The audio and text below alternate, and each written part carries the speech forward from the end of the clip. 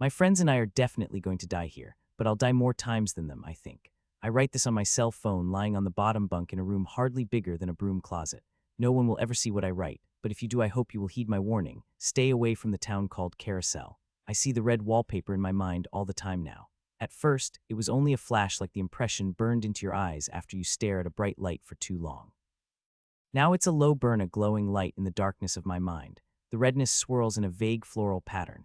It's a mix of gray-red, blood-red, and a shimmering ruby color that highlights the edges of the florals. I'm finally getting used to it. You need the red wallpaper to play the game at Carousel. Above me, my best friend from back in high school sleeps. I know he's asleep. The wallpaper tells me. When I look in his direction, a movie poster appears on the red wall in my mind. It is encircled in yellow lights and depicts a young man with dark hair in a sweater, Camden reading through a stack of books as a hooded figure with an axe looms behind him. The poster is titled Camden Tran is. The scholar, the poster makes it seem like he is an actor in a scary movie, but really this is Carousel's cheeky way of telling other players his name and character class called an archetype. Beneath the poster, I can see his stats, statuses, and tropes, aka special abilities. This section looks almost like the buttons inside a fancy old elevator. Instead of room numbers, there are words and lights that activate to tell you important information. The game at Carousel uses 5 stats: mettle, moxie, hustle, savvy, and grit. I'll tell you more about those as I go along. Camden's archetype is the scholar. His status is unscathed and unconscious. Those are the only statuses with the light next to them lit up. There are no hit points in this game, but instead a range of conditions ranging from unscathed to dead. So far, Camden has not died. Around me, there are about 50 people, each in their own beds in their own rooms, but since they are my allies, I can see their archetypes, stats, and the like. Almost all of them are unscathed and unconscious. A few remain awake like me. My other 3 friends are spread out around the lodge wherever there was a spare bed. They each have movie posters that appear in my head whenever I look in their direction. A poster depicting a pretty woman running with a flashlight from the hooded axe murderer is titled on it. The Final Girl. Another shows a basketball player being stalked by the same figure as he jumps for a layup. Anton Stone is. The Athlete. A beautiful blonde woman stares terrified in the mirror as an axe cuts into the frame. Kimberly Madison is. The Eye Candy. Even I have a poster when I think about myself. A shaggy-haired young man in a red hoodie is eating popcorn on a couch while presumably watching a movie. The axe wielder approaches from behind. Riley Lawrence is. The Film Buff. Out of all the archetypes available, I get stuck with a minor archetype that is literally designed to die early in the film. To be fair, I do watch a lot of scary movies. It's crazy to think that there are people sleeping in the lodge right now that I saw die earlier today. I'll probably see them die again. This trip was supposed to be a chance for me to turn over a new leaf. My first real college trip after 3 years in university. The car ride here seemed normal enough at first. I was in the back with the luggage in the tiny extra seat that Anton's SUV had. There was no legroom, but I couldn't complain. I never got invited to things like this. I was happy to tag along. They could have strapped me to the roof for all I cared. The radio went out about 20 minutes before we got to Carousel. Anton flicked the scan button on the steering wheel to try to find a station. The radio searched and searched for a broadcast, but only found one. It's run 41.1 Carousel Public Radio. We've had a beautiful day here in Carousel. The city council has begun setting up for the centennial celebration, so stay away from Town Square unless you like traffic. Our correspondent, Jeffrey Tethers, is at Lake Dyer with the fishing report, and we have Coach Boom in the studio to talk about Friday night's game, all after this commerc. Anton clicked the radio off. I'm going to pass them on the next straightaway, he said. He had been growing frustrated at the small car in front of us. They were creeping along the road at a measly 30 miles an hour. We had been behind them for 20 minutes, but with the winding, heavily forested roads, there was no safe place to get around them. Just be patient, Anna said. We can't be too far off. As she spoke, a green VW van approached us from behind. It had to slow down considerably upon reaching us. Its horn began honking almost immediately. Great, now we have cars behind us, Anton said. Oblivious to the conversation, Kimberly interjected, I have no signal. Does anyone have a signal? She raised her phone up toward the sunroof to no avail. I checked my phone. I had no signal either. Camden had just sent a picture of a sign advertising a bed and breakfast that had the phrase closed fur renovations. I chuckled at the typo. Must have lost signal right after that. It had been a long time since I had been a part of a group chat with Camden, not since high school. As we crept around another corner, the VW van gunned its engine and quickly passed by Anton's SUV and the little car in front of us. That must have emboldened Anton because he followed suit and left the slow car in the dust. 10 minutes later, after zooming around tight forested corners, the small backwoods road gave way to a large parking lot. It was so big I thought we must have been near an airport. There was no airport, though. No football stadium either, nothing to justify the huge empty lot. There were maybe 24 vehicles scattered about, but they were few and far between. What's more, there were no people anywhere. It was completely abandoned, except for us and the VW van which had been parked in the shade. The driver, a dark-haired woman in her mid-30s, carried a large, overstuffed backpack along with a sports duffel. She wore a brown leather jacket and distressed blue jeans. Anton parked next to her van in the shade. We got out and unloaded. There was only one road leading from the parking lot to Carousel, and it had been blocked off. It had those removable metal poles that you might see on a college campus designed to keep cars from driving down the wrong street. They were locked into place with padlocks. The rest of the way, we would have to go on foot. When we were invited, Anton's brother had warned us of this. It was because of the centennial celebration. No traffic allowed in. It made enough sense to me. It didn't matter. We were there to bask in the sun at his brother's lake house. I didn't think we would be doing too much in town. I had the least luggage of anyone in the group, just one duffel. As they were retrieving their things from the car, I went ahead toward the road leading to Carousel. The path was decorated on both sides with advertisements for the centennial celebration apparently. This was a big deal for the town. The woman in the brown leather jacket had slowed her pace and was taking in her surroundings. We weren't in town yet. There were no street signs here, no people. Just off the road was a single wooden building that had no signage except for a door that said employees only. It had a covered porch on the front and what looked to be a town map hanging against the side of the building. I debated whether I should try to speak to the woman. She didn't look like she wanted to talk to me or anyone else. She was all business. The way that she scanned the building led me to believe that she hadn't been here before either. I turned and waited for my friends to catch up. Anton and Kimberly quickly joined me, but Anna and Camden were lagging behind staring at the cars in the parking lot. I walked down to them to see what they were so interested in. These cars have been here a long time, Camden said. The tires are dry rotted. He was right. Every vehicle in the parking lot but ours had flat tires. Their windshields were covered in dust. The paint jobs were faded. I didn't know what to think of it. We all looked at each other and shrugged our shoulders and decided to move forward anyway. Just as we turned to walk up the road, the little compact car that we had passed on the way here finally pulled into the huge parking lot. We watched as it slowly drove its way to the front of the lot and parked beside Anton's SUV. Two people exited from the vehicle along with luggage. They were arguing. Well, the woman was arguing. The man was just kind of taking it. I just don't understand why they would hold an event all the way out here in the middle of nowhere. Don't they know it's more sensible to hold it in a bigger city? The woman spoke with a waver and a voice like a mouse whose tail had been stepped on. I wouldn't say they became part of our group, but they definitely started moving with us as if they thought we were all supposed to be grouped together. You all here for the convention, the man said. Name's Bobby Gill. They don't need to know your name, the woman said. The red wallpaper would later tell me her name was Janet. Camden responded, we're not here for that.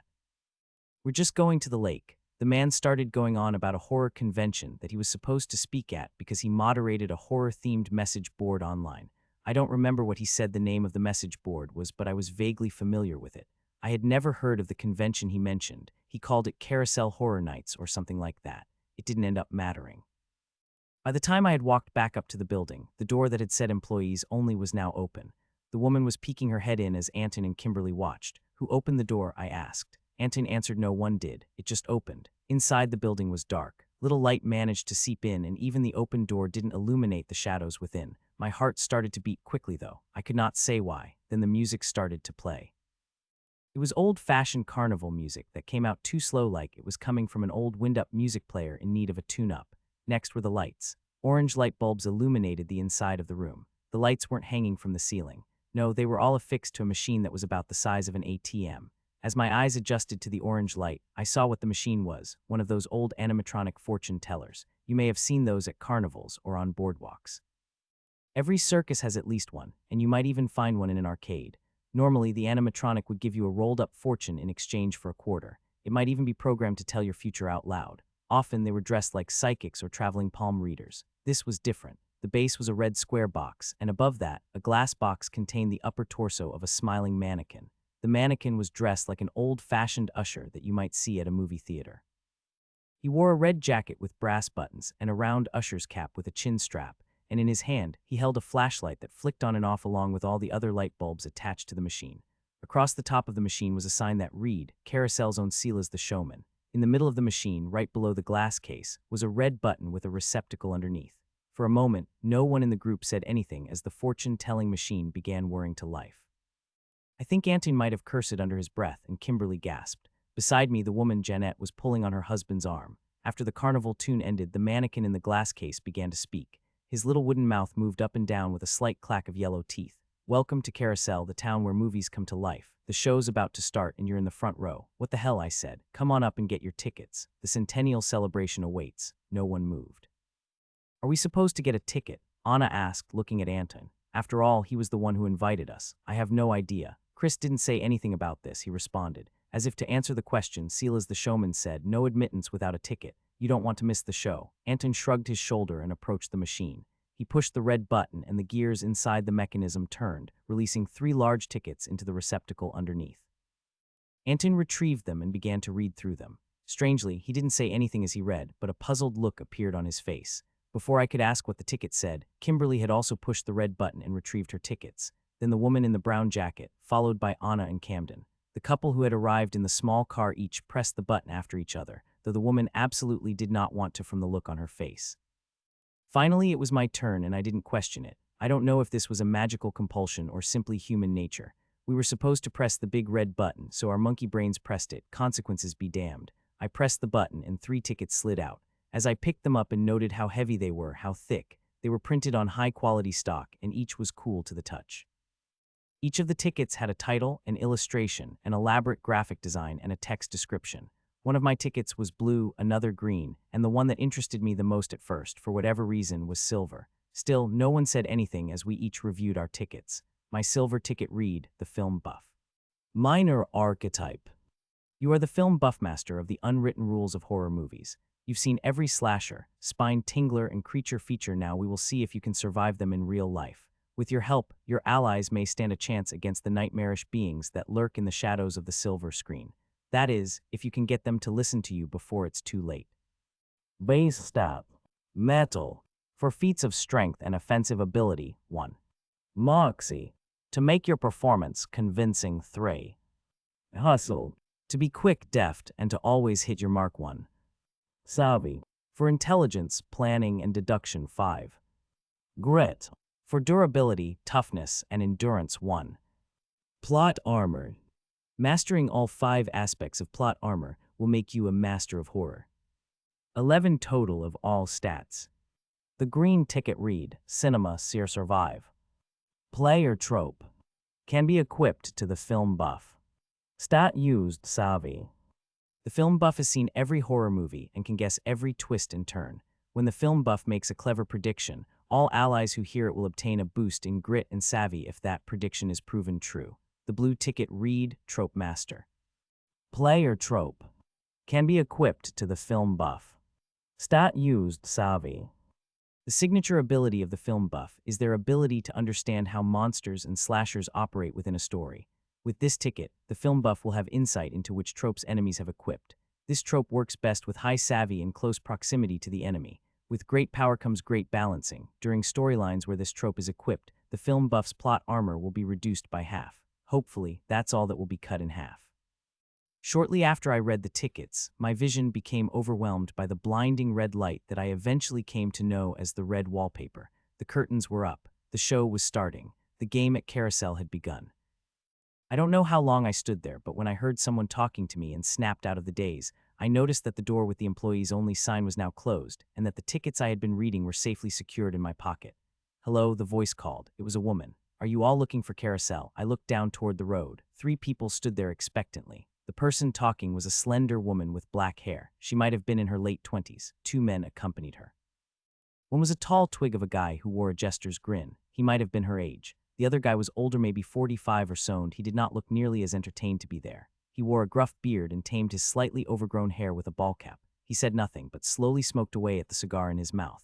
My friends had apparently been out of it as long as I had. Everyone started to snap out of it at once. Anton spoke first. He cleared his throat. We're here to visit my Carousel is just down this road, right? It sure is, the tall, skinny man said. The woman said, my name is Valerie. This is Todd and Arthur. She gestured toward the tall man and then the gruff man, respectively. We're here to guide newcomers to town and help you get all set up. Things are a little diff. She was cut off by the man. Arthur, is your brother Chris Stone? He asked. He didn't speak with the tone one might expect from the welcome committee. His 2 compatriots seemed taken aback by his question. They quickly began looking intently at Anton. Yes, Anton said. Do you know him? Valerie, Arthur, and Todd looked at each other. There was real concern in their faces. I had no idea why. Yeah, we know him, Valerie said. The pep had gone out of her voice. You two look alike. We'll take you to him. He has a lake house on Dyer's Lake, Anton said. Is that down this way? Todd started to laugh. A lake house, he asked. I guess that's one way of putting it. Valerie sent him a death stare. He stopped laughing. We'll take you to him, he repeated. They gestured for us to follow them and began walking down the path toward the road. Actually, the two of us are going to the horror convention in town, Bobby said, putting his arm around his wife. Is that this way too? Yes, Valerie said softly. She continued walking. That was weird, right? Camden whispered to me as we grabbed our luggage and began following the three guides. I nodded enthusiastically. What kind of place is Carousel? Anna asked Anton as we took to the road. Dude, I have no idea, he answered. He must have been as confused as we were. Apparently his brother didn't warn him about the welcome committee. As we walked, my curiosity turned back to those strange tickets we had been supplied so generously by the creepy mannequin. I took mine from my pocket and examined them. Truthfully, they looked like they belonged to some sort of game. Was Carousel a fancy LARP colony? What did you get? I asked Camden, showing him my tickets. He showed me his. He had a gold ticket, the scholar. Major archetype. You were always the smartest, cleverest, and most knowledgeable. Let's put it all to the test. When danger lurks at your door, will you be able to outthink evil, plan for success, or solve the mystery? Study up. This will be the hardest test you have ever taken. Base stats. Medal for feats of strength and offensive ability 1. Moxie. To make your performance convincing 2. Hustle to be quick, deft, and to always hit your mark 2. Savvy for intelligence, planning, and deduction 5. Grit for durability, toughness, and endurance 1. Plot armor. Mastering all 5 aspects of plot armor will make you a master of horror. 11 total of all stats. His stats were almost the same as mine. He had also received a green ticket, the right tool for the job.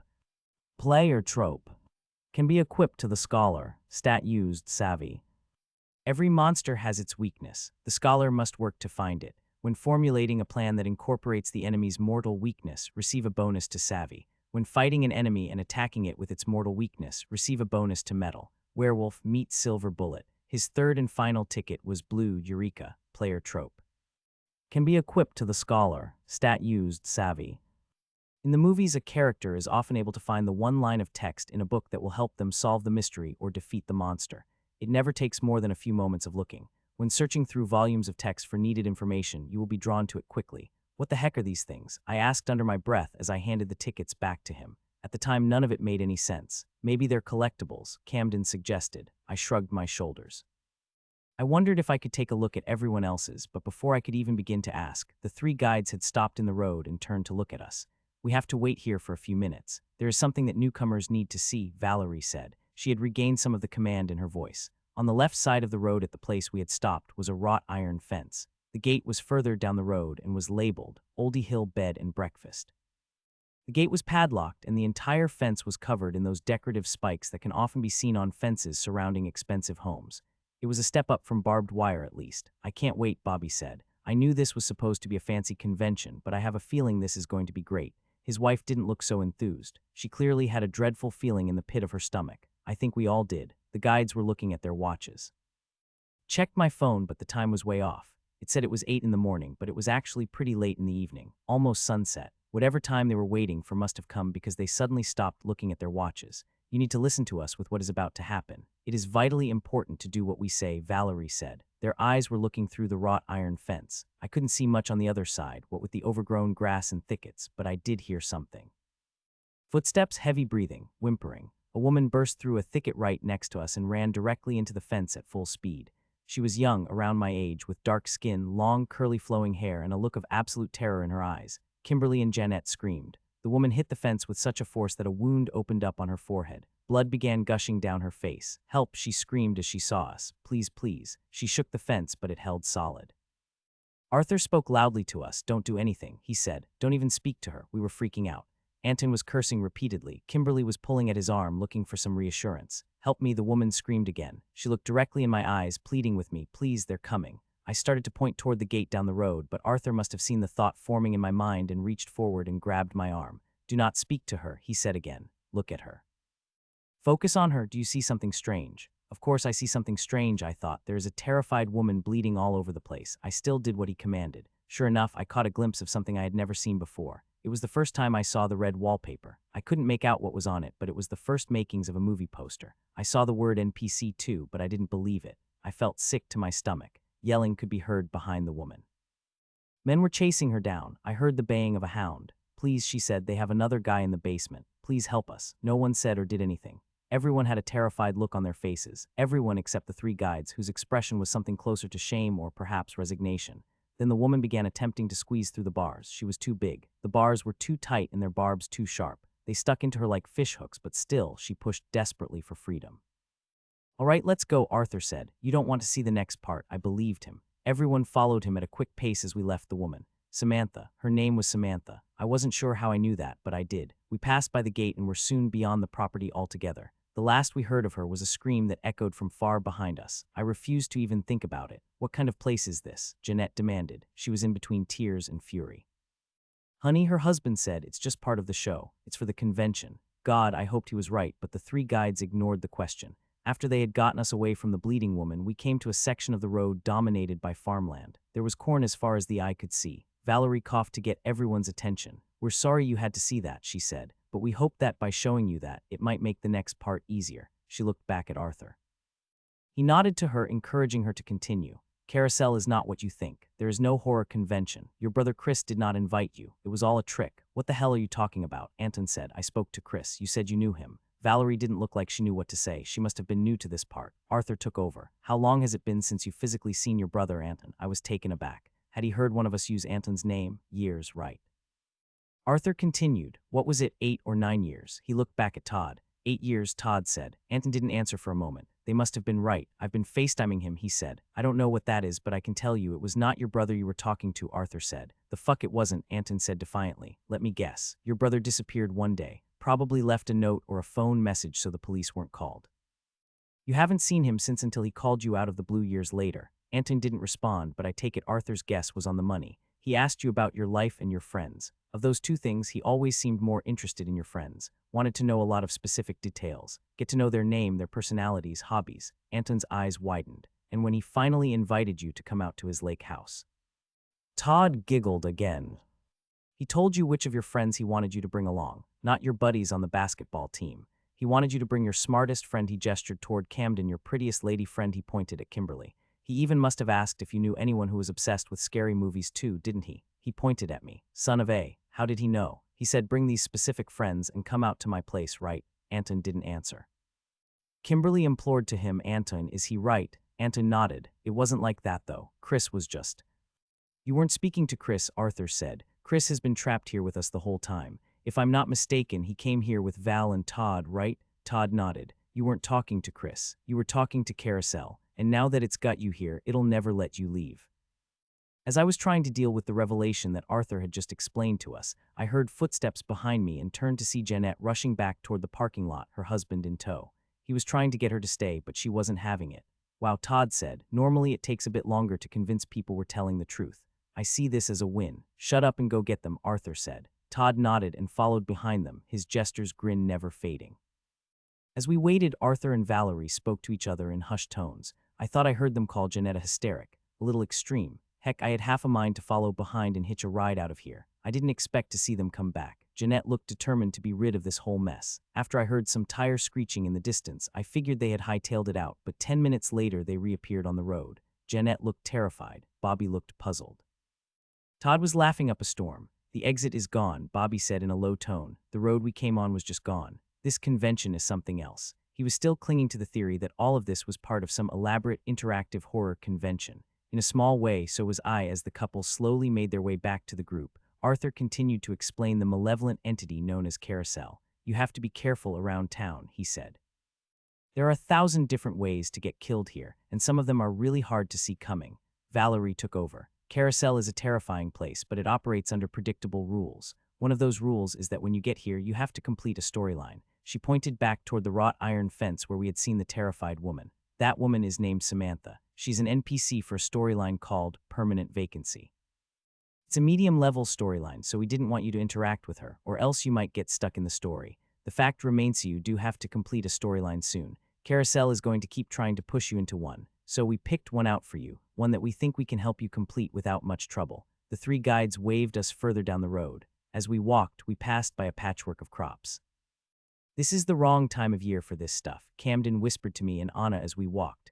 Anton and Kimberly walked further behind us. I looked around. He was right. Corn, wheat, pumpkins, and sunflowers. Those are not something you would see at the beginning of summer. Those were fall crops. The crops weren't the only thing that was wrong. The weather was too cool. Even the sun and the sky didn't look right for summer. I was working full-time trying to rationalize everything I was seeing. This wasn't helping.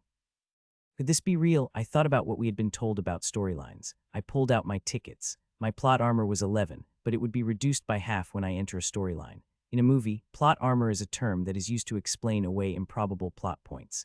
The masked killer takes out the ex-Marine like he's made of cardboard, but the high school cheerleader manages to fight him off. That's plot armor. One character dies from getting tapped in the head, another survives 3 explosions and 4 stabbings. Plot armor. The bad guy is unkillable by a minor character, but the protagonist manages to get the better of them with ease. 2 words, plot, armor. I don't know how it functions in Carousel, but if it meant what it sounded like and all of this was actually real, it could only mean one thing: that I was screwed. We walked for so long that we started to see buildings. Eventually, we came upon a large gate that read Patcher's family farm. I was almost shocked to see that. Unlike the rest of Carousel that we had seen so far, this place had people. In fact, it had kids running around, screaming and having fun. Patcher's family farm was an agritourism destination, one of those places with hayrides, pumpkin chunking, and farm-themed carnival games.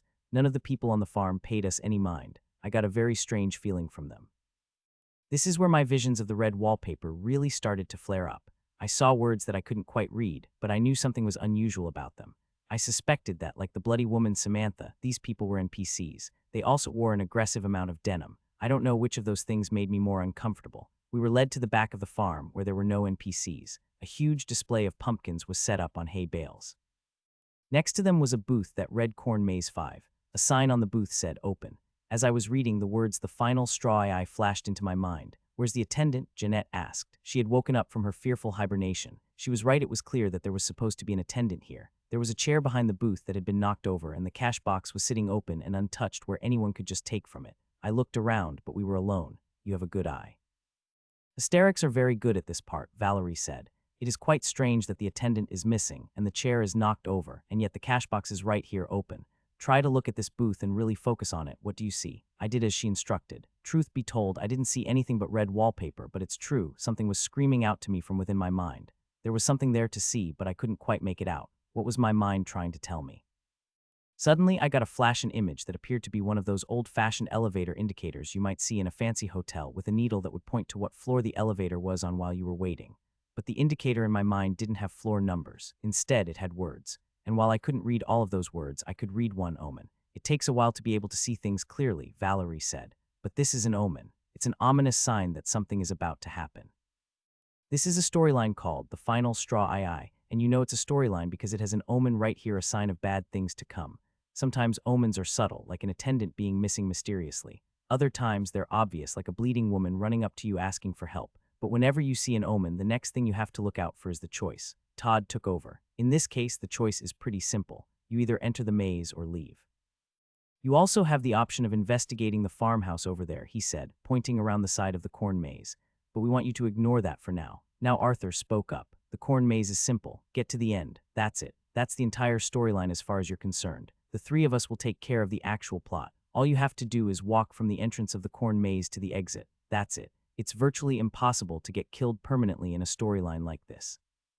I thought it was strange that he said get killed permanently. Does that suggest that you could be killed temporarily? Anna thought it was strange too. "What do you mean killed permanently?" she asked. Arthur took a deep breath. "As long as one person survives to the end of the story, you'll all come out without a scratch on you. Simple. I want you to look at this sign," he said, pointing to the sign above the booth. "There is a simple rule on it. You see that?" he asked.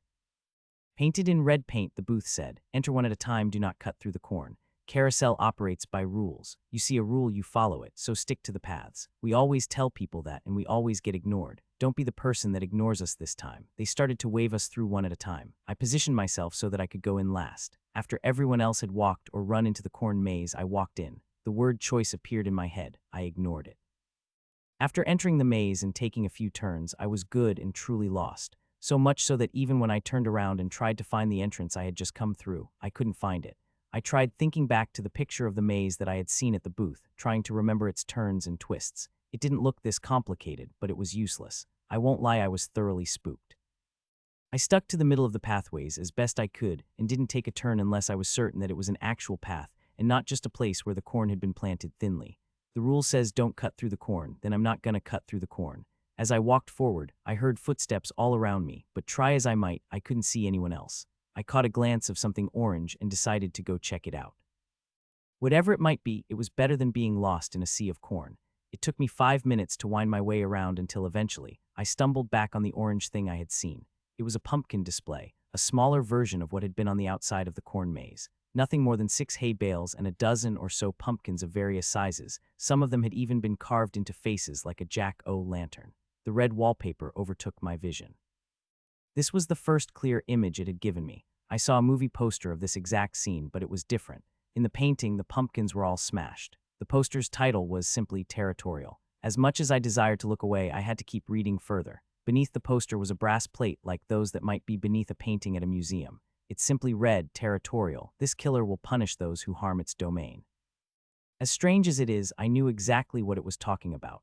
Sometimes in horror movies, characters that destroy a monster's domain are killed off instantly. This usually happens in the first few scenes. Cut down a sacred tree, build on an Indian burial ground, or even smash a pumpkin and you're dead. I grabbed the tickets in my pocket. I flipped to the one that said Trope Master. This was my ability. I could see the rules the monsters played by. That's what this was.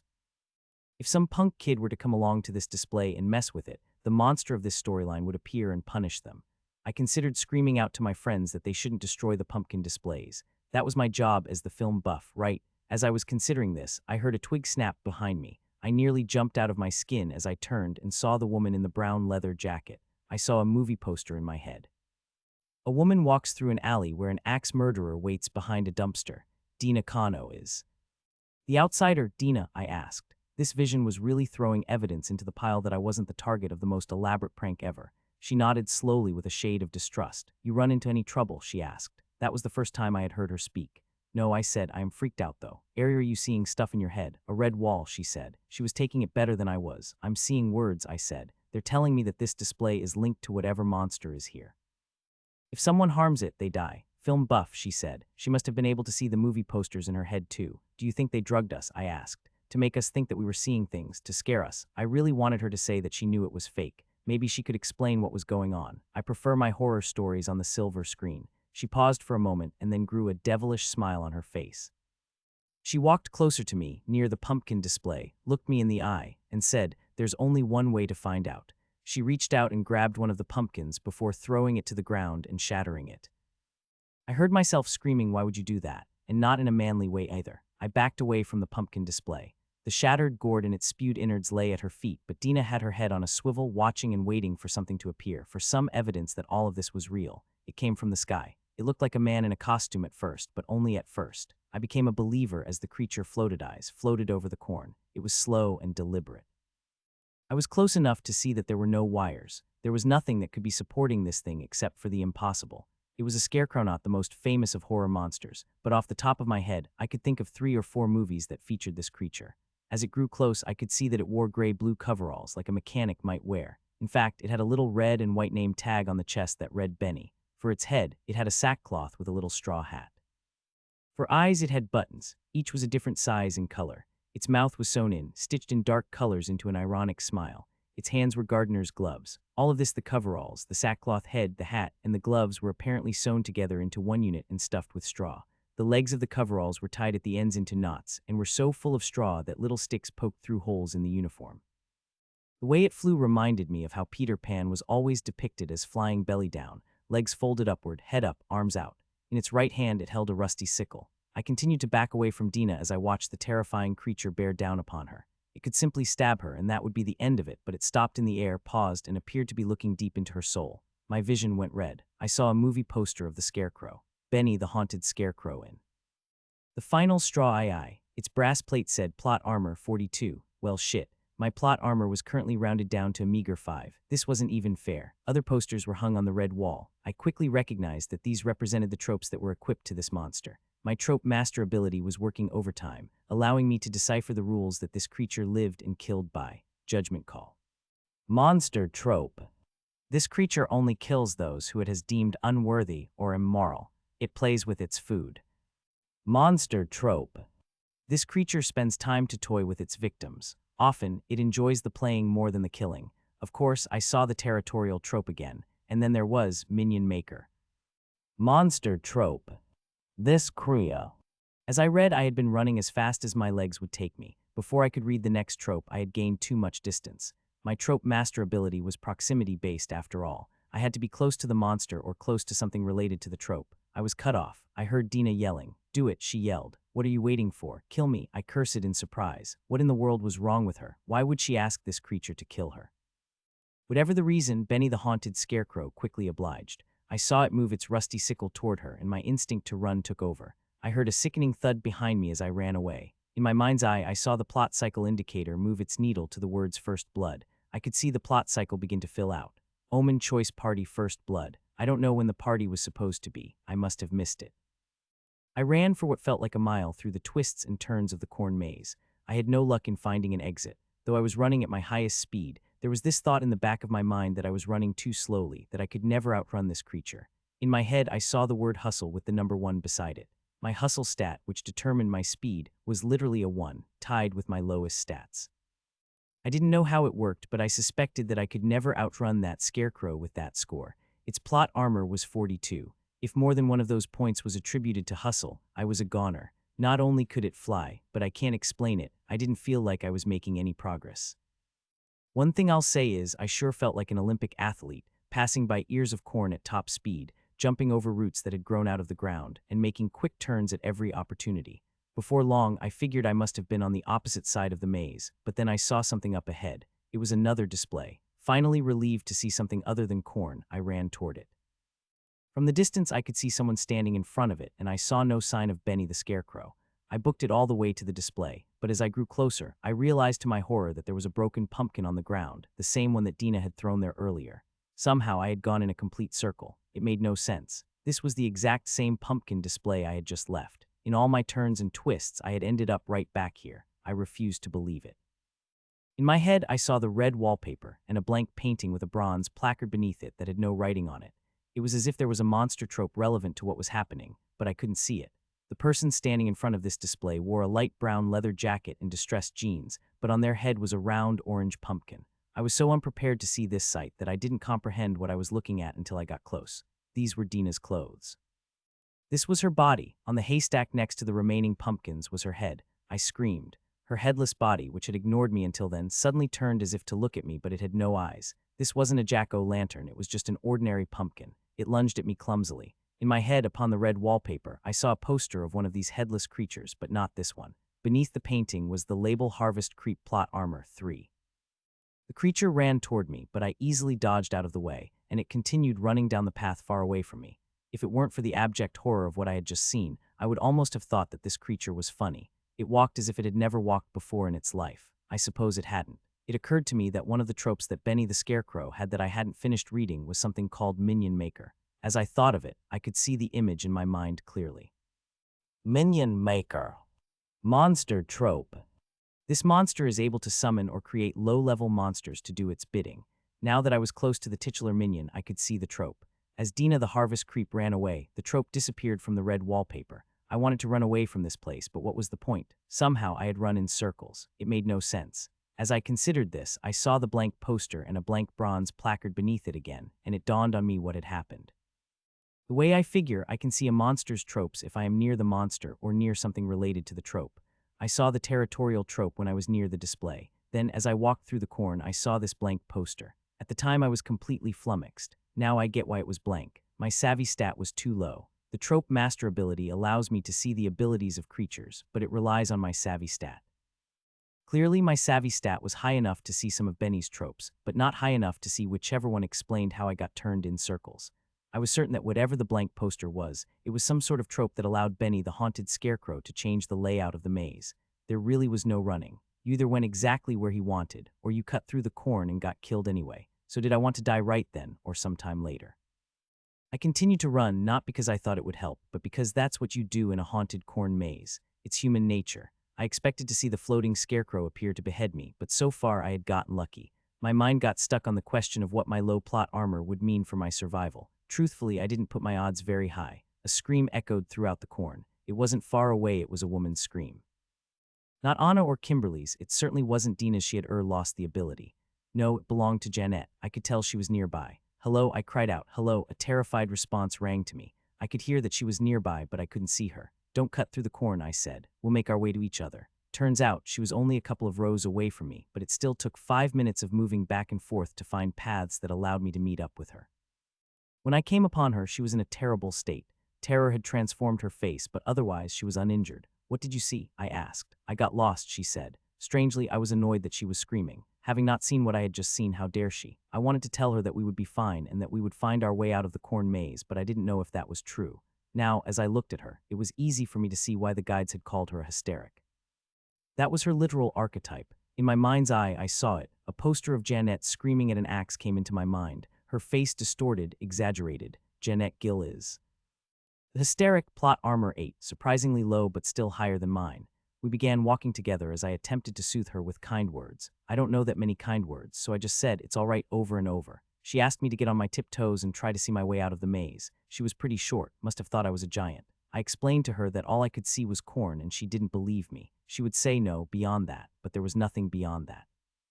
No buildings or landforms. Darkness surrounded the corn maze. There was no cheating Benny the haunted scarecrow. Let's find your husband, I said. In my mind, I thought, and then you can be his problem. It turned out that finding Bobby Gill was easier than I expected. It didn't take us 10 minutes to find him. The wallflower, plot armor 10. If I understood this correctly, this guy's archetype was literally background character. Jeanette, he said, I heard you screaming. Are you okay? Please come here, she said. He was on the other side of a row of corn. She reached out to him. Don't cut through the corn maze, I warned harshly. It'll make the creature come for you. Bobby didn't listen to me. This is serious, he said. She's really upset. They'll have to understand. We didn't know this would be part of it. The idiot still thought that this was all part of some horror convention. He clearly hadn't seen the flying scarecrow or the headless woman running around. I don't know what the abilities of a wallflower were, but clearly he hadn't seen much of the red wallpaper yet, or if he had, he chalked it up to high blood pressure or something. Who knows? I protested again. Just wait.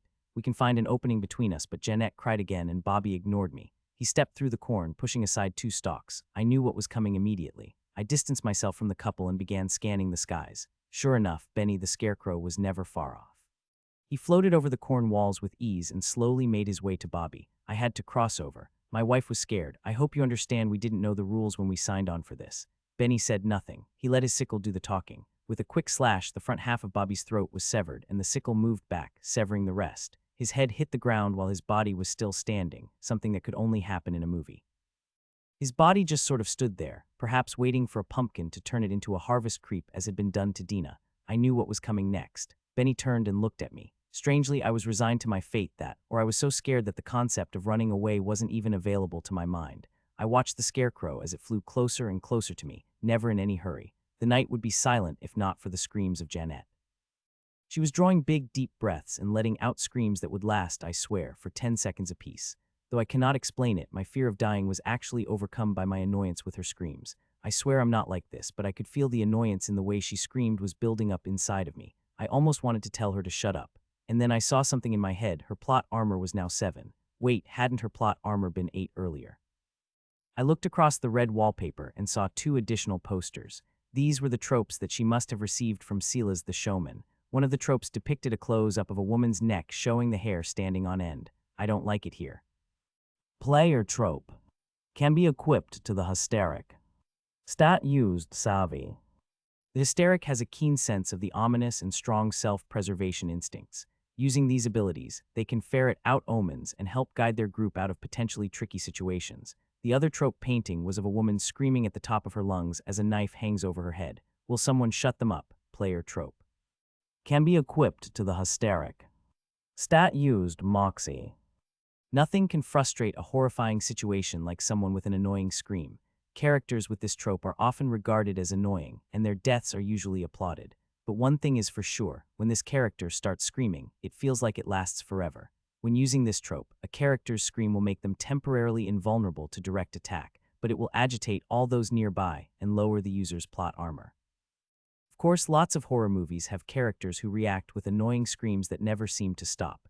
Screaming often ruins the entire scene, much to the ire of the movie-going audience.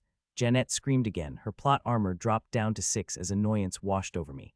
God, could she stop screaming? She isn't helping anything. Or was she? She was unknowingly lowering her plot armor with every scream. Benny the Scarecrow appeared completely unfazed by her screams. His slow, deliberate movement never ceased. He studied me and completely ignored her. Jeanette screamed again. Her plot armor dropped to 5. Now it was tied with mine. Benny was right on me. As he grew close, I started to get the smell of him. I must say it wasn't as bad as I expected. He smelled like hay and car grease, but that was probably just the pair of coveralls that had been used to make up his body. He lifted his sickle over my head. He didn't strike at first. No, I remembered that one of his tropes was called judgment. He must have been judging me. Or was this the trope that made him toy with his victims? I had no idea. Jeanette screamed again. Plot armor 4. Benny turned around, his back to me, and started to fly away. At first, I didn't understand what had happened. I thought perhaps he had just judged me worthy of living and was going to let me go. He was much faster getting back to Jeanette. He held his blade over her as he had done with me. I really wanted to do something, to rush him, to attack him, to run, to help. I did none of those things. I just stood there. I'll never be able to justify that. Benny must not have liked Jeanette because he quickly slashed at her. By the time the screaming stopped, her plot armor was down to 0. I saw a little light turn on in my mind. Her status switched from unscathed to dead. I don't know why I did nothing. Benny's plot armor was 8 times mine. What could I really do? So that's one of the things that plot armor does. Monsters pursue the player with the lowest plot armor. That's why Benny had been messing with me all night, having me run in circles, contemplating killing me. I had the lowest plot armor, until I didn't, but now he was moving back toward me. As he floated back over to me, I realized that this pattern was going to keep playing repeatedly. Unlike Jeanette, my plot armor would always be incredibly low, and I would always be one of the first targeted by every monster we came across in this horrifying place. The guides had stated that death isn't the end, that you can still survive if someone in your party does. What does that mean? That I was condemned to the fate of dying over and over again, trying my best to help my friends survive, but never getting to survive myself. Benny got close. I closed my eyes. I'm not proud of it. It probably wasn't the bravest thing I could have done, but I couldn't run from him. I was at a dead end, and even if I wasn't, he could just change the maze and have me running right back to him. All I could hope was that Anna and the others would make it to the end of the maze and that whatever happened to me here wouldn't last. With my eyes closed, all I could see was the red wallpaper and Benny's poster. I noticed his tropes again. His first trope, judgment. Was that my final chance to live? If I understood it correctly, that should mean that Benny won't kill me if he judges me good by whatever metric a haunted scarecrow might use for such a decision. What are a scarecrow's values? Crows bad. Crops good. Was I a crow or a crop? Soon enough, I would be fumbling around with a pumpkin on my shoulders. I just knew it. I waited for his decision. I don't know how long I stood there with my eyes closed, expecting to die. I must not have breathed the entire time because when I eventually opened my eyes and saw the figure before me, I didn't have any air in my lungs to scream. Step right up, a voice proclaimed with a broken, staticky sound. You've won a ticket. The figure before me was not a scarecrow, no. It was Silas the showman, the creepy fortune-telling animatronic we gotten our tickets from. His lights had lit up, his arms were moving, and I could hear the whirs of motors making his mouth move. His flashlight clicked on and off, and the red button flashed. I fell backward, almost falling through the row of corn behind me. I scooted forward in a rush, hoping not to accidentally break the wall of corn and get myself killed. Benny had judged me to be worthy of living, but I still think he would have killed me for breaking the rules. I stood up and stared at the machine before me. Surely it couldn't hurt to push the button and get another ticket, but my entire body was numb and my brain wasn't processing as quickly as I would like. I reached out my hand, trembling, and pressed the button. A ticket dropped down into the receptacle, much like the original 3 had earlier that day. I reached and grabbed it. It was a player trope. This one was purple. I don't remember any of my friends getting a purple ticket. It glowed brightly at first as I held it in my hand and read it. The oblivious bystander. Player trope. Equipped to any minor archetype. Stat used, Moxie. Often played up for comedy, the oblivious bystander survives not because of their wit or bravery, but because they simply did not perceive the danger at hand. They weren't looking, they were busy on their phones or smoking a cigarette while their compatriots were silently murdered in the background. If you can convincingly portray the oblivious bystander, monsters will not attack you. However, the moment you reveal that you've seen them, they will have no mercy. The illustration on the card was of a man with his eyes closed and his hands over his ears, as a cloaked killer lurks in the background with an axe. Silas the showman let out a laugh, and then said, "You could have fought, you could have ran, but you stood by, so by you'll stand." Then his electronics shut off and he went dark. As his lights faded out, I blinked and he was gone. I was being shamed for not intervening when Benny killed Jeanette. I guess I deserve it. I tucked the oblivious bystander ticket into my pocket. I would have to process what it meant later. The bodies of Jeanette and Bobby were gone. They were probably running around chasing after people clumsily, just as Dina's had. I didn't know where I was going or if I'd ever get to leave the maze. I didn't even bother running, there was no point. Then the punchline came. I found the exit within 2 minutes. I suppose that whatever motive Benny had for keeping me there was now gone. He had judged me and decided to spare me and had no further use keeping me. I found the exit without trying. In fact, I was the first person out of the maze. I don't know if I'll ever get over what I saw in the maze, but there was one silver lining. I now had a very good view of everything on the red wallpaper, including the plot cycle indicator at the top. Previously, I had only seen the words omen, choice, party, and first blood. Now I saw the whole thing. Joys, party, first blood, rebirth, second blood, finale, the end. The words were spread out with uneven spacing. I suppose that party, rebirth, and finale were supposed to last longer than the rest. It didn't take long for me to realize what the plot cycle was. This was the structure of a horror movie. The omen comes first, warning the main characters of what's to come. They make the wrong choice and end up angering some scary creature or putting themselves in a terrifying situation. Things are quiet for a while during the party. The story progresses. The first person dies or gets hurt, and then there's a cycle of back and forth until eventually somebody wins, somebody loses, the end. I had seen this cycle play out over hundreds of cheap slashers. Now I was seeing it play out in real life. The needle on the plot cycle was inching its way toward the end. Of course, I had no idea what this storyline was actually about. Arthur, Todd, and Valerie were handling the actual plot. My friends and I were just side characters dying in the background. As I exited the maze, I contemplated walking around to the old farmhouse where the rest of story must have been taking place. I looked that direction and saw that farmhouse was on fire. I decided to stay put. The sidelines were safer. It didn't take long for my friends to start filtering out of the maze. Kimberly was first. She had been crying. Her whole body was shaking. Her right hand was clenched tight around something, but I couldn't see what. She immediately came in for a hug. The maze must have really got to her because we weren't that close really. Still, I hugged her back. There was a scarecrow, she said. She looked up at me like she wanted me to tell her she wasn't crazy. I know, I said. I saw it too. She wiped a tear from her eye. Her mascara had already been running. Now it smeared even worse. He just stared at me for a long time. Yeah, me too, I said. He gave me these, she said, holding out her right hand and unclenching it to reveal an assortment of seeds. Pumpkin and sunflower, among others. I didn't know what to make of it. I'm pretty sure that a handful of seeds is how Amish people propose marriage, but I didn't want to tell her that. He only kills bad people, I said. It was true enough. He must have thought you were good. She must have been even better than me. I didn't get any seeds. We spent a few minutes talking about school, her major classes, the homecoming game, anything to distract us from Carousel. Antoine, Camden, and Anna had found each other in the maze. They exited at the same time. What do you mean there was a flying scarecrow? Camden asked. I didn't get to see that. Next time stick with me, I saw him a ton, I said. Anton was still pretty torn up about his brother, but he couldn't hide how pumped he was about having fought off 2 headless bodies. I dropped those pumpkin-headed freaks in a second, he said. Those were the other people that were with us, I explained. I told them about the minion maker trope Benny had made use of. Anton wasn't as psyched to hear that. We found the booth attendant. Anna chimed in. She was a little ruffled but had a brave face. We talked for a little bit about what the plot of the final straw II must have been about. Truthfully, we didn't have much to go on. Are you guys seeing red wallpaper with movie posters and stuff on it? Camden asked. Apparently everyone had. We nodded. Yes, Anton said. I thought I was going crazy. As we began sharing our visions, the needle on the plot cycle hit the end. At that moment, we all took a deep breath. There was a reset.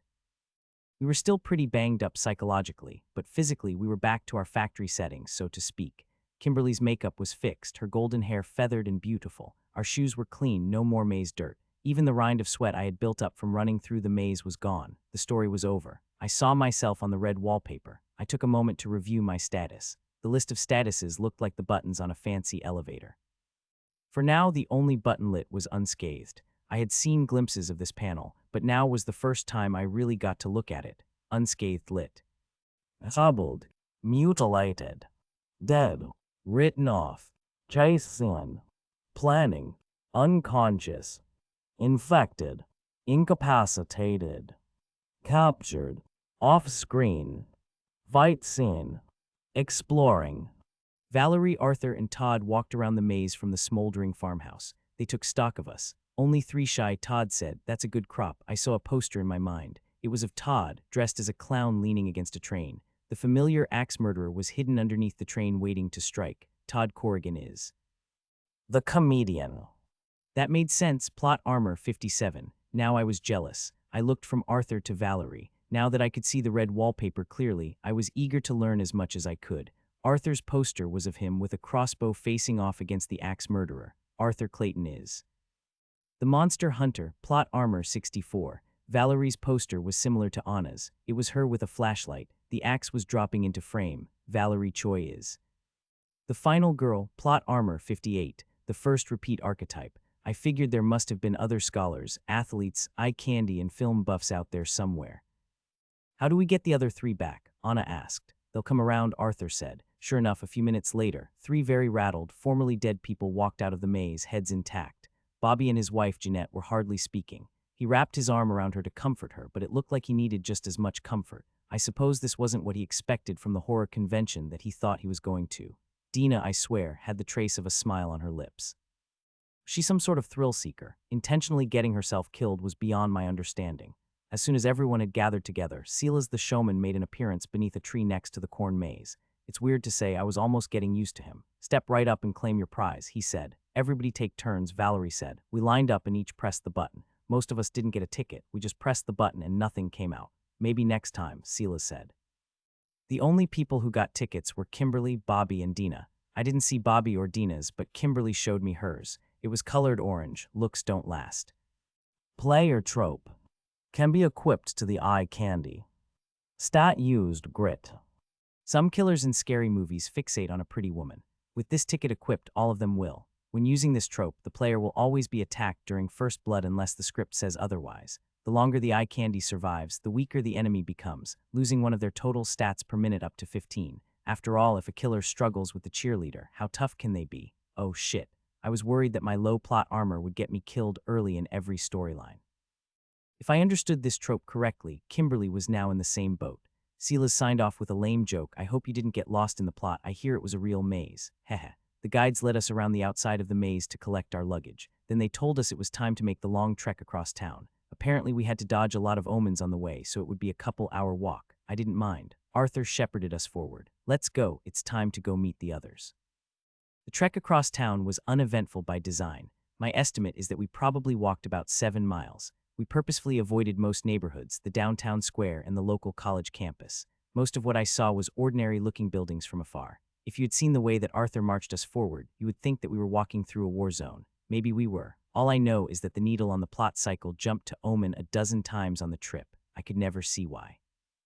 Every time it did, Arthur would make us run in a different direction or hide in a ditch. Patcher's family farm had been on the east side of town. We were headed to Dyer's Lake on the west side. By the time we arrived, there was no trace of daylight, and even the stars had not come out. I finally got the joke. When Todd had laughed at the description of Chris's house as being a lake house, I figured out why. Our destination was the faculty lodge at a children's summer camp next to the lake.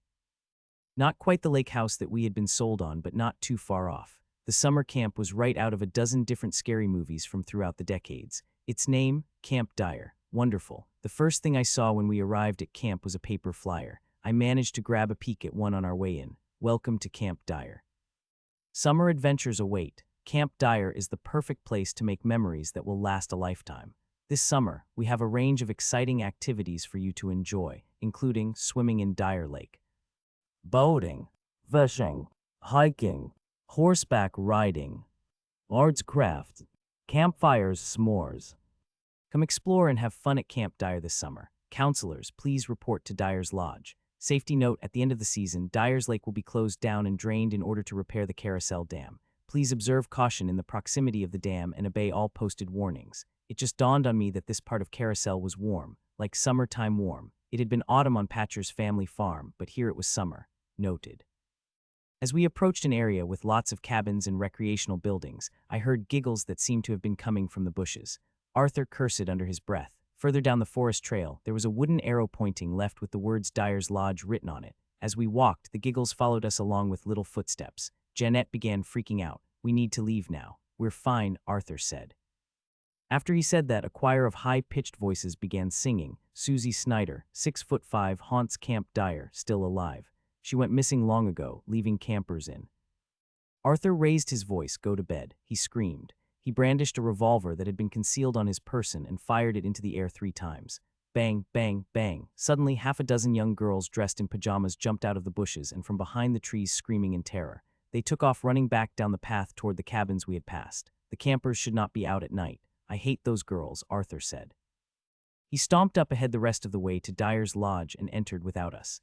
He slammed the door behind him. Todd turned to us. Arthur doesn't do well around creepy children. It's his thing. And that sucks because there are a boatload of creepy children in Carousel. I bet. The lodge was big. The walls were made of giant logs. It had dozens of rooms, and the entire west side was made of glass to give a good view of the lake. When we entered, I saw that there was a huge lounge in the center with couches and tables and a fireplace. Twin staircases led up to a second level that had more couches and bookshelves and the like, and around 4 dozen people. Holy crap, all of them were players. For some reason, the number of people trapped here really made it hit home how much trouble we were in. If all these people couldn't find a way out, what hope was there? Walking through the door was like a cloudburst. The people began clapping and cheering the moment we entered. Someone handed me a drink. The atmosphere in here was far different than we had seen so far in Carousel. These were normal people. There was no danger here. I think I breathed out for the first time in hours. How did all Benny treat you? Someone in the crowd called out. They got a film buff, another said. In fact, several people stared at me. A woman stood in the center of the lounge. She was in her early 40s, and from the way everyone looked at her, I knew she was in charge. I looked at her poster. Adaline Winter is. The final girl, plot armor 64. How many final girls were there? After we had all made our way in and closed the door behind us, Adaline began speaking. Welcome to Dyer's Lodge. As you probably already know, my name is Adaline. I wish that we could have met under different circumstance. No, a voice rang out. It was from upstairs. Fuck no. The room went silent. Confusion grew on the faces of the crowd as they looked for the source of the scream. A man began running down the stairs. A man that looked like an older version of Anton. Christian Stone is. The athlete, plot armor 58, an athlete just like his brother. Anton dropped his luggage. Chris ran to him and embraced him. Not my brother, not my brother. Both of them were crying. Kimberly and Anna were getting teary-eyed. I was too. The rage and sorrow that I saw in that moment was more sobering than anything I had seen so far. We were tricked. Was Carousel going to start calling Camden's siblings now, tempting them to come? How about Anna's parents? I'm pretty sure Kimberly has an army of Instagram followers that would be here in a few hours if asked. This was insidious. In this way, I was lucky. The only people I cared about were already here with me. My parents died when I was little. My grandparents who raised me passed within months of each other 2 years ago. I had no one to worry about and no one to worry about me. We're going to find a way out, Anton promised Chris. We'll figure it out. All of the players who heard him say that dropped their gaze. They didn't think they were going to leave. They had lost hope. After Chris let go of Anton, Valerie took us over to a circle of couches to talk. Most of the other players dispersed. Most went to bed. Some groups stayed up planning their next storyline quests. They hunched over maps and thumbed through binders of tickets, deciding which builds they would need for which strategies. The tables were covered with weapons and items that must have been usable in storylines. A group of 4 went out into the night to hunt, and I don't think they meant for food. The conversation was light. Valerie told us that we should stick around the lodge for a few days. Then we needed to start leveling up. You can't really go into town with your current plot armor. There are some good starter storylines we can show you, relatively safe ones. Kimberly, who had been quiet since we got here, said I saw a sign for a mall on the way. Don't go to the mall, Valerie blurted out. Several players heard Valerie's warning and then agreed with her. Stay away from the mall. Mall's dangerous. Don't step foot in there. They said it in such a comically serious tone. Kind of sounded like they didn't want us to go to the mall. Kimberly looked deflated. It was getting really late. Time to go to bed. That pretty much catches you up to where I am now. Camden and I were assigned this little room. Lakeside. One of our entire walls is glass. It's really freaky, actually. I stared out into the lake. A gray movie poster formed in my mind. I don't know what it is. It's something I can't see yet. As I write this, I am scared but excited too. In a couple of days, we're supposed to go on our first storyline to the north. We have a whole route planned out for us. Camp Dyer was an ideal place for the players to call home, a secluded area with great lodgings. I get that, I do, but there was something that no one said out loud. When those little girls started singing their nursery rhyme, the needle on the plot cycle flipped to Omen. It had settled down now, but I got the sense that we weren't truly safe. But then again, you're never safe in Carousel. At first, the other players treated us gently. They all knew how hard it was to be jerked out of your life and forced into this horrifying reality. We were welcome to take a rest at the lodge to prepare for what was to come. But after 2 days, we started getting nudged out the door. Low-level players were a great liability, we were told. That's how Anna, Camden, Anton, Kimberly, and I ended up being guided to the north side of town. Jeanette could not be convinced to leave her room, and she rarely let Bobby leave. I don't know where Dina went off to, but she didn't seem interested in sticking with us. We were told that they were taking us to the castle. It was supposed to be an easy storyline, recommended plot armor of 12. At first, I thought castle was some sort of exaggeration. Before long, we started seeing signs for something called the Hala Museum. That's the castle, Todd, our guide, said, pointing at the sign. Just follow these along the road. There's nothing left to worry about along this stretch if you turn off when you get to the castle. It'll be hard to miss, and you're not going to tell us what's in there, Anton asked. We had only received very selective details. Nope, if we tell you what happens, it either won't happen or it will happen, but you won't get any rewards in the end. Gotta go in blind most of the time. He said this with unveiled amusement. I felt like we were getting hazed. He had to hurry off because if he took us too far toward the castle, he would be included in our party, and his high level would reduce the amount of experience we got from completing the storyline. That was what had happened with the final straw. The signs led us right to it. As we walked, the skies grew gray. I noticed that a perpetual storm cloud hovered above the mountain that we were walking toward. Just as the east side of town was perpetually in fall and the west side of town was always summer, it looked like this mountain was always rainy. At the base of the mountain was a road blocked off by a red gate. Behind it was a large sign that read the museum at Hala Castle. As we approached, a stout woman in her 50s was attempting to lift boxes from the back of her little green station wagon. She was parked as close to the gate as she could get without bumping it.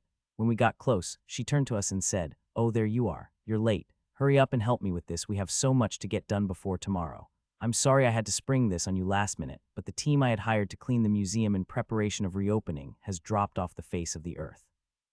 They just walked off the job, didn't even tell me, won't answer my calls. You can't get good help these days." On the red wallpaper in my mind, the little needle jumped to Omen. My money said that the team she hired didn't walk off the job at all. The five of us looked at each other. It was now or never. We would never be ready, but that didn't matter. We nodded to each other. Anton said, "Let me get that for you." He stepped forward and picked up the box the woman had been struggling with.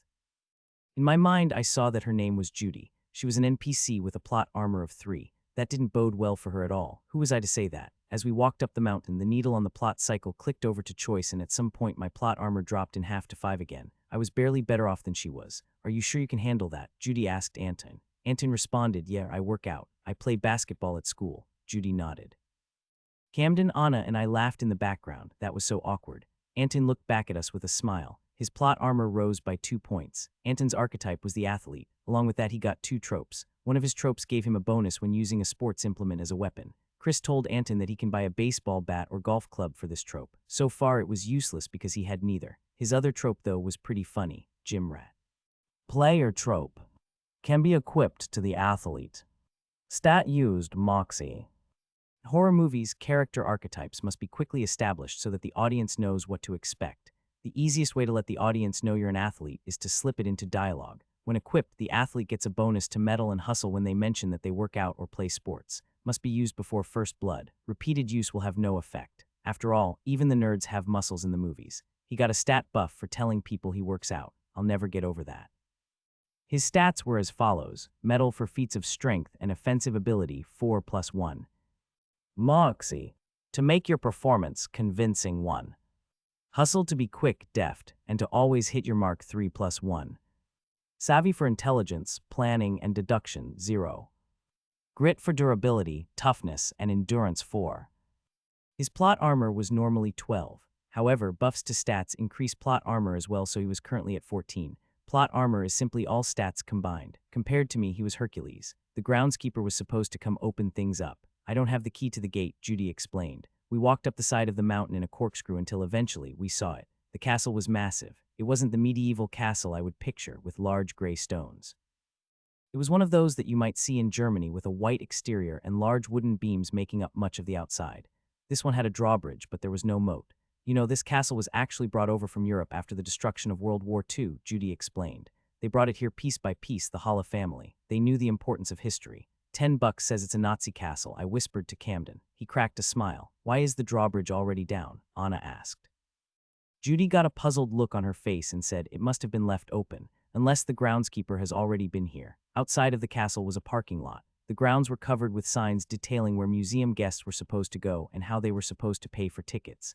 As we approached the entrance, lightning cracked above us. "Let's get inside, dears. We have so much to get done," Judy said. As we passed through the drawbridge, we stepped into a courtyard. It was completely enclosed by high castle walls. There were many doors in the courtyard, each with signs indicating both the historical significance of the room behind the door and what the room was currently used for. One of the rooms was used as a gift shop, for instance. Another was a small cantina with a selection of food and beverages. Judy guided us to the hold of the castle. "Luckily, I do have a key to this door," Judy said. She fiddled with the keys in her pocket and selected one, but as she moved it close to the door, she noticed something. With her finger, she pulled the door open. It was already unlocked. I'm going to have a word with that groundskeeper. As we entered, it started to rain. Wind howled through the castle. The needle on the plot cycle flicked to party. This is the second worst party I've ever been to, Kimberly said. She had a large scrub brush in her hand and was cleaning a table so dusty that mud formed when she sprayed it with cleaner. I think party is just a metaphor, I said. I focused on the plot cycle in my mind and studied the entries for each point on the cycle. Omen. Joys. Party. First blood. Rebirth. Second blood. Finale. The end. Ominous foreshadowing signals the oncoming danger. The players choose not to heed the warning. The players explore the setting and story scenario, unaware of the peril to come. The monster attacks either literally or figuratively. The players undergo an epiphany that allows them to move from reacting to acting, reveals the true nature of the story. The monster attacks again. The final sequence. No new information can be obtained. The players mount a final attack. Story over. What party have you been to that was worse than this one? Anna asked. At the homecoming after party freshman year, I found my boyfriend in the upstairs bathroom making out with Cindy Martins, Kimberly answered. I thought to myself, she may change her mind when she sees how this party ends. We were currently cleaning the gift shop, a small room with shelves filled with books, knickknacks, and other souvenirs that the museum goers might want to take home with them. Judy, the NPC playing the role of our boss in this story, entered the room and asked, "Can one of you load those books up onto the shelf somewhere?" The author actually used a real picture of this castle on the cover. Obviously, we needed to have some copies available. Sure, I said. Truthfully, I had been hopelessly dusting the top of the shelves, and I was more than happy to switch tasks. I stepped down and grabbed the box that Anton had brought in from outside. It was definitely heavy. I opened it up and retrieved a handful of the books from within. The Codebreaker's Compendium, a comprehensive guide to Morse code and other cryptographic techniques used in wartime, the book read. You know, this very castle was a site used by cryptographers during World War II, Judy said. I looked at the cover of the book. Sure enough, the castle was featured in an old-timey black and white photo. I recognized the white exterior and the strange layout of the courtyard. When Judy wasn't looking, I handed the book to Camden and asked, which side used this castle in World War II, Allies or Axis? Camden picked up the book and flipped right to a section near the beginning and said Axis. His eureka trope allowed him to search through books nearly instantly. I had been testing it periodically whenever I got a chance. He hadn't failed yet. As soon as Judy left the room, I decided to try to do my best to fill my role as the film buff. I can only see 2 tropes right now, I said. My trope master ability required proximity most of the time, but right now, 2 of the enemy's tropes were clear as day, probably because they were related to the castle itself. He had one called Home Lair Advantage, which meant he knew the castle inside and out, including secret passageways and trapdoors. The other ability was called Always Watching, and it said that he would be secretly watching the players for the entirety of the storyline. I explained this to my friends. I think the always watching trope means that the monster is either spying on us from a secret passageway or else it has some sort of clairvoyance and can keep an eye on us from wherever it is, I said. So what do you think the monster is? Anna asked. Well, I said it's a German castle, so my first instinct would be Nosferatu. I was met with a couple of blank stares. Vampires, I said, and they understood. Of course, the lightning in the castle reminds me of Frankenstein, the movie, not the book. The general draftiness of the castle makes me think it might be a ghost of some kind because the wind howling is typical in haunted houses. On top of that, this is also a museum, which means it could be a cursed item or even a mummy, although I don't think that matches the decor. What about werewolves? Kimberly asked. Maybe, I said, but the cloud cover means no full moon, and I think it's still daytime outside unless that changed when we got here, which it could have because this is Carousel. If you see the clouds break and there's a full moon behind it, you'll know for sure. But then again, werewolves don't have clairvoyance. Of course, it could always be serial killers. Always watching could mean that they're looking at us from a hidden place or even that they have cameras set up, so keep your eye out for those. I wish I had more actionable information to tell them. Might be clairvoyant is not the most useful thing to prepare them. She was right, but none of us really wanted to explore a castle when we knew we could very easily die there. We need to stay in groups, she said. Kimberly and Anton, try seeing if you can look around the main hall. Camden, see what Judy is doing every time she leaves. I'm going to go check out the cantina and the main showroom. I bet one of these displays for the museum has information that we need. Shoot, she was right. I wish I had said that. Then it could have been a prediction for my Cinema Seer survivability, and everyone would have gotten a buff. I'll go with you, I said, partially because I hadn't got to hang out with Anna all that much, and also because I didn't want to stay here by myself. Sticking with the main character might increase my odds of survival. We had spent some time getting acquainted with each other's stats and abilities. Effect is attacked at first blood. Debuff enemy 1 PA for every min survived up to 15. When it came time to put it all to the test, I think we had a good shot of winning. The cantina served the type of food you might get at a baseball game, but instead of hot dogs, you got bratwurst. Most of the cabinets I checked were empty. There was no food there that could spoil. In fact, the only foodstuffs that still existed were a giant can of pickled jalapenos and another can that had yellow cheese product. Look at this, Anna said. She was bent down, staring into the cabinet under the sink. I peered over and saw 4 full bottles of absinthe. At first, I didn't think I was seeing it correctly. The staff here must be drunk 24/7. Is absinthe even German? She asked. Good question, I said. Should be Jägermeister instead. She laughed. The cantina didn't really have anything interesting. I looked around for holes in the walls that might allow whatever monster or killer in the castle to see us, but I didn't see anything. No cameras either. As we made our way to the main hall to look at the exhibits, Anna asked, "So did you come down here to protect me?" "Have you seen our stats?" I responded. "I came down here for you to protect me." Another laugh. "Well, keep up," she said. "We don't have all night." Maybe literally. The main hall was filled with glass cases containing everything from medieval armor and weapons to shells and firearms used in World War II. There was a replica of a German Enigma machine, as well as the implements necessary to communicate by Morse code. Nothing stood out to me as being obviously related to the plot, however. "I'm not seeing anything," I said. "You got anything?" She didn't answer. I turned to see that she was transfixed on a large painting in the center of the main hall. I moved in to get a better look at it. It depicted a regal man in a proper suit standing next to a woman in a wedding dress. The woman was beautiful, but there was a frailty to her that was visible even in the painting. She was thin, and her eyes were dark, and her skin was so pale as to almost be translucent. Her smile, though, was very charming. The way the man in the suit looked at her, you could tell that he loved her. He had a stern face, only his eyes showed emotion. "Dr. Simon Halle and his bride Anastasia," Anna said. "Wed August 12, 1964. She read off a brass plate beneath the painting, not so different than the ones that I often saw on the red wallpaper.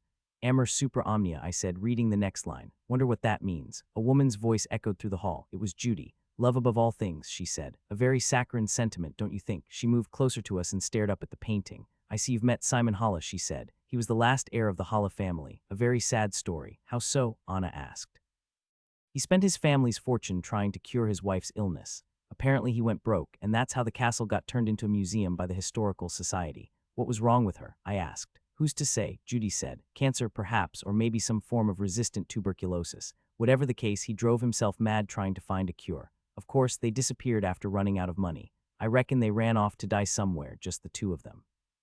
"How long ago did that happen?" I asked. "Coming on 30 years now, just 5 years after they were wed," Judy said. "Now if you could go help Camden inventory the wine in the cellar, it would be much appreciated." "We'll get on it," Anna said. As we walked away, I leaned over to Anna and asked, "Did she just say that 1964 was 35 years ago?" "She did," Anna responded. "I guess that makes it 1999 in this storyline." Retro. It sounded like a lot of people had gone missing in this castle. The old cleaning crew, the groundskeeper, and now Simon and Anastasia Halle. Wonder who's next. The door down to the cellar was located near the gift shop. When we got there, Camden was waiting outside. "I wasn't going in alone," he said. "Yeah, there's probably spiders down there," I said with a grin. Technically, Camden was third in line to be attacked after me and Kimberly, but I couldn't blame him for not pressing his luck. Anna shook her head and pushed past us, opening the door and flicking on the light. The electricity in the castle was shaky at best. Even turning on this one light, you could almost feel the entire system straining. It had those old bulbs that you could hear warming up. Anna led us down into the cellar. As I followed behind, I could feel the air get cooler. It was a small square room with a wine rack that stretched from across one whole wall. Like all the other rooms in the castle, the ceiling was high down here. We must have descended quite a bit. The floors were made of a cool bluish stone that was different from the rest of the castle. Other than that, there wasn't much to the cellar. "Empty," Anna declared. "Well, that was easy," Camden said. "Let's get out of here." Camden and I feigned turning around and ascending the stairs. "No, we have to check everything," Anna said with a smirk. There were a few boxes laid around the basement. They had contained wine at one point, but now all we could find were a few empty bottles. It made sense to me. I imagined that the Historical Society in Carousel might have helped themselves to any valuable specimens in the Halle family collection, assuming that there were any left over after the estate sale. Anna turned in circles in the small basement, looking for something of interest. "We need to look for any sign." A blood-curdling scream echoed throughout the castle. "Kimberly," Anna said. We all started running up the stairs and back toward the source of the scream. Anton was supposed to always stay with her. The athlete was the best fighting build we had, with Anna's final girl being the next best. "It's too early for this," I said. "We're still in the party phase." The little needle wasn't quite to first blood yet, so it made little sense for Kimberly to have been attacked already based on my understanding of how the plot cycle worked. Last we knew, Kimberly and Anton had gone to the main hall with the task of exploring and finding anything relevant to the plot. The main hall was at one time part of the showroom, where we had seen exhibits inside glass cases, but a divider wall had been built by the Hala family. As we ran, our footsteps echoed throughout the castle. Kimberly, Anna yelled as we rounded the corner to the main hall. When we got there, we saw Anton and Kimberly standing near the back wall. They did not appear to have been injured. Looking at their statuses, they were both marked as unscathed. "What's wrong?" Anna asked. Anton turned his head to the wall behind them and said, "We found something." Sure enough, they had. What had appeared to be a solid stone wall with a simple bookcase had now opened up and revealed that a small portion of the wall was hinged and could swing on its axis. The seam was unnoticeable before. It was a secret door. "We stumbled into it," Anton said. The five of us looked at the secret door and then back at each other. We couldn't see what was on the other side, yet it hadn't opened that much. "Get ready," Anna said. She crept forward and placed her hand against the stone. She pushed. This stone turned. The door rotated, with the left side opening into the wall and revealing a hidden room. The other side opened to the main hall and revealing a staircase leading upward. Where's Scooby-Doo when you need him? At first, I wasn't even sure if the secret room had electricity. As Anna entered, she was quickly able to find a little switch on the wall near the opening. Yellow light cast away the shadows of the room. I was able to see that the room was about the same size as the gift shop had been. I could also see that it had lots of books and artifacts that looked as old as the castle itself. As we walked into the room, we saw that the space was mostly taken up by a large shelf filled with books. On the spines of the books, I could see words in languages ranging from Latin, Greek, and Hebrew all the way to Chinese and modern English. There were scrolls stacked on one of the shelves, and display cases filled with what I could only assume to be preserved biological specimens. I didn't want to know what they were. "It's a library," Kimberly said. Curiosity had taken some of the fear out of her voice. "How old is this?" Anton asked. He approached the table in the middle of the room and saw a metal mechanism that I assume had something to do with astronomy. It had little metal spindles with balls that I think represented planets. At first, he reached out to touch it, but then he thought better of it. "I think this is my time to shine," Camden said. It really was. "Is it demonic?" Anna asked, "What kinds of books are these?" As if to answer a question, Camden squared himself up in front of the large shelf of books and looked them up and down them, waiting for his eureka ability to send him information. "Oh, here we go," he said. He grabbed a book from the shelf. It was large and leather-bound. I couldn't understand the writing on the cover, but I think it was written in Latin. "Ars vidi, liber de speculo stellarum." "What does that mean?" Anton asked. "I don't know," Camden answered. "I don't read Latin." "Your power doesn't let you read other languages?" Anna asked. "No," he answered. "I guess not. That would probably be another scholar trope." "Judy might know Latin," Anna suggested, looking at me. She knew what the phrase under the painting in the showroom meant. She had a point. Why else would an NPC show up and demonstrate that ability if not to show the player that they can read Latin? I wasn't sold on the idea, though. Judy could easily be a cultist or monster herself. She could also be a vampire's familiar. Let's not forget, in this story, she's the one who lured us here. Anna clearly hadn't considered this. She took a deep breath and ran her fingers through her ponytail, as she always did when she was nervous. "Wait," Camden said. He turned around to the shelf again and within a few seconds selected another book, Munger's Latin to English Dictionary. He flipped through the book so quickly that you might have thought he had the pages bookmarked. His Eureka trope told him exactly what page to go to and what line to look at. The display truly reminded me of how quickly characters read in movies. With a few quick turns, he was able to translate the title of the book. "The Art of Life, Treatise on the Mirror of the Stars," he said. "What's the Mirror of the Stars?" Kimberly asked. "Telescope," Anna suggested. "I don't know," I said. The story was going in a different direction than I had thought at first. As I was forming my new theory, Camden said, "This is going to take a while, but I can already see the passage that we need to read." He flipped open the book to the first few pages and found what I can only assume to be an introduction. He showed it to me, but aside from recognizing some of the letters, I couldn't really make it out. "Principium est ut anima a corpor separari et in speculo stellarum collicere possit. Opus est ut crystallum immaculatum et perfectum ad animi retinendum consonantum sit. Hoc perfect compositum artum crystallographi requirit, sic ut indicat capitulum secundum. Tunc ad idonium statum crystallum perjusendum, ut animam in eo collicere velat, est necessaria scientia mineralogi, ut capitulum tertium demonstrat. Nam crystallum debit ad certum statum reduci, ut possit animam custodier, et in seu interiori complector, prout capitulum quintum explicet. Et postquem crystallum ad idonium statum perductum est, anima sua virtut in eo collicanda est, quod fit per operationem magis artis quam naturi, ut capitulum sextum ostendit. Verum tamen anima, una ex essentiis divinis, multis mysteries involuta est, unda opus est ad scientiam magi, ut anima in speculo possit retinere, sic ut capitulum quordam explicet. Ergo ut anima in speculo stellarum caloster, est opus ut arts mineralogici, crystallographici, et magici perfect exercinter, ut in processu omni peritus sis, prout capitula prima et septima ostendunt. Octavus capitulum tractat de solution chemicis argenti, qui, si rect preparator, astralum reactionum toller potest.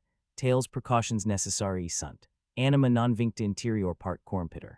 Forsitin aliquando, docti ardibus astralibus, habunt mechanismum computatorium, quies possibilitatem praestibit calculorum et mensurarum necessarium ad mappam plani astralis delineandum. Tunc in futurum discriminum inter vitam et mortem toller potrimus.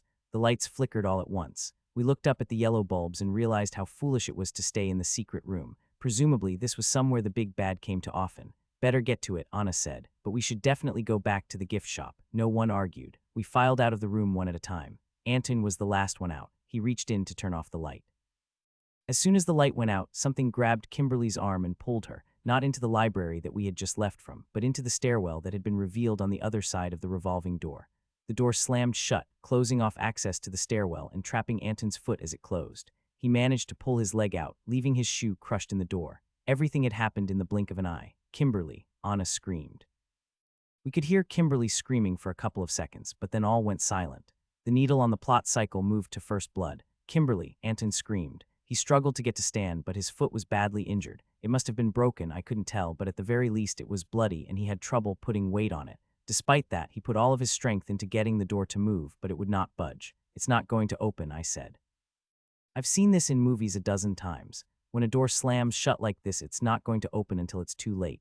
I didn't need a trope master ability to know that. Shut up, Anton said. Help me, he was right. I jumped in and tried to push along with Anna and Camden, but even with the four of us, the wall didn't even shake. Fuck, why were we so stupid? Anna said. We knew that she was going to get targeted first. We should have held on to her. It wouldn't have mattered, I said. I knew that, and Anna probably knew that too. Kimberly had a trope that meant she would get attacked at first blood. There was no preventing that. Did anybody see what took her? Anna asked. Everyone shook their head. The stairwell had been dark, and then it all happened so quickly that I didn't catch a glimpse of anything. I didn't even register any tropes on the red wallpaper because whatever creature had taken her had done so quickly that it was too far away from me to even use my trope master ability by the time I could react. This is supernatural, I said. That's the only way it could be that fast. What about the books? Anna asked. The books are a clue. What do they mean? Is it some sort of cult? I don't know, I answered. There was only one way to know, and Camden was currently holding it in his hands. How do we get upstairs? Anton asked. He banged his fist against the stone door. There's a stairway that was roped off in the showroom, Camden suggested. No, wait, Anna said. We have to figure out what we're up against. We can't just go running off after them. It's got Kimberly, Anton said. He began walking back toward the door separating the showroom from the main hall. His foot was out of commission, but he tried to move on it anyway. I could see the pain in his face. I went to his side to help him move, but he pushed me away. I got it, he said. Just give me a second. Meanwhile, Camden had sat down at a table in the main hall and was busy trying to interpret the book that he had picked up from the library. He was furiously moving between pages of the Latin to English dictionary, interpreting the tome as quickly as he could. Don't read any of the Latin out loud, and you probably shouldn't read it directly translated either. Just summarize it. You don't want to trigger a magic spell or something, I offered. Evil Dead anyone. I really don't think it's that kind of book, he said. It reads like an academic text, even though it's complete nonsense. It presents itself as if this is science, something about creating a substance called the Mirror of Stars, Camden responded. He leafed through the dictionary, his fingers were working as quickly as they could. What does the Mirror of Stars do? Anna asked. Can you tell us that? It seems to be a substance that can capture or harness a human soul, Camden answered. Okay, but why would you need to harness a human soul? Anna asked. I could answer that one. Communicating with the dead, using it to power magic, using it to summon a demon or to breathe life into something, I suggested. What can't you use a human soul for? Camden largely ignored our conversation as he worked. His head was shaking as he worked through it. Something about the book must have not sat right with him. It doesn't say what you would need a soul for, but it repeats how dangerous this process is, Camden said. That makes sense. Separating the soul from the body is literal murder. Well, keep working on it. There must be something in there that will help us or else your power wouldn't have led you to it, Anna said. Did you see any of its tropes? She asked, turning to me. I shook my head. Nothing. It was there and gone too quickly, I answered, though it shamed me to say it. The only thing you're here to do, and you can't do it because it was too quick, Anton said. He gripped onto the table, he was liable to break it. Well, if I had known that the monster was going to attack at that exact moment, I might have been ready, I said. Let's not forget that I wasn't the only one caught off guard. I gestured to his injured foot. That was the wrong thing to say. Anton got up as if to challenge me, but the pain in his foot brought him right back down. This is happening because you treated this like a game, Anton said. Kimberly could be dead. No, this is happening because you got catfished and made it our problem, I said. I'm not usually one for a fist fight, but I wasn't going to take blame for this. Stop, Anna said. This is getting us nowhere. She got between us. Do you have any idea what this thing is or what it might do to Kimberly? Clearly, it's trying to steal her soul, I said, pointing to the book. Could be a cult.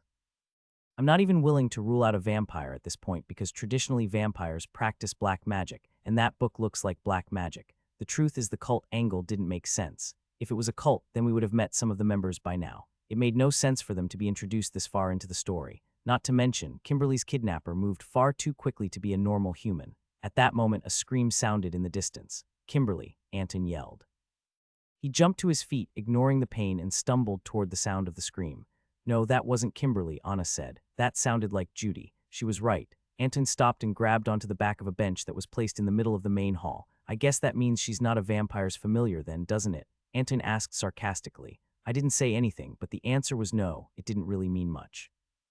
If anything, it was great misdirection that could set up a twist ending, but I wasn't going to say that out loud.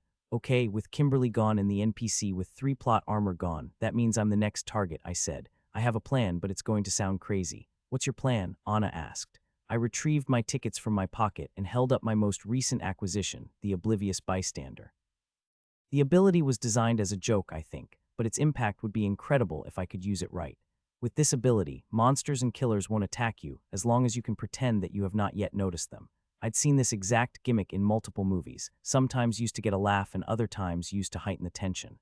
A hapless character goes about their business while the monster lurks in the background. They don't get attacked until they actually see the enemy. It usually only lasts for a single scene, and the character ends up dying anyway. But what if I could use it to make myself invincible while I scoped out the enemy tropes with my trope master ability? I just need to go off separate from the group and wait for whatever this thing is to get near me. If I can ignore it long enough, I might be able to look at its tropes and get some idea of what it is. If I see anything, I'll scream it out before it takes me, I said. Anna looked at me. Are you sure that will work? She asked. No, I answered, but it didn't really matter. I was getting attacked no matter what. Kimberly proved that. Being in the group wasn't going to save me. It's up to you 3, I said. Camden, you've got to figure out why that book is important. There has to be something in there. He nodded. I tried to put on a brave face and sound the way I thought brave people sounded, but the truth is, I had another reason for leaving the group. Ever since I got the Oblivious Bystander ticket, all I could think about was how I might be able to use it to prevent myself from getting killed. I had one problem. If I was in a group, whenever a monster came, I couldn't ignore it no matter what direction I looked.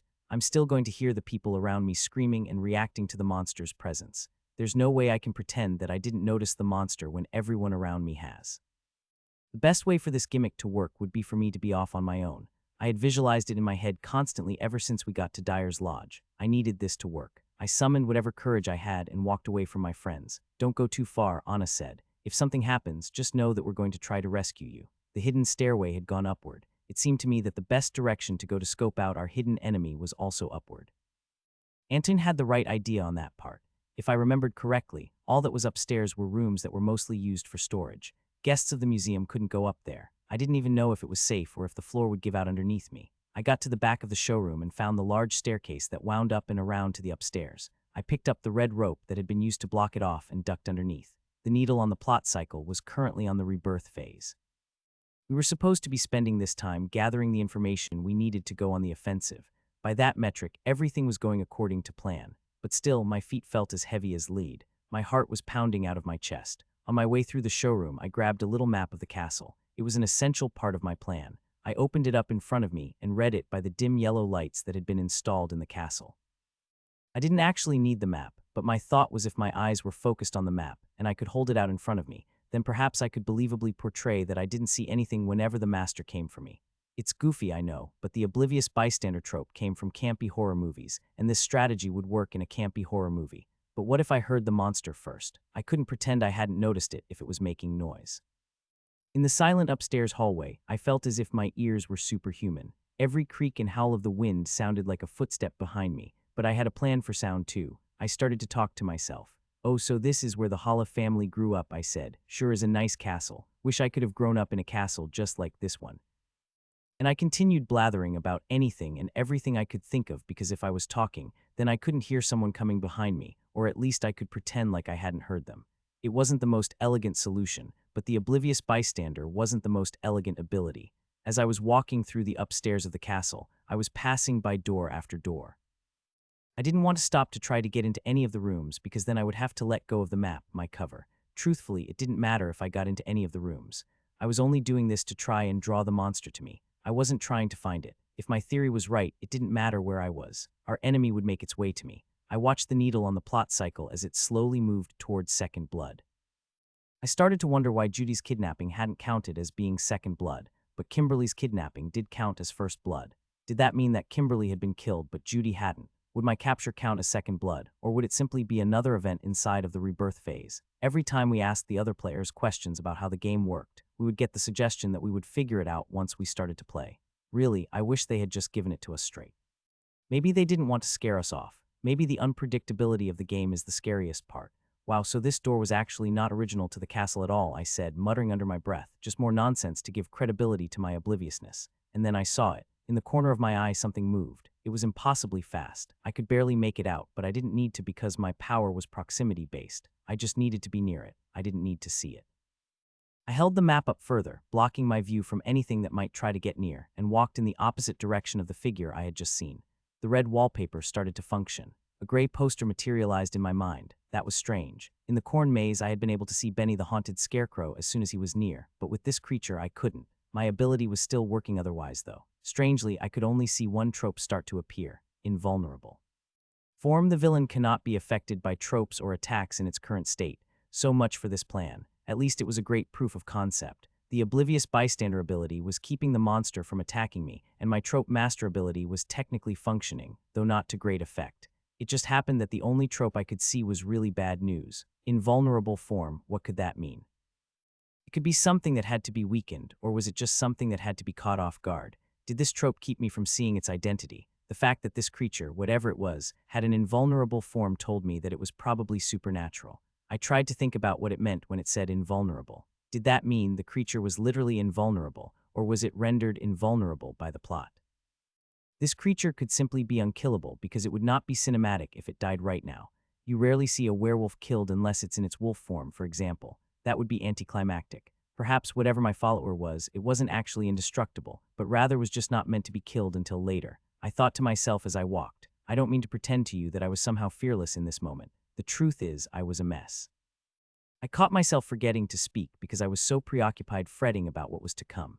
It ended up not mattering because whatever this thing following me was, it did not have footsteps. I heard no sound coming from behind me, only the occasional flash of a shadow in the corner of my eye. Soon I would have a problem because, as brilliant as my plan was, it didn't take into consideration one important thing. The hallway I was on didn't go on forever. I was almost to the end.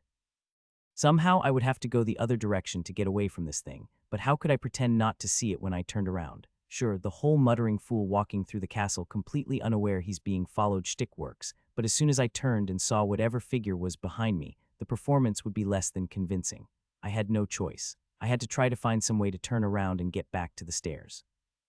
I had last seen the figure on my right, so I turned left at the last door on the hallway. I jiggled the handle and then said aloud, it's locked. I raised the map up as if scrutinizing something that had been written on it. I was giving the performance my all. I looked from the map to the door, back to the map. Oh well, I said, guess I'll go back downstairs. I'll gladly accept my Oscar for that one. I raised the map up so that I couldn't see what was in front of me and pretended to be absolutely enraptured by a description of a carving in the stone between two of the doors. I began walking back the way I had come. I could see in the corner of my eye that the figure that followed me was still there. As curious as I was to see it, I willed myself not to look. The oblivious bystander trope was working, it wasn't attacking me. I continued on, but my pursuer got braver. I could see it coming up behind me on my right, so I ever so gently tilted to my left. If this was a scene in a movie, I don't know if the audience would be laughing or chewing on their fingernails. Whatever this thing was, it was agile, moving from side to side without making a single sound. I could feel the skin on my neck grow hot because the only thing I knew that moved that quickly and quietly was a vampire, and I really did not want it to be a vampire. I trudged forward and the creature got closer. I held the map so tight to my face that I was straining credulity. Maybe I'm just nearsighted in this story, a bumbling tourist who forgot his glasses. The figure moved around in front of me again. I held the map up, blocking off my view. At some point in time, I had stopped muttering. I was too afraid. I feared that by talking, my voice cracking would give away how unoblivious I was. I tried to ignore the monster in front of me and set a course that allowed me to get around it once more. But then I slipped. The flooring in the upper story hadn't been maintained, and my foot got bad purchase as I went to take a step. I almost fell forward, but managed to catch myself just in time. I kept the map in front of my face the entire time, looking out to whichever side I knew the monster wasn't on. It was up and to the right from where I was. I could tell it was humanoid. Oh crap, it's going to be a vampire, I thought to myself. I could tell that it was floating a few inches off the ground. Damn it, vampires can float. I walked forward, but it was very difficult to fight the urge to just grab a glance of whatever this creature was. Just one quick glance, maybe then I could make a run for it. I adjusted the paper just a slight amount and looked up into the right. Shit, what I saw was a man looking right back at me. We had made eye contact. There was no pretending to be oblivious anymore. I started to run toward the stairway, but the man was on to me in a flash. It was almost hilarious how quickly he got to me. It's funny, my status changed to unconscious before I even felt it hit me. As my vision grew dimmer and I lost control of my body and fell to the ground, there was one silver lining. This man was not a vampire, because as I looked up at the figure looming over me, I could see right through him. The first thing I saw upon awaking was my status on the red wallpaper, unscathed. I was no longer unscathed. The welt on the back of my head was evidence of that, but at least I wasn't unconscious either. Instead, only 2 status lights were lit, captured and off-screen. I wasn't yet sure what off-screen meant, but I knew what captured meant, and as I came to, I found that I was indeed captured. I found myself restrained in a metal chair, held down by thick leather straps. The straps were tight, only giving the slightest bit of slack. I had one across each arm and then another across each leg. I wasn't going anywhere. So much for my use, the oblivious bystander trope to scout out the bad guy plan. I give myself an 8 for theory and a 4 for execution, but maybe I'm being too generous. If only he hadn't been able to see my eyes. I didn't even manage to get any information back to my friends. Not that I had a lot of info to begin with. I would have to work on that strategy. I took in my surroundings. Directly in front of me was a large machine covered in dials and knobs. It had many moving parts, as well as pressure gauges reading off measurements that I wouldn't have understood even if I could see them up close. I couldn't tell you what this machine actually was, but I could tell you that, based on the turret sticking off the top, it was a weapon. The aesthetic was something between sci-fi and steampunk. In the distance, I could see a huge computer mainframe that was out of date even for the 90s. There was a workstation with numerous shelves filled with flasks and vials, chemistry equipment, and hand tools. Riley, a voice called out. Someone was in the room with me on the opposite side of the machine. Kimberly. I asked, "Are you here, Kimberly?" "I didn't know if you had woken up," she said. "I saw him bring you here. I waited for your status to change. I'm here. Are you okay?" "Are you hurt?" I asked. "Has he done anything to you?" She was quiet at first. "No," she said, "but he's crazy. He says he's going to kill us. You have to get me out of here." I could hear her struggling against her restraints. "Have you been screaming?" asked. I assumed she had, but I needed to be sure. Wherever we were, it must have been soundproof. When Kimberly disappeared, we couldn't hear her anywhere in the castle. "We both have," she answered. "Both." I strained my neck around to the other side of the machine and saw that there were 2 chairs over there. More chairs were spread out around the right side of the machine. They were empty right now. Inside one of the chairs next to Kimberly was Judy. Judy was not doing well, you could see it in her eyes. "Just hold tight, they're coming for us," I said, but truthfully, I wasn't so sure. The only hope was if Camden could find something useful inside that book. I looked around the room. Not all of the room was lit up. There were several corners cloaked in inky darkness, but I could see that there was a bed and some furnishings. Someone had been living down here. "So what kind of monster is it?" I asked. "Is it a ghost?" I had gotten one glimpse of my assailant, and he had been transparent. Didn't make sense for there to be a bed down here. Kimberly didn't answer first. "I don't know for sure, he's strange." "How could you not know if you were looking at a transparent apparition?" I thought to myself, but I wasn't going to press her on that. I continued looking around the room. It was large with high ceilings and a floor made of bluish stone. In fact, the floor here was made of the exact same stone that the cellar's floor had been. The cellar, of course. It should have seemed weird that a cellar inside a castle was that small. It's a castle. Surely the basement is huge. After all, castles have dungeons. This room must have been separated from the rest of the cellar by whoever was living here. This was bad news because the others thought we were upstairs, or at least that was the theory when I left. My eyes lifted to the ceiling as if I were looking up toward my friends. Then I saw it. "So that's what the Mirror of Stars is," I said aloud. "What?" Kimberly asked. "That up there," I said, "that must be the Mirror of Stars." From the book Camden found. High above us, apparently growing out of the ceiling, was a large mass of dark glowing crystals. It was difficult to describe what they looked like, but the most apt description would be that they looked like the night sky. they appeared to contain stars. Despite having what appeared to be a mirrored surface, they didn't reflect the yellow light of the basement. Whatever was inside those crystals appeared to move. The crystals were supported there by a metal contraption, and they had all kinds of electrodes and pipes sticking out of them that wormed their way down the walls to the computer mainframe. Whoever it was that was living down here had crafted the mirror of stars, and whatever its purpose was, it looked like they were trying to use computer technology to perfect it. But what were they using it for? The weapon in front of me was connected to the mirror of stars by several wires, though I couldn't say for certain what the purpose of them was. Then I decided to check the red wallpaper. Two tropes appeared in my mind. I saw a poster of the weapon, the computer, and the mirror of stars. Indestructible MacGuffin. This plot device cannot be destroyed. Deus Ex Terminator. This object kills all targets in one blow regardless of plot armor. So it was basically the Ark of the Covenant from Indiana Jones. Noted. Immediately following that revelation, a man walked into view from another part of the basement that wasn't visible to me. I recognized him right away. I had seen a painting of him in the showroom. It was Dr. Simon Holla. Here he was in the flesh, well, mostly. His appearance was something that caught me off guard at first. While most of his body was very ordinary, he wore a lab coat and slacks with shining leather shoes. His top half was quite unusual. His left hand was normal and swung at his side as he walked, but his right arm and his head hung limply like a puppet whose strings had been cut. However, even though his right arm and his head appeared lifeless, they had been replaced. I could only describe it as if his ghost was leaking out of his body. In place of where his right arm would have been was a ghostly arm instead, and instead of a normal head, he had a transparent head. Even though his real right arm and head hung limply in front of him, their ghostly counterparts took their place seamlessly. I watched him as he moved about his workspace, picking up tools and measuring chemicals. His face was stern and businesslike. Though his body hung limply and his real hair was disheveled, his ghostly hair was well groomed, his thin mustache perfectly in place. I had heard of someone having one foot in the grave, but this took that to a whole different level. "Ah, you're awake," he said. I was beginning to worry I might have struck you too hard. I didn't respond, but I did start to wonder how much time I had been out. I looked at the plot cycle and saw that the needle was almost to second blood. Dread consumed me. "You're probably wondering why I brought you here today," he said. "Together, we're going to embark on a terrific experiment. I have a feeling that you will be the last data points I need to finish my work. The contribution that you are about to make to humankind is immeasurable." I tried to think of something to say, some retort that might extend my lifespan, but truthfully, fear caught the words in my throat, and I couldn't dream of being clever at a time like this. "Don't be afraid," he said. "Where you're going is a place we all must go and a place that I believe we can return from." "Oh shit," I said. It just slipped out. He didn't like that. For a moment, the calm, composed scientist ghost was lost and an enraged spirit took his place.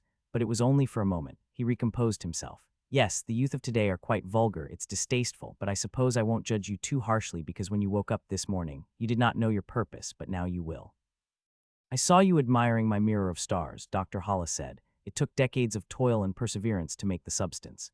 You cannot manipulate the crystal with mortal hands." He raised his left hand. Sacrifices had to be made. He lifted his ghostly right hand. "Would you like to know why I would go through the trouble?" I was starting to get the picture, but said nothing. He tried to conceal a grin behind his stern facial expression. He continued without waiting for a response. "When the soul leaves the body, it is jettisoned into the astral plane. The process is chaotic and difficult to measure. Who is to say where the soul goes as it leaves or how to get it back? Well, a mirror of stars lets me measure the path a soul takes on its way to the hereafter. With only a few more measurements, I believe that I will be able to map the astral plane. In doing so, I will rid the world of death. That is your purpose." He turned and walked back to his workstation, his mind elsewhere for the moment.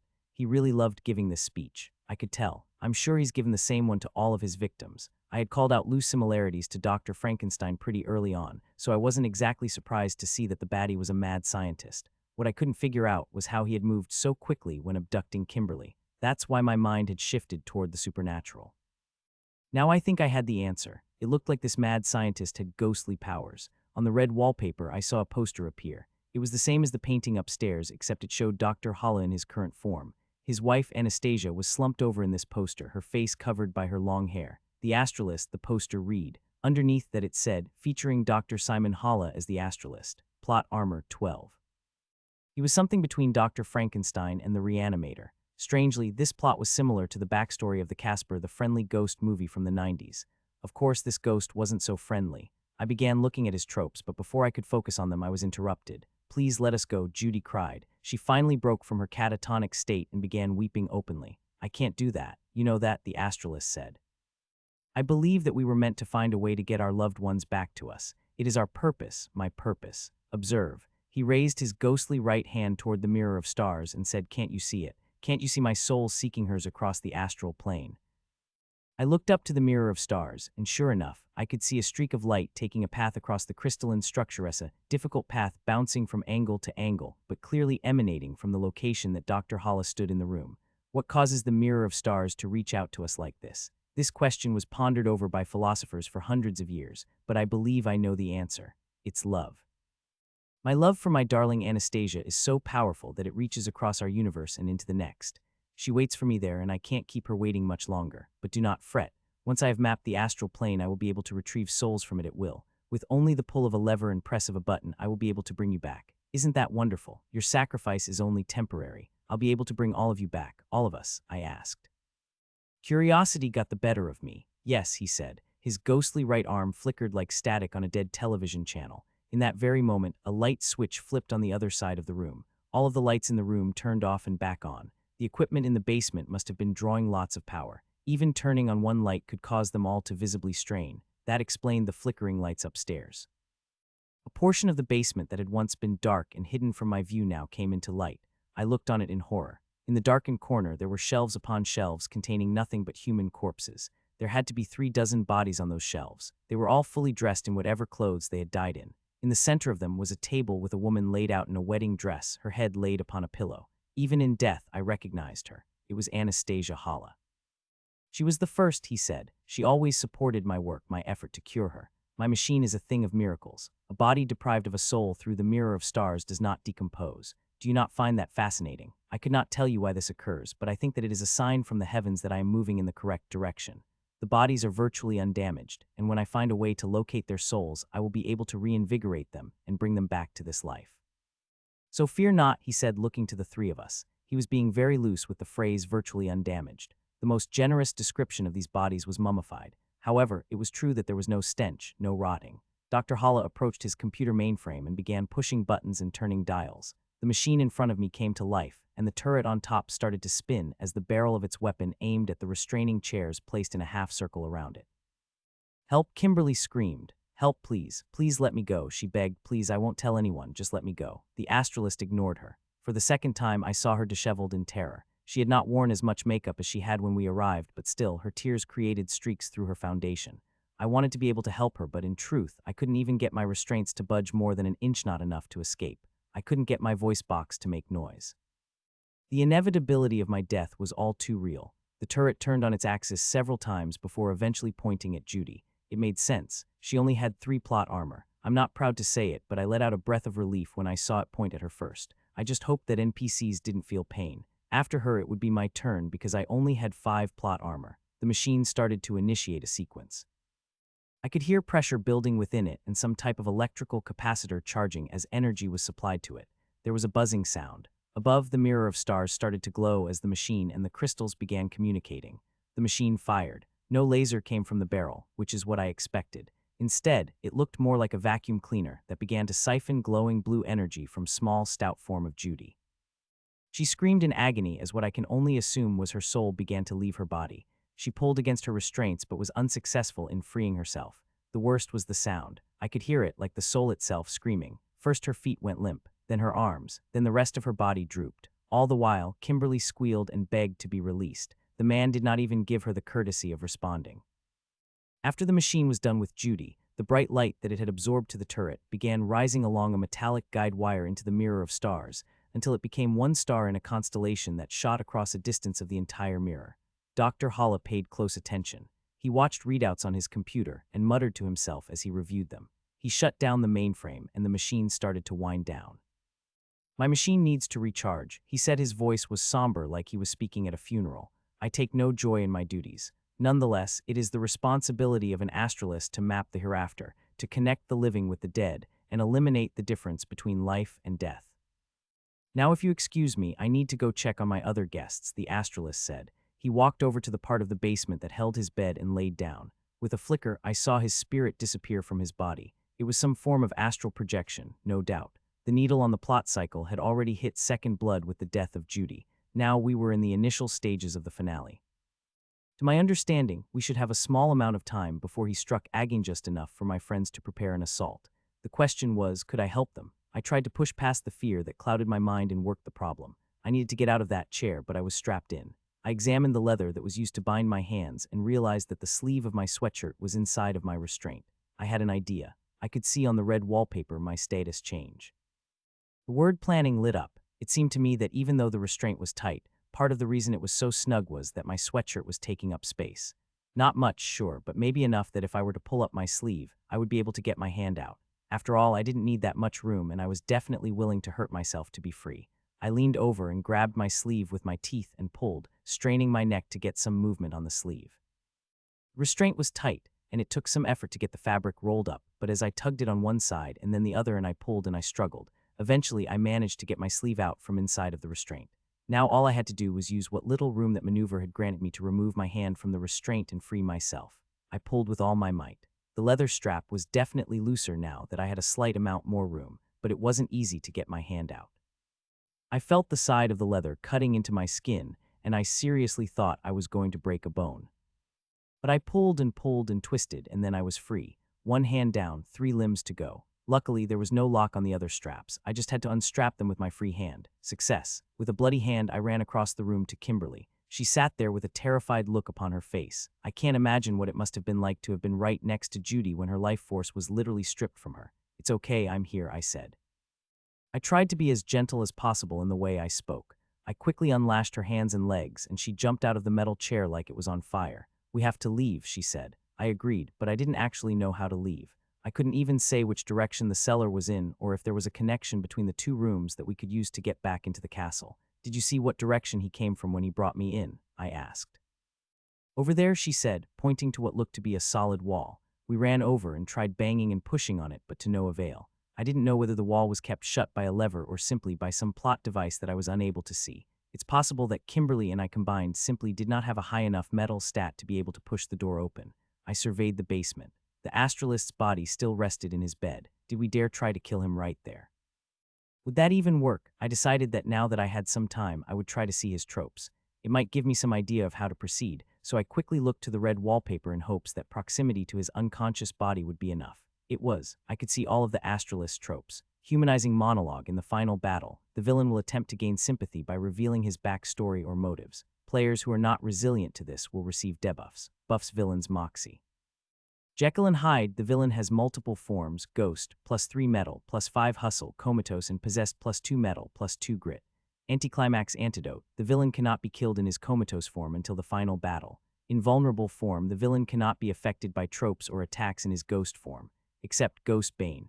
The parting shot, though the villain is defeated, he has one final trick up his sleeve, a backup plan that will terrorize the players in his absence. Hostage taker, the villain will not outright kill the player in combat until the final battle, but will instead attempt to take them hostage for his specific purpose. Always watching, the villain can obtain a visual of the players at any time. Home lair advantage, the villain can travel freely, unnoticed due to their knowledge of the setting and its pathways and secret passages. Silver bullet, this monster has a weakness specific to them that renders them dead or vulnerable. I reviewed his tropes. The Jekyll and Hyde trope was not surprising. So far I had seen this villain in all 3 forms. The first was his ghostly form, now was his comatose form, and the final form was the merging of the 2, when I saw him seemingly possessing his own body. His ghost form was invulnerable and had a trope mentioning as much. The anticlimax antidote was the sort of thing I expected to see. It would be far too easy to simply kill his body now that his spirit was gone. No, that wouldn't be allowed. I didn't know what would happen if we attacked his helpless body, but I didn't want to risk it. What concerned me the most was the trope titled The Parting Shot, which told me that even if we were to find victory, something else would be waiting for us. I didn't know what his silver bullet was, but I hoped that Camden would be figuring out that information at that very moment. "We have to get a message to the others." I said. "They obviously can't hear us, or else they would have heard Judy screaming earlier." "What do we do?" Kimberly asked. "Shouldn't we just destroy this machine?" She had a tenor of panic in her voice. "We can't," I said. "It has a trope that makes it indestructible. That would be too easy, I guess. We also can't kill him. We have to beat him in the final battle." I continued. "I have an idea, but I'm going to need your help." She eyed me quizzically. "You can do something that I can't do, and I need you to figure out what that is, but I think I can only tell you a hint." She nodded. "Okay." Kimberly had an amazing trope called convenient backstory. So far, she hadn't used it, but if my understanding of what it could do was correct, then it was exactly what we needed. It gave her the ability to buff herself and learn skills in the middle of a storyline simply by referencing something that happened in her past. Have you ever seen a movie where a woman that was 5'4" manages to beat up a bunch of bad guys, and then she quips about how she knew how to fight because she grew up with 6 brothers? How about a character who could suddenly pick a lock because they wrote a book about thieves years ago, or they had a rough life on the streets back in their past? The convenient backstory was one of the strongest tropes that any of us had, but in order for it to work, it had to be convincing. You couldn't just say something and make it true. The story had to make sense. So if my plan was going to work, I couldn't just tell her what to do. She had to figure it out on her own, and what's more, she had to tell the story all on her own. Don't get me wrong, Kimberly was far from dim-wit-edge, was actually very smart with things she cared about, but she had never really engaged with the concept of playing the game at Carousel, not the way I had or Camden had. Anna and Anton understood what was going on here, and they were willing to play their roles to the best of their ability as well, but Kimberly had resisted. We could barely drag her up to the castle. Kimberly, every time someone turns on a light in the castle, all of the other lights in the building flicker. Did you notice that? When I was with Anna, she turned on the light to the cellar. It made all the lights turn off and back on, and just now, whenever he turned on the light to that section of the basement, the lights flickered again. Kimberly nodded, seemingly unsure of what I was getting at. There's a book upstairs on Morse code. I think that if we were to flick the light in a pattern, we could communicate with our friends upstairs. We'd have to do it long enough so that they would notice it, and so that Camden would have time to go to the book and interpret what we're saying, but I looked her in the eye and I talked slowly. One of us needs to know Morse code for that to happen, and I didn't learn it growing up. For a moment she didn't speak, but then I saw a glint of recognition in her eye. Lucky for you, she said, my dad took me sailing every summer growing up. He made sure I knew Morse code so that I could signal for help if we ever got in trouble. In an instant, Kimberly's savvy stat and plot armor shot up 3 points. Did it work? I asked. Let's see, she said. We ran over to the light switch and Kimberly reached toward the switch, her hands shaking as she grabbed the switch. What do I say? She asked. In cellar, I said. At the end of the day, the most important information for them to know was where we were. Nothing else I could tell them was more important than that. Anna and Camden had been in the cellar. They would probably make the same realization that I had, that the room was far too small for a castle. Between the 3 of them, they had to be able to find a way to get down here. Kimberly started flicking the light in a smooth, rhythmic motion. It's working, she said. I don't know how I'm doing it, but I just am. I couldn't understand Morse code myself, but it looked exactly like I had seen it done in the movies. The lights flickered in a dot and dash pattern that must have meant in cellar. Now all we could do was wait and see who got to us first, our friends or the astralist. Be ready, I said. He's a scientist, which means he's probably smart enough to figure out what we're doing with the lights. As soon as he does, he's going to be back here. Kimberly bit her lip and nodded. I wasn't sure if I should distract her, but I didn't want her to be caught off guard. As we waited, I mentally prepared myself for what was to come. If we succeeded, it would mean a fight. If we failed, there wouldn't be much of a fight. I reviewed Dr. Hala's stats again. Plot armor 12. My understanding was that enemy stats worked the same way as ours did, which meant that if he had 12 plot armor, those 12 points were divided among his 5 stats. I wanted to estimate what his different stats might be so that I might be of more use when the time came. What's his moxie? I asked. Kimberly's third trope, after convenient backstory and looks don't last, was called social awareness. It let her see an enemy's moxie stat. She glanced at the bed-ridden form of Dr. Hala, her eyebrows furrowed. It's 0, she said. He has no moxie at all. Interesting. That meant that all of his 12 plot armor points were distributed among his metal, hustle, savvy, and grit stats. Given that he was a scientist, I assumed a big chunk of those points would be attributed to his savvy stat. After all, that's how Camden was distributed, and he was a scholar archetype. I estimated his savvy to be around 5, leaving around 7 points between his hustle, metal, and grit stats. He had abducted Kimberly and injured Anton in his ghost form, which had heightened metal and hustle. Given that both his ghost form and possessed form gave him a boost to metal, he probably didn't have much in his base form. Furthermore, he had a weapon that one-hit KE'd any target. He probably didn't need much metal. I figured a single point was in metal. Likewise, he probably wouldn't need a high base hustle either, given his ghost form buffs that stat so much. I'll assign it another single point, though it could be 0 as well. That left grit. He could easily have 5 or more points in grit. Even a boosted Anton couldn't kill the astralist in his possessed form, not like that. He got 2 points added to grit in that form. It would have to be Anton and Anna working together with a boost from Anna's Who's With Me trope. Hopefully that, plus if Camden could find his weakness, it might be enough. To summarize, in the final battle, Anna and Anton would have to fight him, attacking his comatose form anytime he tried to release his ghost form. This would force him into his possessed form, which has a higher grit but a lower metal, harder to kill but less deadly. That could work. I hoped my estimate was correct, and if so, we stood a chance, especially if Camden figured out his weakness. Now all I could hope was that I would have the chance to relay that information to my friends. Kimberly, I said, I have a plan for the final battle, if I'm not around to tell. Why must you always resist your greater purpose? My blood went cold. I looked over to the bed where Dr. Holla had been laying. Now he sat upright. His ghostly right arm and head had returned. He must have noticed the lights. A clever attempt, truly. What did you think, that I wouldn't understand Morse code? His ghostly arm flickered and something struck me in the chest. The wind was knocked out of me. I struggled to breathe. Kimberly, I tried to say, but I didn't have the ability. She needed to continue. It was our only hope. I glanced up at her. She was furiously flipping the switch in that same pattern in cellar. I needed to buy her some time. Finally, I had actually managed to make a prediction that triggered my cinema seer survivability. This allowed me to buff my allies by making accurate predictions about the plot. I guess that he's going to come back as soon as he sees the light's prediction was enough. All the theorizing on what kind of monster we were fighting hadn't worked, but something that simple had. I'd have to make note of that for the future. I strained to stand up. My estimation put his current metal in possessed form at 3. It wouldn't really matter whatever his metal. It was higher than my grit. I couldn't buff myself.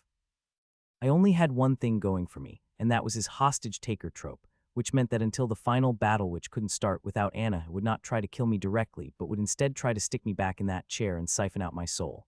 As soon as I was up on my feet and moving again, trying to draw his attention away from Kimberly, his arm flickered again, and this time he struck me in the shoulder. I managed to catch myself against his giant machine.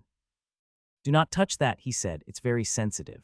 His arm flickered again and I was flung backward. He was just playing with me. "Don't you worry," he said. "I wouldn't damage your body too much. It was true when I said that I was going to bring you back. Your death will only be temporary. Can you not see the importance of my work? How such a small sacrifice could make a meaningful impact across all of humanity? Don't be so selfish."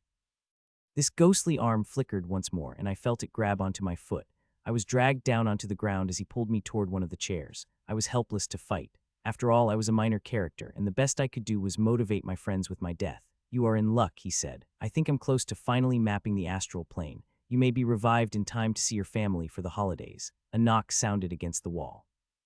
It was loud and I could hear wood crunching on the other side. Camden, Anna, and Anton had gotten the message. They were trying to get in. Anton's 5 metal plus Anna's 3, and Camden's 1 should equal 9 total. Plus 2 more because of Anna's Who's With Me trope buffing Camden and Anton, which should be activated now since it was the finale. If they were all trying to get into the basement, then whatever mechanism was keeping the hidden door closed would have to withstand that. Unlike the revolving door upstairs, I couldn't think of any reason why they wouldn't be able to get through. There was a chance. "It appears they did not want to wait their turn," Dr. Hollis said. He turned and began walking toward the secret door, releasing me. I couldn't let him harm them before they got in, so as soon as he had let go of my ankle, I was on my feet and running at him. Before he could flicker his ghostly arm, I had jumped on his back. My arms and hands went right through his ethereal shoulder and neck, and I grabbed onto his physical body. That was a terrible idea. I was not at all specs for that. He threw me off with ease, but at least his attention was on me again. The only problem with that was that now that the main characters had shown up, I was sure that this was the final battle, meaning he wasn't taking hostages anymore. I lay on my back as he approached me. "Oh, how you vie for my attention," Dr. Hollis said.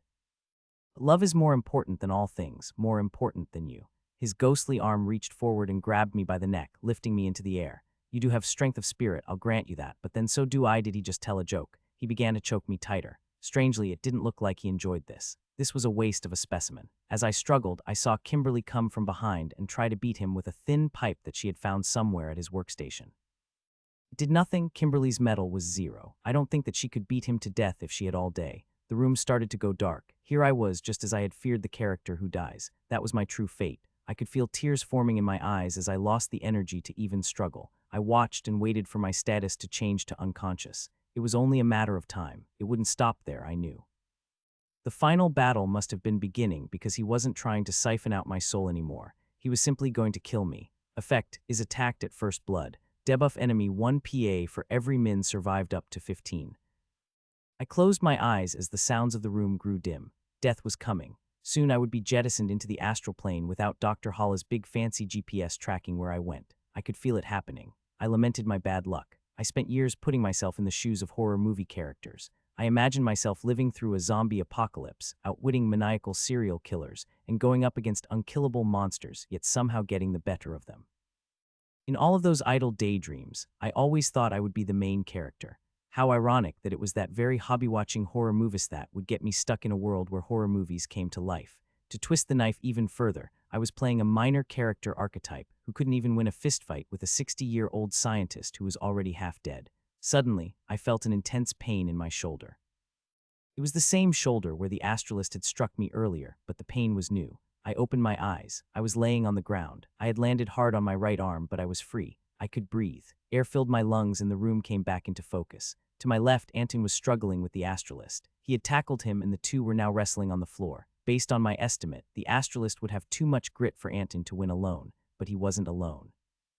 Anna ran up beside him with a wooden club a table leg and swung down hard on the astralist. For the first time, the mad scientist screamed in pain. He moved his ghostly arm as fast as the eye could see and lashed out at Anna. It wasn't enough. The final girl had the highest grit of all of us. If he wanted to hurt her, he would need more metal. Unfortunately, he had just the trick for that. His spirit left his crumpled body on the floor and barreled full force into Anna. She flew back into the wall behind her. Anton struggled to get up. His foot was still messed up, his hustle stat diminished to as low as mine. The hobbled status ailment lit bright on the red wallpaper under his poster. He threw the astralist's body off of himself and moved to help Anna. I tried to warn him, attack his body, but the words came out of my mouth too quietly. My throat was damaged from being strangled. I tried again, attack his body. I knew the astralist's spirit form was invulnerable. His comatose form, however, was defenseless now that the final battle had come. Kimberly ran to me as I lay on the ground. "What is it?" she asked. She must have seen me trying to talk. "Destroy his body," I said. This time, more of my words got through. I looked up at her. She had a deep, bloody gash on her forehead. Luckily, her buffed grit was enough to keep her from dying from such a wound. "You're welcome." Anton's eyes went from Kimberly to me to the astralist's body he had left on the floor. He turned, grabbed another wooden table leg, it must have come from the same table as Anna's, and performed an impressive slam into the comatose corpse of Dr. Hala. As I suspected, the astralist reacted to this by returning to his possessed form. His spirit was still dependent on his body. Even though his possessed form was not invulnerable and had lower metal, he couldn't leave his body unprotected. The astralist rose from the ground. His mortal head dripped with blood from Anton's attack, but his ghostly face bore the look of pure rage. I took in a deep breath. My head ached terribly. Getting to my feet took effort. I was dizzy. I might have even had a concussion. As I looked to the now open revolving door that my friends had forced themselves through, Camden came running through holding the books he had picked up in the hidden library and a small bag that I couldn't identify. "You're alive," Camden said. Mostly I said it hurt to speak. "Listen," he said, "we need something called phlogistic gum." "What?" I said. "I have no idea," he said. "There's a way to reverse the reaction that lets him control his own spirit like that. We need silver powder and phlogistic gum. We've got the silver powder." He held up the sack he had been carrying. "Have you seen anything around here that looked like it might be called phlogistic gum?" I shook my head. I said, "There are some vials over there." I pointed to the shelf by his workstation. Camden must have made good progress during the rebirth phase while I was unconscious.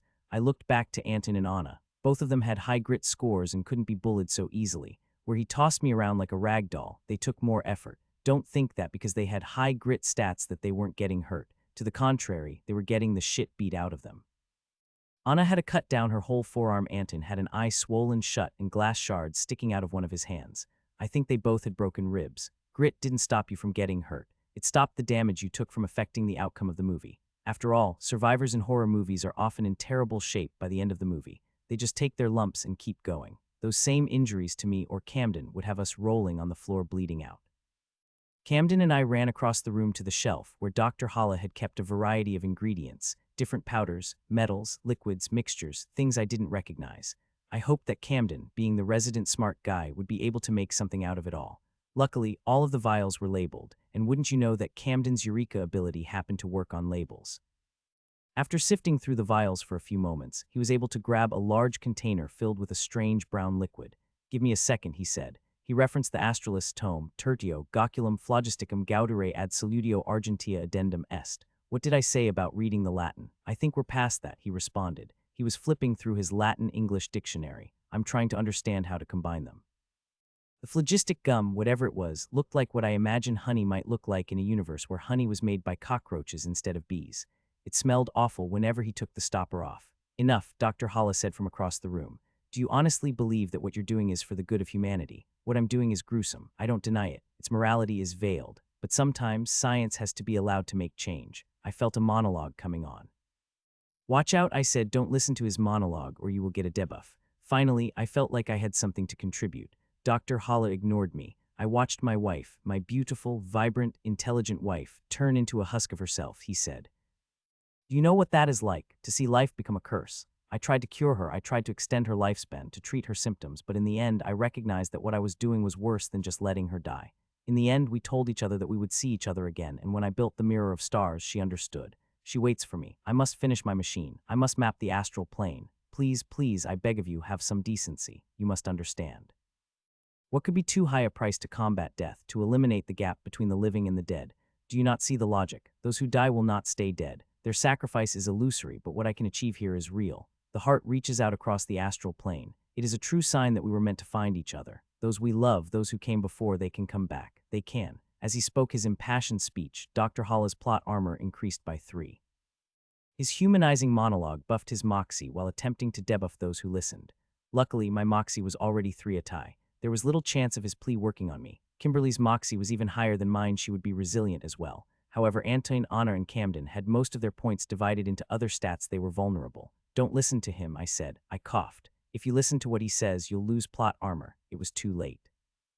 Already Anton and Anna lost points in metal. Anna had lost 1 point. Anton had lost 2. It was working. Camden hadn't been paying attention to the speech. His stats were untouched. I imagine it's hard to read Latin and be lectured about Hala's idea of utilitarianism at the same time. Camden, do you have it ready yet? I asked. Almost there, he said. He had taken some of the gum into an eyedropper and was dropping it into a flask that contained dull, silvery powder.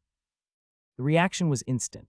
The combination of the phlogistic gum and the silver powder created a writhing, growing mass within the flask. What do we do now? I asked, as the mass within the glass flask started to grow. Just a second, he said. He started frantically flipping through the Latin to English dictionary, trying to translate something from the Latin book. Did you not read the last instruction before combining the ingredients? Shut up, I was in a hurry, he continued to read. Anton and Anna had returned to pummeling Dr. Hala, but his ghostly self was an insurmountable defense. With their weakened metal, he made it very difficult for them to harm him. Fortunately, a tie goes to the runner. Camden was ready to enter the fight. Okay, we just need to put the fluid on him at the place where his spirit attaches, Camden said. I went to grab the flask. Careful, it's having an exothermic reaction, he warned. It didn't register to me what that meant the moment he said it, but I figured it out when I touched it. It was scorching hot. We have to throw it, Camden said. The book says you need to stand way back. Accuracy is determined by the hustle stat, I said. And Anton's all the way on the other side of the room, and he's currently hobbled. Anton had the highest hustle stat, but the hobbled status lowered his score down to 1. He was in no shape to come over here and help us throw the flask at Dr. Hala. You have to do it, I said. Your hustle is higher, and you'll get a medal bonus if you're the one wielding the weapon. Technically, Kimberly had the highest hustle of the 3 of us, but Kimberly had no medal. I wasn't sure how that would affect things. With Camden's right tool for the job trope, it made sense for him to deliver the final blow. Camden nodded. He grabbed a rag from off the table and grabbed onto the flask. I hope this works, he said. Camden ran across the room. Anna had her table leg placed against Dr. Hala's head, holding him down as his ghost arm struck at Anton. As Dr. Hala looked up, his ghostly eyes saw what Camden had in his hands and said, No, please, you mustn't. Everything I've worked for. If you do this to me, then they all died for no reason. He gestured back to the shelves filled with corpses. Anna, Camden, and Anton must not have known what he meant because right now, that light was still off from when Kimberly had been flipping the switch, but they got the gist. Get back, I yelled, forcing my hoarse voice to be loud. Anton and Anna backed away. Camden ran forward and threw the flask with the concoction against the back of Dr. Hala's neck. As soon as the flask hit his body, it shattered, and the mass within it went absolutely crazy. It was as if the concoction was reacting to Hala's exposed soul itself, like throwing gasoline on a fire. It started to grow rapidly and spat and hissed. Dr. Hala began to scream and plead, but the solution was separating his soul from his body, severing his connection to the mortal realm. The reaction started to look almost the same as the effect of the weapon in the center of the room. I could see Dr. Hala's soul being absorbed high into the mirror of stars. He clung to his body with every ounce of effort his soul possessed. As his soul was carried upward, stretched and distorted, I saw a ghostly arm flicker toward the machine. I couldn't tell what had happened, but some lights flicked on and a process started on the computer mainframe, but I couldn't tell what. The machine started to activate. A million dials started to whir, beeping noises, warning of something, began to go off. His soul had completely departed his body now, which lay dead on the ground, but before his spirit could enter the mirror of stars, something in the machine overloaded, and an explosion started from within the mirror itself. The mirror of stars shattered. The machine burst at the seams, letting off steam and sending out sparks. The lights shuddered, with only a few of the yellow bulbs remaining on. The crystal shards disappeared upon contact with the ground. The bright energy they contained released in a hot flash. And then there was silence. As my friends began to celebrate, I could not. because I had seen his tropes and he had one left to go. The needle on the plot cycle had not yet hit the end. Now was time for the parting shot. "Is that it?" Kimberly asked. Her voice was soft, dreamy. She was nursing her head wound. Her eyes were barely open. She leaned against a wall near the computer mainframe. I noticed for the first time that the incapacitated light on her status was flickering on and off. "No," I said. "He's got a trope called the parting shot. It means he set a trap and something bad is about to happen." I surveyed the room. The machine was toast. I didn't see how it could be much of a risk. I looked to the dark corner near the hidden door. "Oh no, a bunch of zombies are going to come from over there," I said, pointing to where the shelves of bodies had been. It was the most logical conclusion. There's no use wasting a large supply of well-preserved corpses, not in a movie like this. Anna, Camden, and Anton hadn't seen the bodies. Suddenly, they weren't celebrating anymore. "We need to make for the exit," Anton said. He was right. This was not where we wanted to be for a fight like that. Anna grabbed her table leg club in one hand and gestured to Camden, "Help Anton walk." Camden came to Anton's side and helped him move across the room. Anton readied his table leg in his free hand. I went to Kimberly and grabbed her arm. "Let's go," I said. She nodded, accepting my help. I looked for something to defend myself as well. I found the metal pipe that Kimberly had been attacking Dr. Hollow with earlier. "Clever, clever, clever," a voice said. It was a woman's voice. I recognized it as Judy's, but something was strange. She was using an accent different than the one she'd been speaking with before. She sounded like Dr. Holla. "You think you can always be prepared for what comes," Judy said. Judy's body was still strapped to the chair where it had been when she was killed. Now her head was up, her eyes were fogged over, but her mouth was very much still able to speak. "When you killed me, it wasn't me that you wronged," Judy said. "It was them. I promised them that I would bring them back. I gave them my word that their sacrifice would not be in vain, but you destroyed everything. Now we will never bring our loved ones back, my Anastasia. It is not me that you have to face for your sin, it is them." Judy's body started to struggle against the leather straps, but she was not able to break free. In the darkness where the bodies had been kept, I heard footsteps.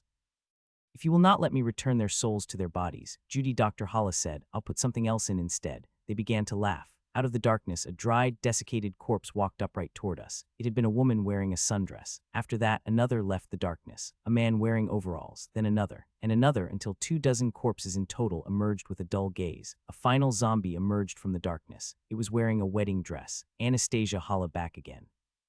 Or at least her body. Around me, I saw my friend's plot armor jump up by 1 point in savvy and 1 point in grit. My prediction of the zombies had triggered my cinema survive trope and buffed them. But my ability didn't work on me. The zombies all had 3 plot armor, which meant they weren't that big of a threat on their own, but their plot armor would combine when attacking together just as Anton and Anna's had. So if they each had 1 metal but 7 attacked you, that's 7 metal, and none of us had a grit score high enough to deal with that. It turned out that Dr. Holla's parting shot ability was essentially minion maker, the same thing that Benny the Haunted Scarecrow could do. The distinction, I suppose, was how the ability played into the story.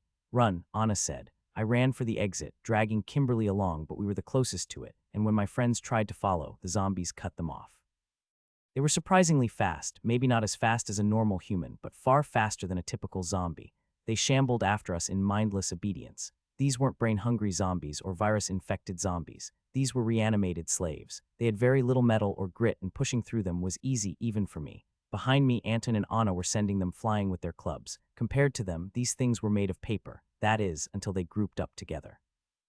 Luckily, the secret door only opened a small amount, and while Kimberly and I were able to slip through, the zombie horde couldn't. The few that tried got tangled together in the exit, trapping themselves in the doorway. A pylon formed, with zombie arms and legs facing every which way and none of them able to move. That was the good news. The bad news was that Camden, Anna, and Anton were still inside. What tropes do they have? Anna screamed over the sound of moaning zombies. I peered at the red wallpaper in my mind and focused on the nearest zombie to me. The zombie was dressed in a Hawaiian shirt and shorts and had a pair of sunglasses hanging from his shirt pocket. No doubt they had been there whenever the machine sucked his soul from his body. Magical Zombie Chuck, Plot Armor 3. Black Magic Reanimation. Zombies resurrected by magic or spiritual methods can survive without crucial parts of their body, including the head, rendering them immune to traditional methods of dispatch. To defeat them, one must either use magic that is more powerful than the spell that animates them, or destroy their body completely. Any remaining portion of their body will continue to attack relentlessly until it is destroyed. Apparently, the technology that reanimated the zombies was more magic than science. "You can't kill them by hitting their head," I said. At that moment, I could hear my friends struggling to kill the zombies. "You have to destroy the whole body or destroy the spell that created them. Do you have any more of that concoction you used on Dr. Holla?" I asked Camden. I had to raise my voice to ensure I could be heard. No silver dust, he yelled. As he spoke, the zombie nearest Kimberly, and I managed to break free from the knot of zombies and began raising to his feet. Anyone got any ideas? Anna asked. Fire, Camden answered. I couldn't see what was happening on the other side of the door, but they sounded like they were in a fist fight. That made sense. The cool, dry air of the basement had basically mummified the corpses. They would probably burn like a Yule log. The absinthe, Anna screamed. Now there was an idea. There had been several bottles of absinthe beneath the kitchen sink in the cantina. It was time to solve our problems with alcohol. Kimberly and I were the only ones who could make it, so I said, I'll go get it. You guys just hang in here. I'll be right back. I grabbed Kimberly's arm and guided her to the cellar stairs. The zombie Chuck pursued us still. As we got to the top of the stairs, I turned and kicked him, sending him falling back down. Kimberly could run in bursts, but then her incapacitated status would flare up and she would need to stop altogether. Go without me, she said. I'll be fine. You have to help the others. That wasn't that bad of an idea. You go that way, I said. It'll chase me because I have lower plot armor. The zombie emerged from the cellar behind us and barreled straight for me. I whacked it with the thin metal pole to little effect. My metal had been buffed by Anna's, who's with me trope when the zombies emerged and the fight started, but the boost had disappeared as soon as I left the basement.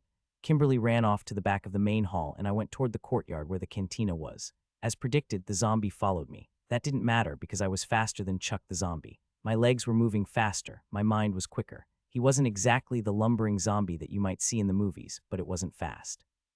But the strangest thing happened. I wasn't getting away. As I turned the corner and started to run across the main hall toward the cantina, I looked behind me and there the zombie was. Magic Zombie Chuck Plot Armor 3. That made no sense. I was across the main hall in an instant. How had he gotten behind me so quickly? I continued on and wound my way around the castle until I got to the cantina, and when I looked back, there he was again right behind me as if he were keeping pace with me. I couldn't wrap my head around how he was keeping up with me, but then I realized he had 3 plot armor. My bet was that one of those plot armor was assigned to Hustle. I also only had 1 point applied to Hustle. Of course, by the laws of Carousel, I could not outrun him. We tied in that stat. No matter how far I ran or how fast, I would always look back and see him behind me because we tied, and I had no trope to help me escape. I made it to the cantina and quickly leapt to the cabinet underneath the sink where we had seen the absinthe. 4 large, full bottles stood there waiting for me. I grabbed one of them and quickly opened it up, just in time to turn around and see Chuck the zombie upon me. I pushed him back and twisted off the lid. I splashed him a few times, but he quickly jumped on me. Fortunately, we were also tied in metal and grit, so neither of us could really get an edge in. Unfortunately for him, I was smarter, and I had a very flammable alcohol in my hands. A couple more splashes, not too much. I ran to the other side of the kitchen, pushing him away from me so that I could get by. I got to the stove and turned the knob, hoping to hear a click, and sure enough, the stove came to life. When I turned, I saw that Chuck was back on me, so I grabbed him and shoved him down into the flame. His sunglasses fell from his shirt and landed on my shoe. As soon as he caught on fire, Chuck started behaving strangely, even for a zombie. It wasn't so much that he was in pain, but that his body was literally being eaten up by the flame. Whatever was left of his eyes could no longer see me, even with the magic that had reanimated him, and his limbs were not obeying him as the fire ate at his flesh and consumed his dry bones and skin. Chuck crumpled onto the ground. Those things were incredibly flammable. Before I had time to get my bearings, he was already charred black. I needed to get that alcohol back to the others, but first I bent down and picked up the pair of sunglasses from my shoe. I had an idea for later. I placed them inside my pocket and turned to go grab the rest of the absinthe. I was back down in the basement in less than a minute. The crowd crush of zombies were still there, trying to free themselves but being neither strong enough nor smart enough to succeed. Are you guys alive? I yelled I knew Anna would be, but I still wanted to check. Do you have the absinthe? Anna screamed. I didn't know if they were near the door. I tried peeking over the top of the zombie pile, but I couldn't make them out. Pass them over. Camden screamed. I had no idea where they were. Here goes nothing. I lobbed one bottle over. Crash. I heard it shatter on the other side. I hope I at least got some on the zombies. Try again, Anna said. I threw the next one. No crash. The third one. No crash. Fourth. A clink but no crash. Got him? I asked. Just a sec, Camden said. 10 seconds passed. A bottle hit the wall above the secret door. It shattered and I could see fire rain down on the zombies through the opening of the door. I jumped back. The zombies lit up like tinder. As the bonfire of soulless corpses died down, I still heard some scuffling in the basement. The occasional voice would ring out as Camden, Anna, and Anton took out the remaining zombies. I took the thin pole I had been carrying and pushed the charred bodies from the door. I wasn't sure how much help I could be, but I couldn't just stand around. The bodies had strangely fused in the fire. Maybe that's something normal bodies do. I don't know. It took some poking and prying, but I got the door clear enough that I could step inside. Silently, I hoped that the zombie ash in my shoes would disappear when the end came. As I stepped inside the secret laboratory, the source of the sounds became clear. There were still 4 or 5 zombies running around. Anton couldn't move well, but as the zombies came in his direction, he would give them a good smack, and Anna would splash some of the remaining alcohol on them. The few stragglers that remained, one of them was Anastasia Hala, dragging her wedding dress back and forth across the floor, chasing after whoever was running nearby. Her legs had been broken at some point in time, so she wasn't much of a threat. She crawled through the ash and dirt on the floor. "Anastasia, my love, come to me," Dr. Hala said through Judy's mouth. Anastasia, of course, ignored his pleas. She wasn't really there. Hala had to have known that. He was the one who reanimated her corpse. Still, he persisted. "My love reaches to you across the universe," he said. "Come to me." As soon as I had made it 10 steps into the basement, all of the remaining zombies turned, stopped bothering my friends, and instead pursued me. Camden ran up to it, holding a lit Bunsen burner. He got the flame near the absinthe fumes and the zombie lit up. "Works even better than I expected," he said. He was right. These zombies burned better than they should, even after having been dried out. "It's your savvy," I said. "Catching them on fire was your plan, so it works really well." Camden's savvy was currently at Ninehai's original 5 points, plus 3 from his right tool for the job trope activating when he used the silver solution, and an additional point from my cinema seer survive trope having buffed him when I predicted the rise of the zombies. When he came up with the plan to burn the zombies, that plan worked even better than it should have because it was made by someone with a huge savvy advantage. I mean, after all, in a horror movie, even ridiculous plans work out if they are made by the main characters. "This is the last one," Anna said as she poured the remaining absinthe on Anastasia Hala's crawling body. "Not the last one," a voice said from the door. It was Kimberly. She had come back down. Her wound had stopped bleeding, but she was pale and sickly. Her incapacitated status still blinked on and off sporadically. "What?" Anna asked. "Oh, right." Judy. Dr. Hala still sat in the metal chair, bound and unable to move. "Release me," he said. "Anastasia, darling." "What do we do about him?" Anna asked. Camden approached Anastasia Hala and lit her up with the Bunsen burner. "Leave him," he said. "We can't burn him." Dr. Hala screamed in agony at the sight of his wife's corpse igniting. Camden was right. As we all stared at the pitiful form of Judy possessed by Dr. Hala's spirit, we had the same realization that Camden had. "Won't burn," he said. "Won't die." Judy's body was fresh for lack of a better term. It wasn't dried out and mummified like the others. It would not burn even if there was more absinthe.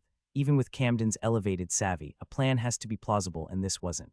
"If the machine was still working, we could probably use it on him," I said, but the machine was completely out of commission. There were parts of it lying on the floor all over the lab. There would be no Deus Ex Terminator for Dr. Hala. "So we go?" Anna asked. We all looked at each other, but no one said anything. We all turned to leave. This time I helped Anton to walk. Lord knows he had put his injured foot through enough already today. Anna helped to guide Kimberly. As we walked from the castle, I could still hear Dr. Hala's mournful cries in the basement. No one spoke as we each watched the needle on the plot cycle tick forward. When we stepped out onto the cloudy courtyard, it happened. The end. Finally, my head and shoulder instantly ceased aching. A look at Kimberly showed that she was back to being runway ready. Anton's foot was healed. He even had his shoe back. I reached my hand into my pocket. Success. The sunglasses I had snatched from the Hawaiian shirt-clad zombie, Chuck, were still there. Try seeing my eyes next time. If a monster couldn't see where I was looking, how could it know that? I had seen it. These sunglasses breathed new life into the oblivious bystander trope strategy. I started to laugh. Everyone joined me. We had done it. We had squared off against a mad scientist with ghost powers and come out on top. Not to mention, we killed a lot of zombies. "Morse code in the lights," Camden exclaimed. "That was so clutch." "It was Riley's idea," Kimberly said. "He noticed that the lights flickered whenever a new one was turned on." "Aw, shucks." "I couldn't have done it without you," I said. "You were the one who actually knew how to do Morse code." "Not really," Kimberly said. "I've already forgotten." "Step right up," a voice said from the center of the courtyard. "You've won a ticket." Of course, Silas the showman was there. He moved his mechanical limbs and opened and closed his mechanical mouth. His lights flashed into the dark, overcast sky. We looked to each other. "Let's do it," Anna said. We each took turns pressing the red button, but when we did, something strange happened. You see, up until that point, all we had gotten from Silas the showman were archetype tickets and tropes, but this time when we pressed the button, we got some surprises. As we lined up one after another, we were each given 2 normal-sized tickets and 2 tickets that were much smaller, more like raffle tickets. We also got money, around $20 each in coins. They looked like the little commemorative coins you might get at Disneyland, except with scary creatures on them. We hadn't needed money up until then, but we knew there were places you could spend it as we heard people at the lodge talk about buying things all the time. After I got over the excitement of getting paid, I examined the small tickets because I had never seen those before. Claim this ticket for a boost in one stat: Moxie, Hustle, Metal, Savvy, or Grit. Just say it aloud and give it a rip, Sela said, answering the question we all had. That explained a lot. Up until that point, we didn't actually know how to increase our stats. We just knew that our allies back at Dyer's Lodge had way more plot armor than we did. Hey, we leveled up, I said twice. Oh, thank God, Camden said. We took turns discussing what we would like to improve. For the most part, everybody ended up getting the stats that they felt they were missing during the Astralis storyline. I wanted to improve Moxie and Hustle. The oblivious bystander trope used the Moxie stat, and a little extra hustle would put me in a better position to pull it off as well. At the end of the day, if the strategy failed, I needed to be able to run back to the group and report what I had learned. I grabbed the two smallest tickets. Moxie, I said, and I ripped one. Just like that, my Moxie stat went up by 1 and my total plot armor jumped up to 12. Hustle, I said. I ripped the second ticket. Success. I now had 13 plot armor, and with a little extra hustle, I might actually be able to maneuver. Still want to try the oblivious thing? Camden asked. He must have put together what my stat choices meant. I nodded my head. I had been worried about how the others would react after the strategy failed the first time. There was a silence in the group for a moment. I thought there was about to be an argument. To them, I just disappeared without a word. They might not have seen the potential. Or maybe they did. Better get it working, Anna said. She gave me a reassuring smile. If they can't kill you, they can't kill the rest of us. I nodded my head again. After a little discussion, we all used our stat tickets. Here are the changes to everyone's stats, player stats. Next, we each reviewed our new trope cards. We had each received one new trope except for Kimberly, who got 2. I've listed those below. Anna received a green ticket. Let's not fight. Player trope. Can be equipped any player. Stat used, Moxie plus. When two players get too hot-headed and forget to play as a team, it takes someone else to remind them what's at stake and to keep them on track. When this ticket is equipped and a player breaks up an argument or fight, all those involved receive a boost to their savvy. The success of this trope relies on the moxie not only of the player using it, but of all those involved in the fight. If the fight isn't believable, this trope will fail. Anton received a white ticket, just walk it off. Player trope. Can be equipped to any player. Stat used, grit. In the movies, you'll see a character get terribly injured and not be able to stand or walk, but then a few scenes later, it's like they never even received that injury, or the severity of that injury has somehow lessened considerably. When this ticket is equipped, a player can heal the hobbled status simply by continuing to walk. The higher the player's grit, the fewer steps are needed. Camden received a green ticket. Zippos are cheap. Player trope. Can be equipped to any player. Stat used, savvy. Why is it that when a character in a movie needs to start a fire, they always choose to throw a lit Zippo lighter in order to do it? Why can't they light the fire and just walk away instead of wasting a perfectly good lighter? When this ticket is equipped, the player will receive a large bonus in savvy for any plan that involves lighting a fire by throwing or otherwise sacrificing a lit Zippo lighter. Kimberly received 2 blue tickets. Get a room. Player trope. Can be equipped to the eye candy. Stat used, Moxie. The party is the main exploration phase of a story, and it is often during this phase that characters try to do some exploring with a love interest, only to be interrupted by the discovery of some important plot element. With this ticket equipped, a player has a heightened chance of finding important plot information during the party phase if they explore the setting with a love interest. A hopeless plea. Player trope. Can be equipped to any player. Stat used, Moxie. It makes your heart hurt to see a character beg for mercy when we know their captor will never relent. It must be dreadful to continuously plead for release, only to have your jailer ignore your pleas. With this ticket equipped, a player who begs for release must be verbally denied by their captor. If the captor does not verbally deny mercy, persuasion may still be possible. I got a green ticket, escape artist. Player trope. Can be equipped to any player. Stat used, savvy. The first step of a great escape is a solid escape plan. The player who equips this tactic will be rewarded for their clever escape strategies. If the plan is plausible based on the player's savvy, they will receive a boost in hustle to help execute it. This tactic can only be activated while captured or during a chase sequence. No doubt, this was an award for escaping the metal chair in the basement. That could be useful. We had each received an additional ticket that, by its size, looked like tropes, but we had not seen anything like them before. I received magically reanimated zombie. Jug. Chuck Treglio was coasting through life on his 3rd gap year between high school and college, just trying to chill and take it easy. However, his noble pursuits were cut short when he encountered the Astralist at Hala Castle. Instead of having a player trope or even an archetype, it simply had the image, name, and description of the zombie I had killed. I got Chuck, complete with an image of the Hawaiian shirt wearing zombie I had burned to a crisp earlier. Anna and Anton each got one zombie. I suppose you only get one of each type of creature you kill, because they killed way more than that. Anna got Anastasia Hala, magically reanimated zombie. Anastasia. Anastasia Hala was a brilliant mind and a beautiful woman, with a heart full of kindness and compassion.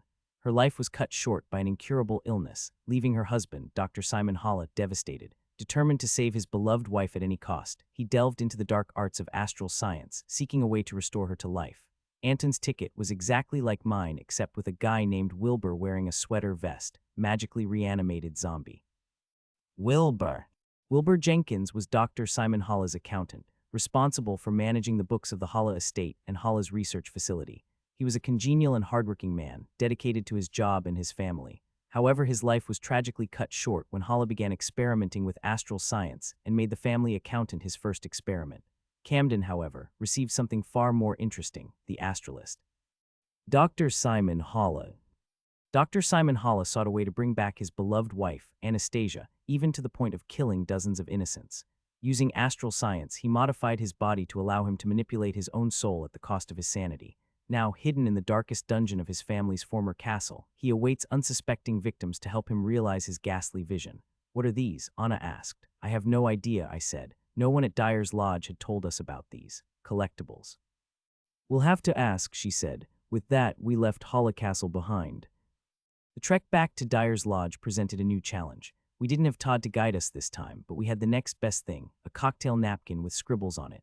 Before we left for Hala Castle, Todd had opened up a gigantic binder filled with information players had gathered over the years.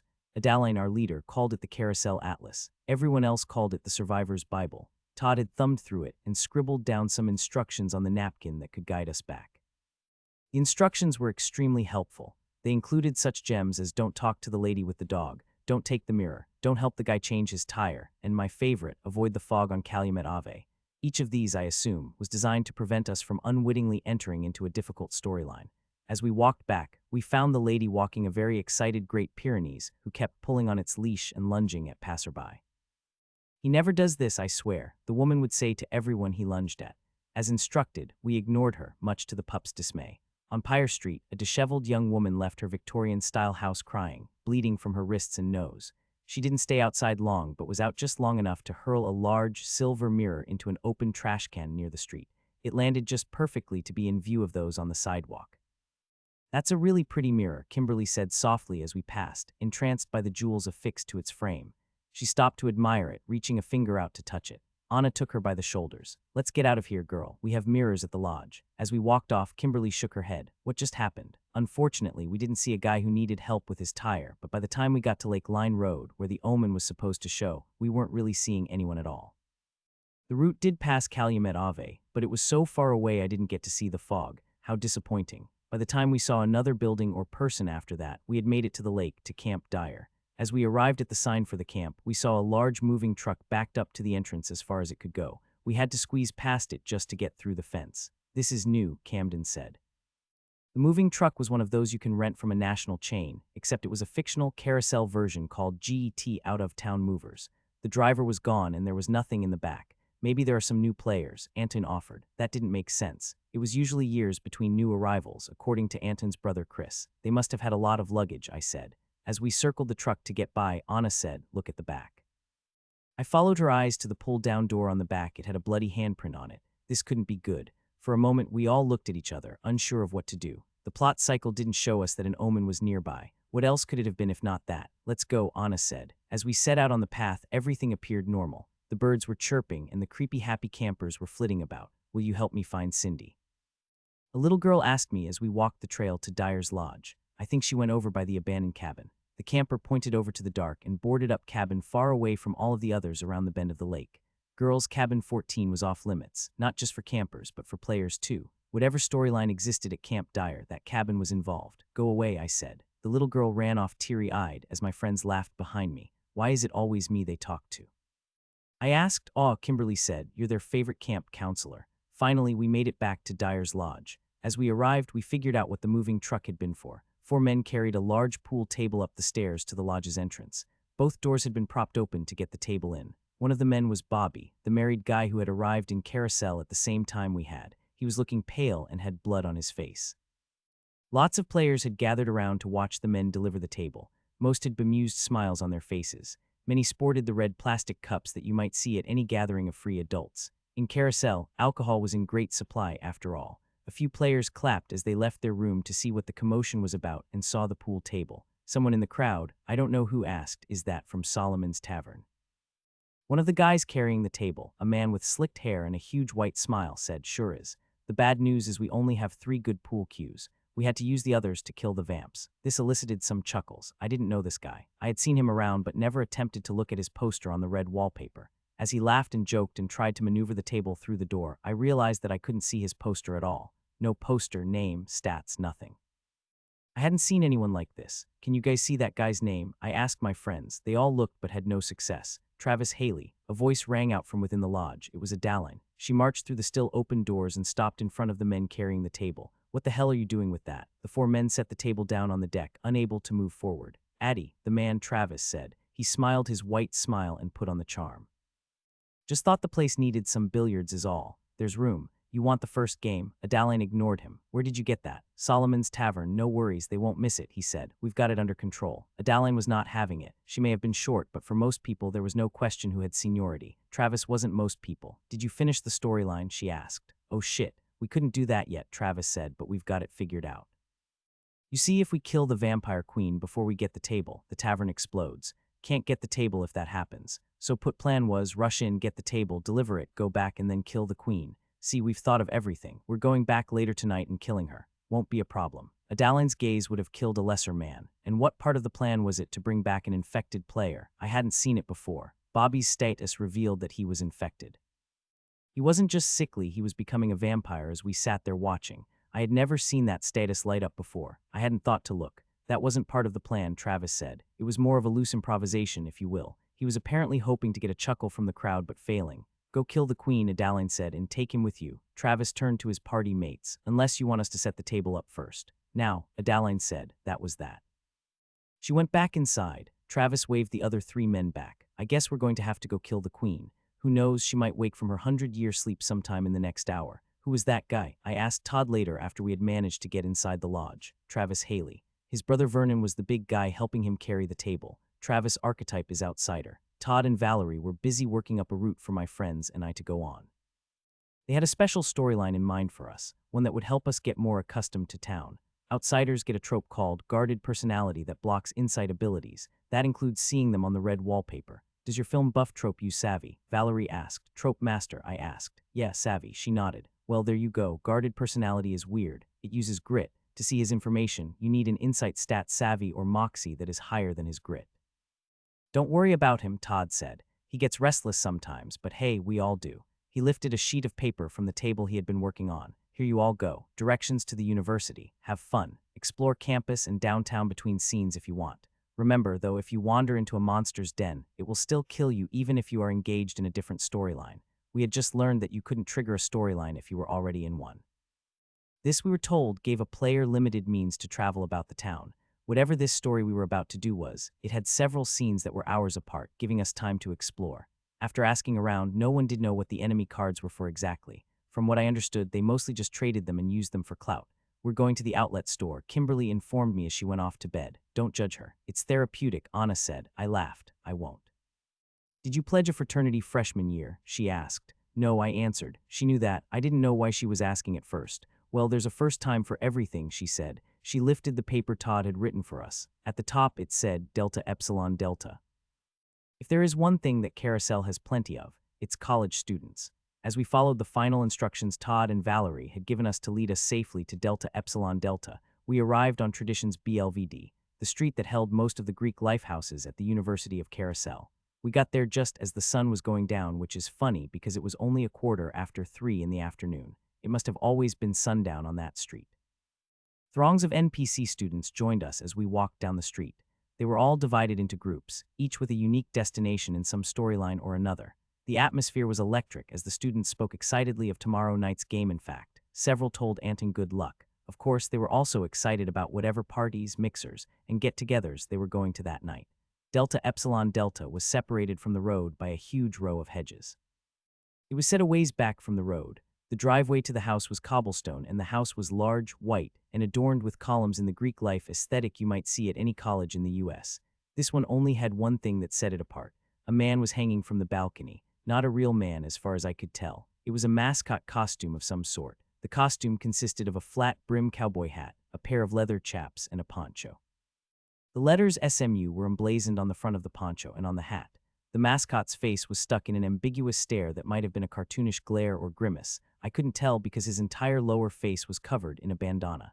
His outfit was charcoal black with accents of midnight blue. He sported a large foam machete in his belt. A noose was around its neck. A rival team's mascot hung in effigy. As we stared at it, the needle on the plot cycle jumped to Omen. We ready? Anna asked. We all looked at each other and nodded. Loud music blared from inside the house. As we reached the front steps and Anton knocked on the door, the needle on the plot cycle moved from Omen to choice to party. We had made our choice. Now this is a party, Kimberly said as the door opened and revealed a house full of lively drunken college students. She was right. In this storyline, the party phase actually was a party. It made sense that Kimberly was happy. We had decided that Kimberly would not bring her looks don't last ticket on this storyline. We were relying on my oblivious bystander strategy, so why would we need it? Without her trope, the bad guys would target me first instead of her. Really, it was Anna's decision, and no one argued. It felt like all of the pressure was on me now. It was time to explore. Anna, the guy who answered the door, said as he caught sight of her. It was an NPC named Evan. He was a handsome trust fund kid from what I could tell, probably intelligent and funny too. I disliked him immediately. Evan, she said back, not missing a beat. I didn't think you were going to show. Evan said, come on in. He looked at the rest of us and gave us a quick smile. Hey Anton, Kimberly, Camden. He skipped me. It seemed strange at the time. As the night wore on, more and more NPCs would pop out of the woodwork and greet one of my friends. Anton was greeted by some football players. You ready to hand SMU their asses tomorrow night? They peeled him away from us to talk about the game. Kimberly was shepherded over to a gaggle of pretty sorority girls from Epsilon Kappa. Early admission, U of C School of Medicine. Some guy yelled at Camden with a hug and chest bump. These were what Anton's brother Chris called scripted interactions, or roles. In some storylines, every player was assigned a role based on their archetype. Anna was the likable main character that everyone seemed to know, and some guy named Evan had a crush on. Kimberly was a sorority girl at Delta Epsilon Delta's sister house. Anton was an athlete playing in the big game. Camden was some overachiever. I was sitting on the couch with a big bowl of popcorn in my lap watching the whole thing go down. An hour into the party, I had not had a single scripted interaction. Everyone else was laughing and talking about school. They were singing and dancing along to a song that sounded like Nickelback from a parallel dimension. A bunch of the guys had spiky hair with frosted tips and cargo pants. The girls wore skinny jeans and straight, bottle blonde hair. The guys were dressed like Justin Timberlake, and the girls were dressed like Paris Hilton. It was the early 2000s in this storyline, apparently.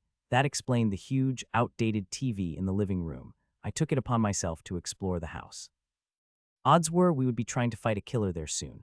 I moved from room to room checking drawers and closets. All I found was a bunch of staring strangers. Nothing useful. I didn't know what determined your luck in finding important information during the party phase. Whatever it was, I didn't have much of it. My theory was that total plot armor was the determining factor because I had almost none of that.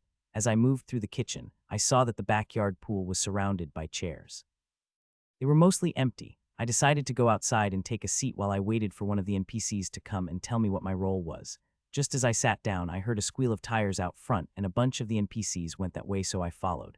An old orange farm truck had just pulled into the driveway. From the look of it, it narrowly avoided missing the front porch of the building.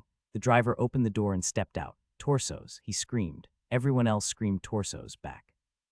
It was a strange interaction. Ruck, you idiot, you're drunk as hell, Evan said. He and Anna had come outside after the commotion. What are you doing driving? Evan appeared to know this Ruck character. Anna, Evan, Camden, and the guy who chest bumped him gathered around Ruck and started talking to him. The passenger in Ruck's truck came around too. His name was Nathan. I returned to my seat in the back. I can't explain it. It would have felt like I was spying to stay there with them. That wasn't my role. Ruck was an interesting guy, if only because he was the only NPC with a last name Johnson.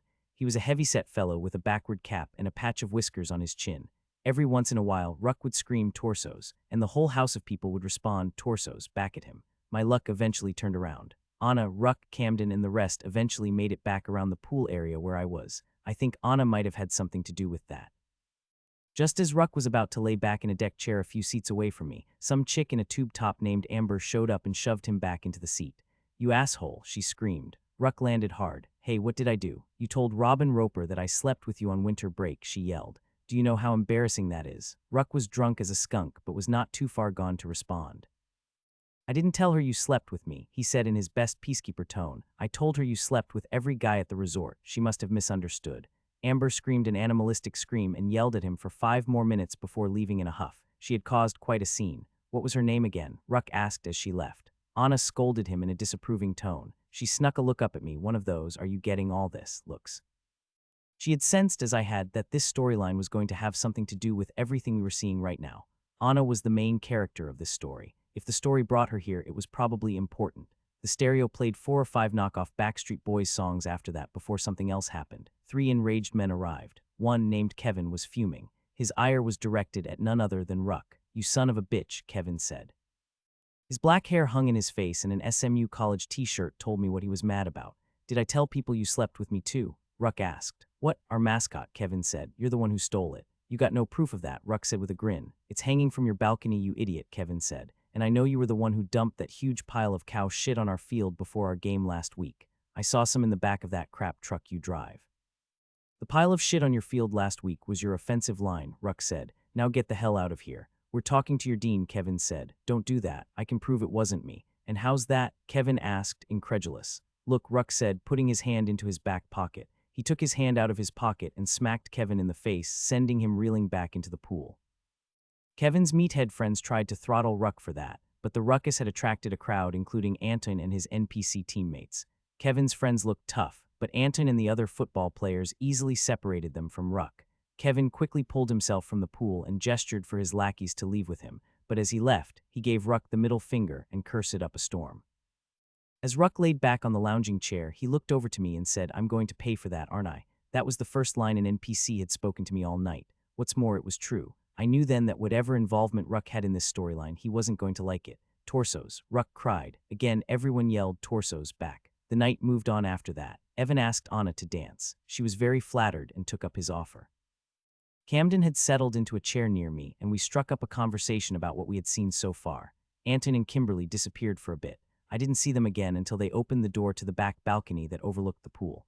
Everyone outside looked up and screamed different things to the effect of, "Don't go out there, the balcony is broken." A discussion broke out about what everyone was doing after college. "I'd really like to go to Harvard," Anna said. "They have a program there for my field of study, and I know some of the faculty, actually." "What kind of school is Harvard?" Evan asked. That might have been the first thing Evan said all night that caught her off guard. "They must not have had the Ivy Leagues here in Carousel. It's a private school," she answered. Evan responded. Evan was staying on at U of C for his MBA. The guy that had been Ruck's passenger in his truck, Nathan, said that he wanted to be a doctor. He was pre-med. He and Anna talked about how much work that line of study would take.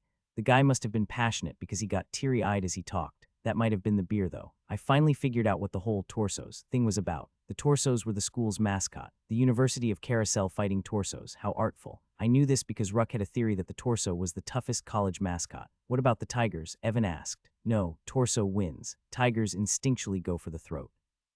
"The torso has no throat. Tiger gets confused, and in its confusion, the torso strikes."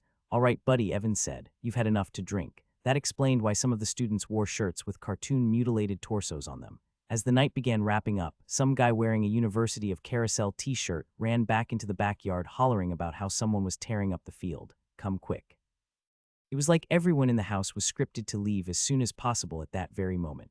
They all got up and followed the guy back toward the field, wherever it was. The house was abandoned in the blink of an eye. Everyone was gone, even my friends. I ran to follow behind, but I noticed that one person was still in the backyard, Ruck. He had fallen asleep in the lounging chair. The needle on the plot cycle neared first blood. The only question was, did I stay at the frat house, or did I follow the crowd? I was nearly to the street when I stopped to gather myself and make a decision. I knew that I had to leave the backyard. Ruck was about to get killed, of that I was certain. We had been shown suspects, but none of them stood out to me. Plot armor, 3, no enemy tropes. As far as I knew, I couldn't see the tropes of NPCs, though I suspected they had some. The crowd was quickly moving on down the street. As I watched them go, a realization dawned on me. I didn't recognize any of them. Not only were my friends nowhere to be found, but every other person I had seen at the party had somehow vanished into the crowd. It made absolutely no sense. I had just seen these people leave the Delta Epsilon Delta house, but I couldn't pick out one person I recognized. A chill went down my spine as I realized that a trope had appeared on the red wallpaper in my mind. I couldn't see the bad guy, but I could see one of their tropes. It was like how I knew the astralist was spying on us, and that Benny the Scarecrow could change his corn maze at will. I read the trope, everyone is a suspect. No characters or players will have an alibi for the murders occurring before the finale. It took me a moment to understand why I was seeing that, but then I figured it out. Every single named character had gotten lost in the crowd, including my friends. None of us would be able to vouch for the location of any of the suspects, of course. This was a whodunit. We had all been split up so that none of us could act as an alibi for anyone. It made the mystery more difficult. On the bright side, that meant Anna and Evan had been separated too. I looked back at the house. The SMU mascot costume was no longer hanging from a noose. Had Kevin and the SMU guys retrieved it, it had seemed like they left too quickly for that. If I went to the field with everyone else, I probably wouldn't be able to meet up with my friends until after the murder anyway. Might as well stick around and put oblivious bystander to work. I returned to the house and entered through the front door. Ruck was out back, so I figured the killer would be too. I retrieved the sunglasses I had taken from the Astralist storyline. With them on, my eyes were mostly covered. I could still see pretty much everything, but covering my eyes gave me the plausible deniability needed to make the oblivious bystander strategy work. Soon, I was trying my best to stay casual while walking through the house. I had no defense if the killer just stepped out in front of me, but truthfully, I didn't think that was going to happen. When I had used this trope at Holla Castle, the Astralist had kind of gone along with it. His ghost form had simply followed behind me, only attempting to reveal himself when he could do so without interrupting me. The whole point of the trope would go down the drain if the bad guys could just tap me on the shoulder after all. I wasn't sure that would always be the case. It was time to find out. The kitchen had a great view of the backyard, so that was where I went. As soon as I walked into the small dinette area, I looked through the window on the back door. Their Ruck was laying out on the lounging chair just as he had been when I left. Someone was standing over him while wearing the SMU mascot's costume. In a gloved hand, they were brandishing a large kitchen knife. When the costume had been hanging on the roof, it had not occurred to me how similar the outfit was to well-known slasher get-ups. The rubber mask, the soulless, hollow eyes. It reminded me of the Shapes mask in the Halloween franchise. Michael Myers had worn a bandana and flat-brimmed cowboy hat, that is. I quickly jumped into the kitchen to try to be out of the line of sight. I crouched down behind the counter and my mind went blank. What was my plan again? Oh yeah, I was going to act like the really scary thing wasn't happening. But how? I looked around the kitchen and saw that cereal boxes were lined up on top of the refrigerator. I quickly grabbed one. I started pretending to read the back of it. Was that enough, though? I know I'll pour a bowl, I thought.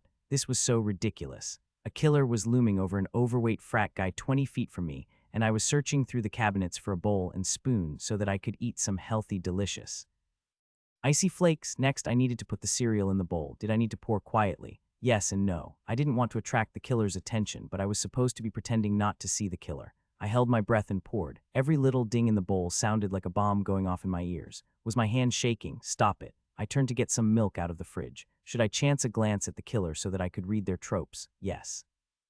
I peeked quickly and turned my eyes back toward my meal. That was too quick. I didn't see anything. Come on, keep it together. I poured the milk into the bowl and put the carton back in the fridge. Now I needed somewhere to eat this. Should I sit at the kitchen bar or the table? Or should I eat it over the sink like a true bachelor? Couldn't eat it over the sink, I realized. There was a window that pointed straight into the backyard. I would see too much to pretend I was oblivious. The needle on the plot cycle touched first blood. Shit, I was missing it. I casually walked over to the table and sat down with my cereal in the box. Having the box there gave me extra cover. Plus, there was a word search on the back. I was positioned in such a way that I could just barely see the backyard without turning my head. I had to strain my peripheral vision. If I turned any more, I would have had my back to the killer. It was the best I could do. With the deftness of a world-class spy, I looked out the window. The cowboy mascot, or whatever he was supposed to be, was pulling the blade from Ruck's corpse. Part of me felt guilty for not trying to save him, but I knew that I wouldn't have been able to do anything. Carousel was where horror movies came to life, not superhero movies. He was scripted to die, and so he did. If I got in the way, it would just be both of us dead. My friends and I could only survive by getting to the end of the story. Part of that story had Ruck getting killed. I casually lapped up spoonful after spoonful of the off-brand Frosted Flakes as I watched the killer stare at Ruck's lifeless body. Ruck had never even woken up. I peered into the red wallpaper. Ranger danger. Plot armor 15. Tropes. Quick change. Artist. This villain can change into and out of their disguise without being seen or getting caught. Hidden in plain sight. The villain will appear as an ordinary NPC until they don their disguise. They'll never believe you. When tangling with this villain, the authorities will not believe or take seriously anything the players tell them. Pattern killer. Before the final battle, the villain will only kill victims chosen according to a pre-established motive, no neighborhood watch. The villain will not be seen by NPC witnesses when off-screen. Everyone is a suspect. No characters or players will have an alibi for the murders occurring before the finale, the immortal mask. This villain cannot be defeated, captured, or unmasked until their identity and motive have been deduced. My first question was what the hell is Ranger Danger? Then I realized it was probably the name of the SMU mascot. What were they, the SMU Rangers? Knowing Carousel, they could just as easily have been the SMU Dangers. Plot armor 15, that made sense. With my plot armor of 13, we were roughly similar in level. These tropes spelled out a very specific set of rules for this storyline. As I had thought, this was a whodunit. Scoping out the guests at the party had been useless. Because of the hidden in plain sight trope, he could have been any of them. Apparently, that ability trumped my trope master ticket because I had seen nothing but a bunch of level 3 NPCs. I meant to ask my friends if they had seen anything but didn't get a chance. The killer dressed as Ranger Danger had ceased staring at Ruck and now had moved away from Ruck's body. He was walking toward me. Quick, how does a normal person eat? As I munched on my processed corn cereal, the killer approached the window behind me. For some reason, I didn't feel very protected by that glass, but I kept eating. I stared at the cereal box and tried to make out some of the words in the word search. Dead, execution, assassination. Dang, no wonder the kids in Carousel were so creepy if the games on the back of cereal boxes were that dark. I became acutely aware that the light on my off-screen status had flicked off. That made sense. Anton's brother Chris had explained that the off-screen status was an indicator of whether you were on camera, in the sense that the scene you were in was important. I had concluded that I was rarely doing anything important. I was off-screen for most of the party phase. As I understood it, some cool tropes could only be used off-screen. Some others could only be used on-screen. Right now, I was finally in an important scene. Whenever you see the oblivious bystander trope in a horror movie, the camera will always cut or zoom in to reveal the killer posing in a scary way, while the oblivious bystander is none the wiser. This would be accompanied by that deep, scary sound effect that every horror movie has. That's what this was. This was a scene used to build tension in a horror movie. It might even get a laugh. The hapless serial eater has no idea that a murder was just committed outside the window. How close did he come to death without knowing it? I took one last look at the killer out of the corner of my eye before he disappeared. I committed his tropes to memory. The next time I saw him, I would need to be prepared. At that moment, I needed to get out of the house. I didn't want to be caught with the dead body. I wasn't the main character, so I might not have important information that would help me deduce the killer's identity. I needed to meet up with the others to go over everything. After I had waited a few minutes for the needle on the plot cycle to move firmly out of first blood, I put my cereal bowl in the sink and left the house. With that, the game was afoot. First, I found Camden a few blocks away by the field. What just happened? Camden asked. I was right next to Mark, but then suddenly he was gone. Mark was the name of the guy that had chest-bumped Camden when we got to the party. I explained the everyone is a suspect trope to him. Everyone got separated from everyone else. I didn't get a chance to explain what I had seen on my first successful use of my oblivious bystander strategy because we were surrounded by NPCs. That explains why I can't find the others. It was Ruck, right? Camden asked quietly. I nodded as I scanned the crowd. NPCs as far as the eye could see. Any one of them could have been Ranger Danger. There would be no way to know. I didn't get anything, Camden said. None of my abilities are helpful with this one. It was true. Camden could find information from books and got a bonus when using a Zippo lighter or when exploiting an enemy's mortal weakness. Ranger Danger didn't have a weakness in that way. He or she was just a human. I guess you could light something on fire, I suggested. Camden smiled. I'll see what I can do. Anton and Anna found each other after the crowd died down. They had found a place in the stands to survey the damage on the field. We joined them and kept an eye out for Kimberly. Evan disappeared as soon as we started running off. Anna informed me. Did she suspect him? I think she might have. I was tempted to let her believe that his disappearance was suspicious, but I couldn't.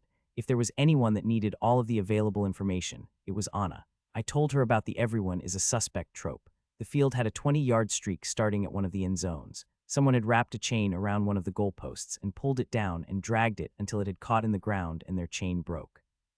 Suspect still unknown, a campus policeman said after the crowd started asking for details. He looked absolutely overwhelmed by the situation and kept a whistle in his mouth to blow every time someone even looked like they were going to walk onto the field to inspect the damage. His name was Officer Ricky on the red wallpaper. His plot armor was 3. The veteran players had told us that all the storylines share one police force and that we would get to know the cops pretty well in our time at Carousel. This was the first one I had met. Given how jumpy he already was, I wondered how he'd handle it when they found the body. As I was watching the panicking policeman, I heard a familiar voice. Look who I found. It was Evan. He had found Kimberly and helped her find us. Then he plopped down on the bleacher right next to Anna. With him there, we couldn't talk shop, so we spent 20 minutes trying to talk about the classes we were taking and other fictitious nonsense. I didn't do any talking. Evan didn't seem too interested in what I thought. We were soon joined by Nathan and Mark. They didn't seem interested in talking to me either. It was uncanny. Don't get me wrong, I've been on the outer orbit of a friend group before, but they weren't even making eye contact with me. As I contemplated their strange behavior, a line of police cars approached in the distance. Whoa, looks like they're taking this seriously, Mark said. However, the line of police cruisers kept going past the stadium. Down on the ground, Officer Ricky got a message on his radio that made him grow pale. Everyone was moving down the stands after the police passed. What happened? Evan asked over the roar of the crowd. Officer Ricky was backing away toward his security golf cart parked near the field entrance. He seemed to be weighing priorities between guarding the field and going along with the other officers. Eventually, he had a burst of clarity. They found a body, he squeaked out as he turned on his cart and drove away with the sound of a high-pitched wee-woo. A body, Nathan asked. He had sobered up a bit on the jog over. Wait, where's Ruck? Evan asked. Everyone in the area suddenly showed great concern. They all looked around. Of course, everyone's favorite frat dude was nowhere to be seen. I tried reading their faces to see if any of them were acting weird, but they all had the worried, frantic energy to them that I would expect. We took off down the road to the scene of the crime. By the time we got there, the scene had been cordoned off by the police. No one could get in or out of Delta Epsilon Delta. It was a good thing I left when I did. Just as we arrived, a large body with a sheet covering it was being loaded into the back of an ambulance. I assumed that the timing of it was scripted because it was too perfect. Ruck, Evan screamed and attempted to cross under the police tape. An officer grabbed hold of him and stopped him from getting there. We cannot allow you near the crime scene. You have to understand. I'm sorry, son. We weren't the only ones to arrive at the scene. Several news crews arrived just after we did and began asking bystanders questions about what had happened. As the ambulance closed its doors and took away Ruck's remains, a woman's wailing could be heard from on the property. It was coming from the backyard. Who is that? Kimberly asked. Was someone else hurt? Anna asked. She glanced over at me as she said it almost as if she was asking me whether there was another victim. I didn't dare answer her, not in front of the NPCs. As we watched, an officer appeared from behind the house escorting a young woman. The woman was crying with her makeup smeared, and her face contorted into a caricature of its natural form. Her face, hands, and much of her tube top were covered in blood. It was Amber, Ruck's maybe girlfriend, who had yelled at him earlier. Officer Ricky passed by us on the other side of the tape, clearly trying to stay as far away from the blood in the backyard as possible. Ricky, Evan said. He leaned as far over the tape as he could without breaking it. I really can't talk to you right now, Officer Ricky said. Anna joined in. What is she doing here? She asked. Officer Ricky looked at Anna and there was a glint of recognition as if he knew whatever character she was portraying. Anna, he said, that's police business. Come on, Ricky. Kimberly joined in. Kimberly had a higher moxie, so her efforts must have worked even better. Girls, Evan, Ricky said, closing his eyes as he spoke. Okay, fine, but you can't tell anyone. I don't want to get in trouble. She found Ruck Johnson's body, ran out into the street and flagged down campus police. Oh my God, Nathan said. Is it really Ruck? Officer Ricky's eyes opened wide. Oh shoot, I wasn't supposed to tell you that. Nathan kneeled over and put his hands on his knees. Oh fuck, he said. Anna instinctually put a hand on his back. Let's go sit down over here, she said, gesturing toward the curb on the other side of the street. She guided him across the street. They seemed pretty close, Anton observed. Mark nodded. Ruck and Nathan have been friends forever. Nate was his tutor, chauffeur, wingman, and everything else Ruck needed. The group migrated across the street to where Anna and Nathan were. If I hadn't been drinking, this wouldn't have happened, Nathan said through tears. You don't know that, Anna said. We all left Ruck behind. It's all our fault. No, Evan interrupted. It's the fault of whoever killed him. Anna shook her head. You know what I meant. Evan ignored her. And whenever I find out who did it, they're going to pay. Maybe I was imagining it, but when he said that, I thought he glanced at me. Not long after that, people started to clear away from the Delta Epsilon Delta house. The news crew, rubberneckers, students, and even the police all found somewhere else to be. Even Mark, Evan, Nathan, and the other stragglers we had got to know from the party made excuses and left. For the first time in a long time, every one of my friends had their off-screen status lit. Mine was usually on because I was a minor character, but Anna's only turned on for a few minutes at a time. Does this mean we're between scenes? Kimberly asked. I shrugged. The veteran players had told us about this. The storyline we were in was composed of multiple scenes. From what Todd and Valerie had said, our next scene didn't start for hours. Until then, we were free to roam carousel within reason. We couldn't trigger another storyline until this one was over. As long as we didn't walk into a monster's territory, we would be fine. Town Square was a known safe zone, so that's where we headed. I've been dying to just go somewhere, Kimberly said. Anywhere where we don't have to deal with this horrifying stuff. As we turned into town square, 3 women who looked like 1950s housewives walked by us. They had impeccable hair and makeup and wore big, lipstick-clad smiles. "You're so pretty," the first one said to Kimberly in a high-pitched, cheery voice. She wore all purple. "So pretty," the second one said in a matching tone. She wore all yellow. "Very pretty," the third said. She wore all red. Then they continued walking, only turning their head away from Kimberly once they were 15 feet away. They never blinked. "What the fuck was that?" Anton asked as they moved into the distance. "I had no idea. We would deal with them when their storyline came up. I hate this place," Kimberly said, moving back to the center of the pack. Town square looked normal, like a real town square. There were stores and cheery townsfolk. The square was well lit and the nightlife here was bustling. Sure, the occasional odd character would show their head, but mostly it was normal. But maybe that was because we couldn't trigger any omens. We found a malt shop and took a seat. The prices were incredibly low, a malt for 50 cents. We indulged, except for Anton, who kept looking at ours like he expected something to crawl out of it. I told them everything I had seen and explained Ranger Danger's tropes as I remembered them. "Wow," Camden said. "That's a lot of rules. The basic concept is that you have to figure out who the killer is to win." Anna pursed her lips. "Could be any of them. I assume we can cross out Amber." "Maybe," Anton said. "Just because she called in the body doesn't mean it wasn't her." "That was true. We may not have all of the information we need yet. It's still really early in the rebirth phase," Camden said. "In fact, the needle hadn't moved much at all since I left my bowl of cereal after first blood. There was still a lot of story to go." "Ranger Danger is a pattern killer," I said. It said so right in his tropes. "He kills according to a pattern." "And?" Kimberly asked. Anna looked me in the eye and nodded. She understood. "You need more than one body to form a pattern," she said. Anton said that the party was mostly a bust for him. None of the other players he had met had any connection to Ruck that he could find. He was starting to think that he would have to play in the game tomorrow. That was only a problem because he didn't know what position he played or even what plays this team ran. All he knew was that they liked to run the ball and that SMU had a good defense but a weak offense. I wasn't sure how that information was going to come in handy. Kimberly had even less useful information. All the sorority girls had talked about were great places to shop around town, boys, and things that were happening in their classes. She spent most of the evening with Anton. Anna described everything that had happened to her from her perspective. Ruck drank and drove to the party because Nathan was far too gone to drive anymore. Evan told me he had recently gotten broken up with because of accusations of infidelity last year.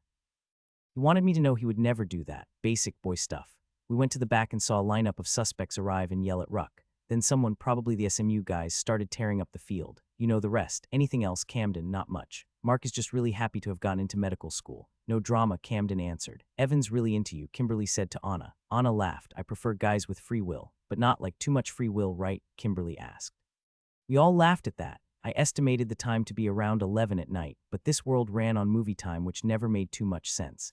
As we sat, we noticed a lot of NPCs had begun walking toward the college. It started to rain gently. NPCs took out umbrellas and trudged forward. Next scene, Anna asked. I nodded cautiously. The others agreed. A lot of shoppers and shopkeepers alike left where they were to follow the crowds. Soon enough, we saw a familiar face among them. Nathan, Anna said, holding up her hand and drawing his attention. He looked far more somber than he had earlier that night and a great deal soberer. He walked slowly over to us. Ruck thought of you as a friend, Nathan said, speaking to Anna. We're doing a candlelight vigil at the football stadium. I thought you would come. Of course, Anna replied. How did you manage to get this together so quickly? Nathan looked around at the people solemnly walking toward the football field. It was Evan. He can do anything if he puts his mind to it. You know, it's funny. Ruck never would have thought that people would mourn him. I guess he never knew how much people cared. Talk about a sudden shift in tone. We walked in silence. I had never been to a candlelight vigil before. Many of the people who attended appeared to have just woken up out of bed, gotten changed, and come out. They looked tired, but they played the part of the heartbroken community very well. I had never really thought about the lives of NPCs. Did they just wait around all day for the script to tell them to do something? Were they just laying at home asleep only to wake up and realize they had to get dressed and go to a memorial service for another NPC? Some of them I recognized from being at the party, but others were clearly just filler. You could say they were extras, never meant to be looked at too closely. By the time we got to the stadium, the stands were almost full, and a temporary stage had been erected on the part of the field that had not been torn up. The students started to pile into the remainder of the field, even the part that had been damaged by the goalpost. Officer Ricky tried to stop them at first, but gave up after he got overwhelmed. He tucked his whistle in his pocket. Everyone stood watching the stage. There was a line of chairs on the stage accompanied by some NPCs, most of which had titles to go along with their names on the red wallpaper. They were affiliated with the school for the most part, except for the sheriff and a couple of deputies. There was a psychologist there probably acting as a mental health advocate after the tragic loss of a student. Like all of the other NPCs, these had 3 plot armor. Evan was up there too. He stood next to an older man with a pronounced bald spot and big, horn-rimmed glasses whose name was Dean Lewinsky. Dean as in the title for a person who runs a college, I imagine. I doubt his name was also Dean. Dean Lewinsky was the first to speak. He stood in front of a wooden podium with an attached microphone. He read a short speech off of a piece of paper in his hand. "Dear members of the University of Carousel community," he said, adjusting the microphone in front of him so that it caught his voice better. "It is with a heavy heart that I stand before you today to address the tragic and untimely death of one of our students, Russell Ruck Johnson, only hours ago. Ruck was a beloved member of our community, a student who was loved by his peers and respected by his professors. We do not yet know all of the details surrounding Ruck's death, but we are working closely with law enforcement to ensure that those responsible are brought to justice. Our thoughts and prayers are with Ruck's family and friends as they navigate this painful and difficult time." From the sound of it, I doubted that Dean Lewinsky had ever actually met Ruck. After reading his speech, Dean Lewinsky adjusted his glasses and stored the piece of paper inside a coat pocket. It would probably stay there until he needed to read it for the next dead student. I wondered if he was one of the characters that were shared between storylines. "Some of Ruck's friends have elected to speak tonight," Dean Lewinsky said. He looked over to Evan. Evan got up and leaned into the microphone and asked, "Nathan, would you like to go first?" Nathan walked up to the stage and took his spot in front of the podium. I can't even believe it.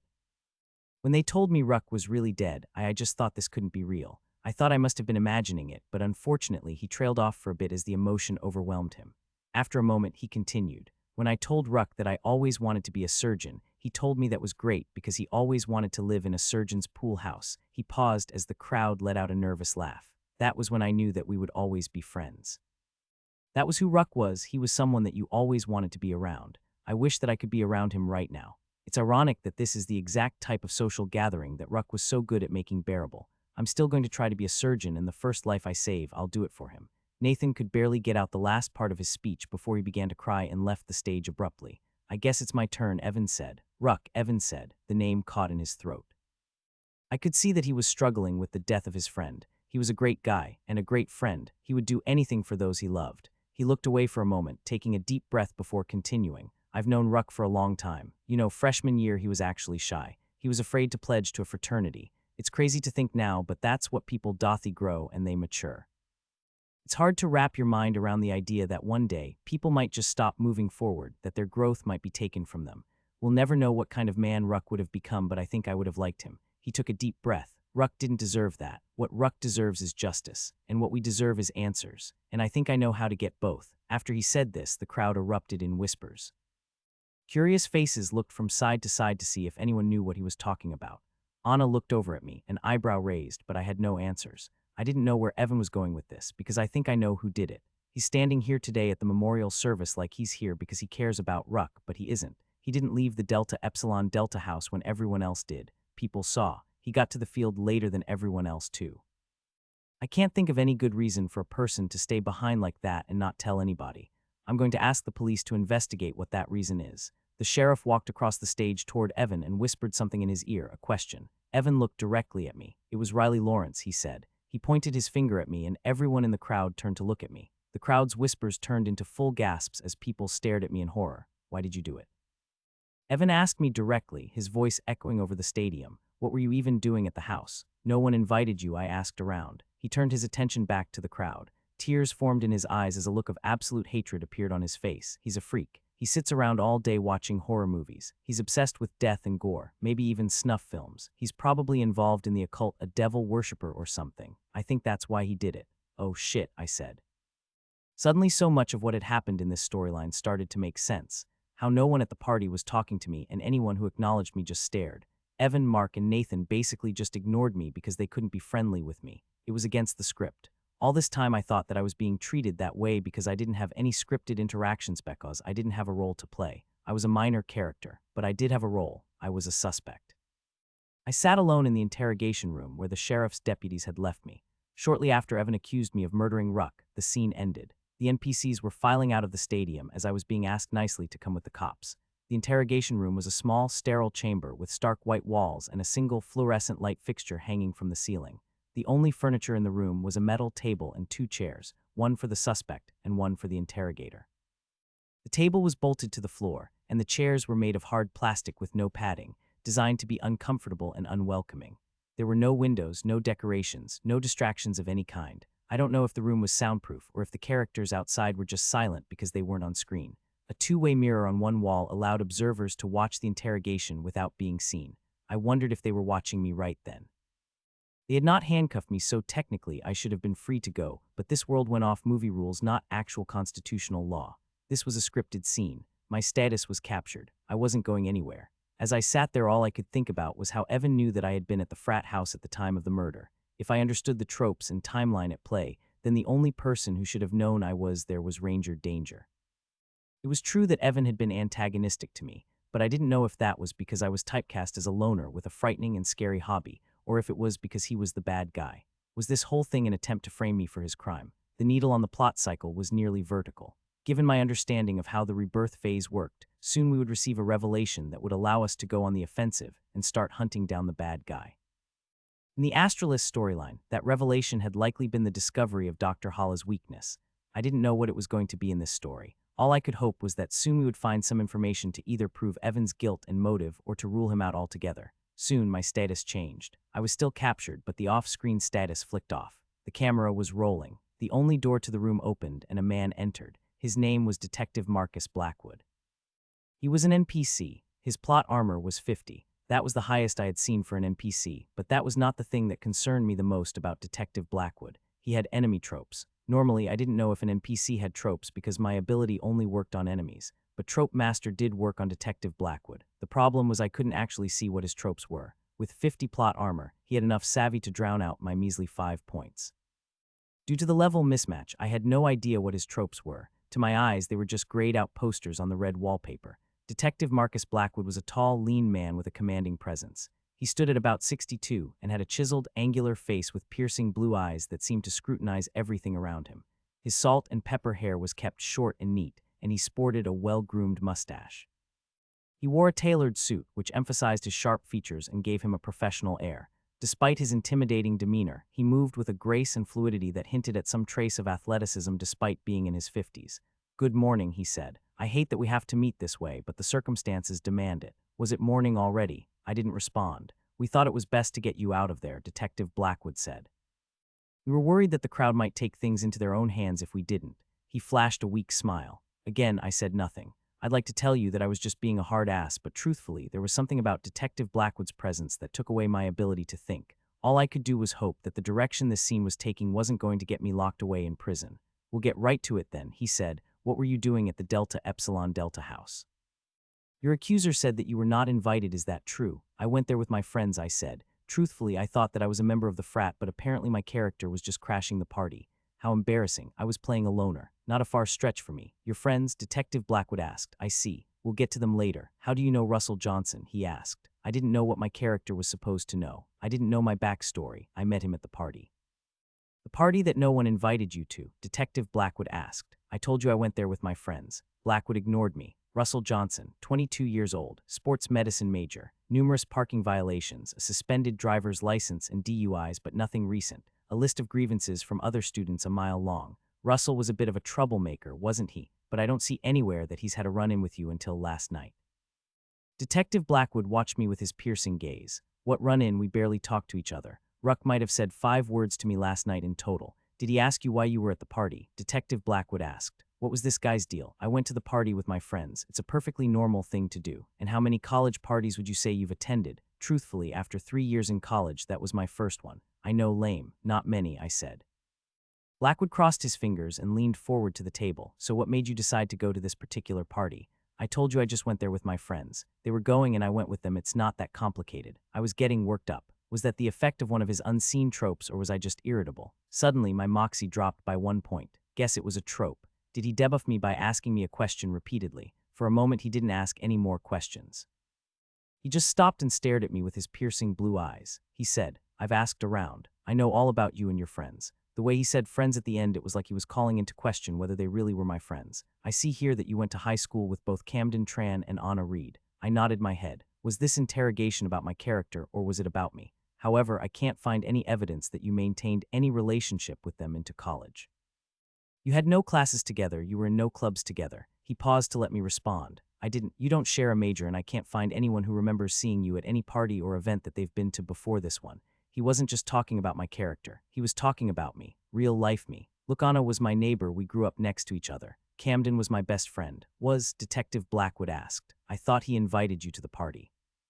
I didn't say that he invited me to the party, I said that we went to the party together.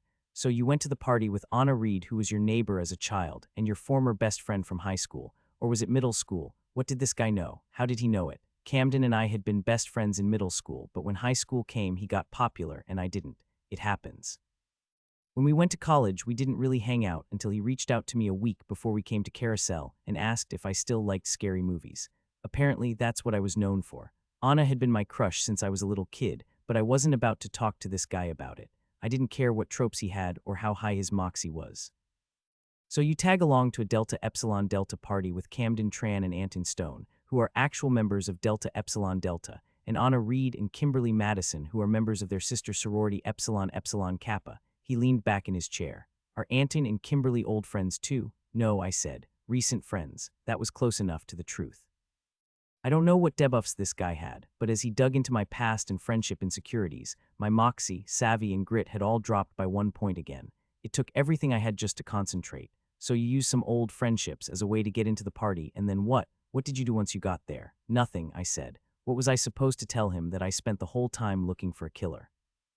That I combed the house over for information that I might need in the final battle? You didn't talk to anyone. Yes, I talked to people. I thought you said you did nothing. I couldn't even answer. I was growing so frustrated. I couldn't form the words. Who did you speak to? Because I asked around and the other partygoers said that you were a loner. That was false. I talked to my friends. There you are calling them your friends again. Do you think that they will appreciate that term when we haul them in here for questioning? Or do you think that when we turn up the pressure, they're going to tell us the truth, that you weren't actually invited? I didn't respond. Luckily, this threat was empty given the circumstances. Anna, Camden, Anton, and Kimberly weren't going to play along. He was just trying to antagonize me. He knew my insecurities, probably figured them out with an insight trope. Suddenly, I realized what this character actually was. He was a secondary antagonist. He wasn't the bad guy that went around killing people, but he did cause problems for the heroes. Well, he caused problems for me at least. Scary movies were full of cops like this. If you were there for innocent reasons, I have to wonder why you didn't leave when every other person at the party did. You didn't care that the field was being torn up, or were you? The door to the interrogation room opened. A low-level NPC police officer walked in and said, "We've got a match to the paint found at the crime scene up on Turnaround Road." He produced a manila file folder and handed it to Detective Blackwood. The officer left and closed the door. Blackwood turned to me, his smile disappeared instantly. "Did you kill Russell Johnson?" he asked. "No," I said, "but you were around him at the time he died and no one else was. You didn't see anyone else, did you?" How was I supposed to navigate this? If I said no, then I'm admitting that I was alone with the victim at the time of the murder. If I say yes, then I have a lot of explaining to do as to why I hadn't said anything before. I saw Ruck arguing with a chick named Amber. He also argued with some guys from SMU. Have you brought them in? Detective Blackwood shook his head. I'm aware of those altercations. Those occurred long before Mr. Johnson was murdered. Amber Terry weighs 100 pounds at most. She could never have subdued Russell, I almost said. But he was asleep when he was killed, but somehow held my tongue.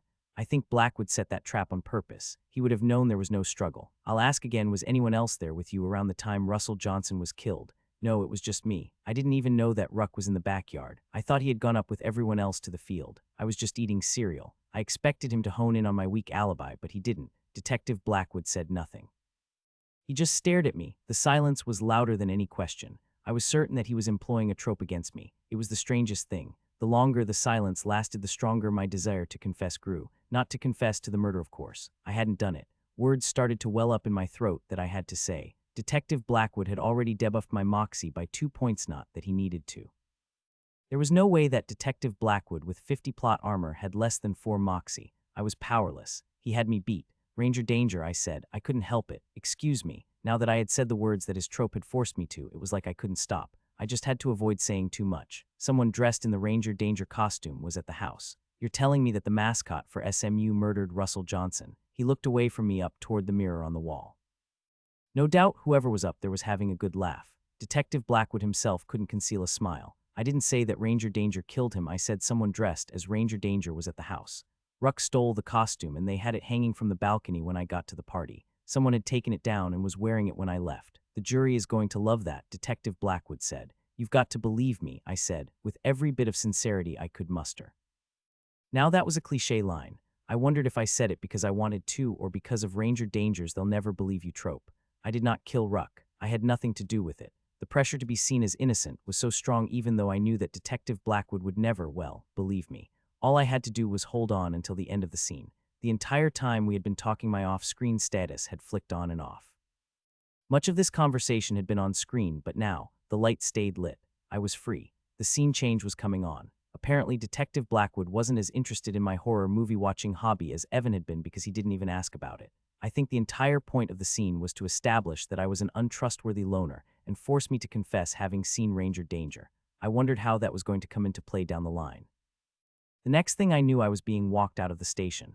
Detective Blackwood kept close to me. When we left the station, a large building only a few blocks from campus, me friends were there, eating sub sandwiches. I guess for them it was a break and they used it to grab a bite to eat.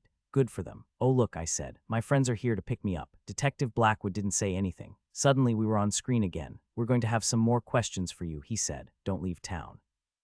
Very funny. The steps up to the police station were very large. It was surrounded by benches and well-kept greenery.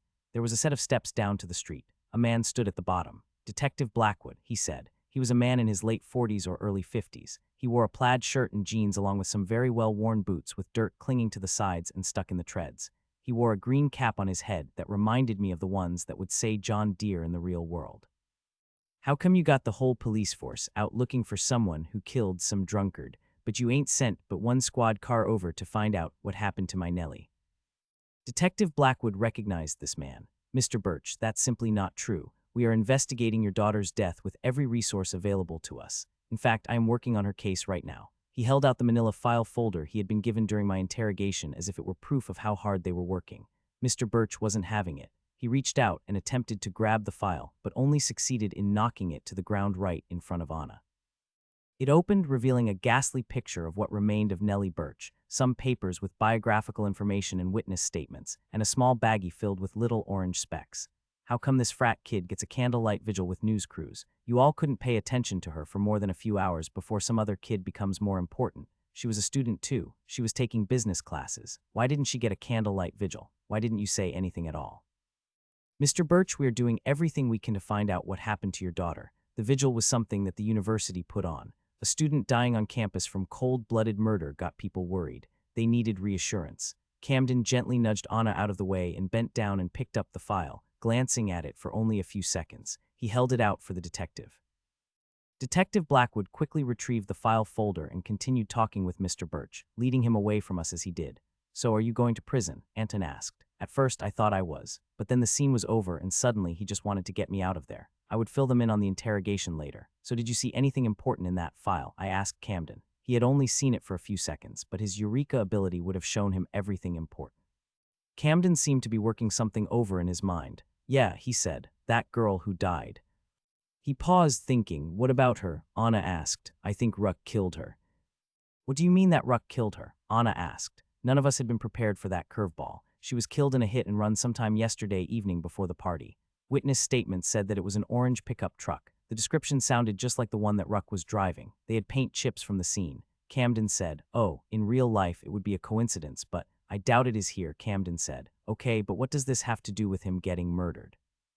Kimberly asked. None of us knew. Was it possible that someone from the party knew this girl? If so, how would they have known that Ruck was responsible? He did almost hit the house when he pulled into the driveway, Anna said. He had been drinking, but who would have known so quickly? I asked. It doesn't make sense. The murder victim in a whodunit having a dark secret is not unusual. However, this was really late in the movie to find out about it.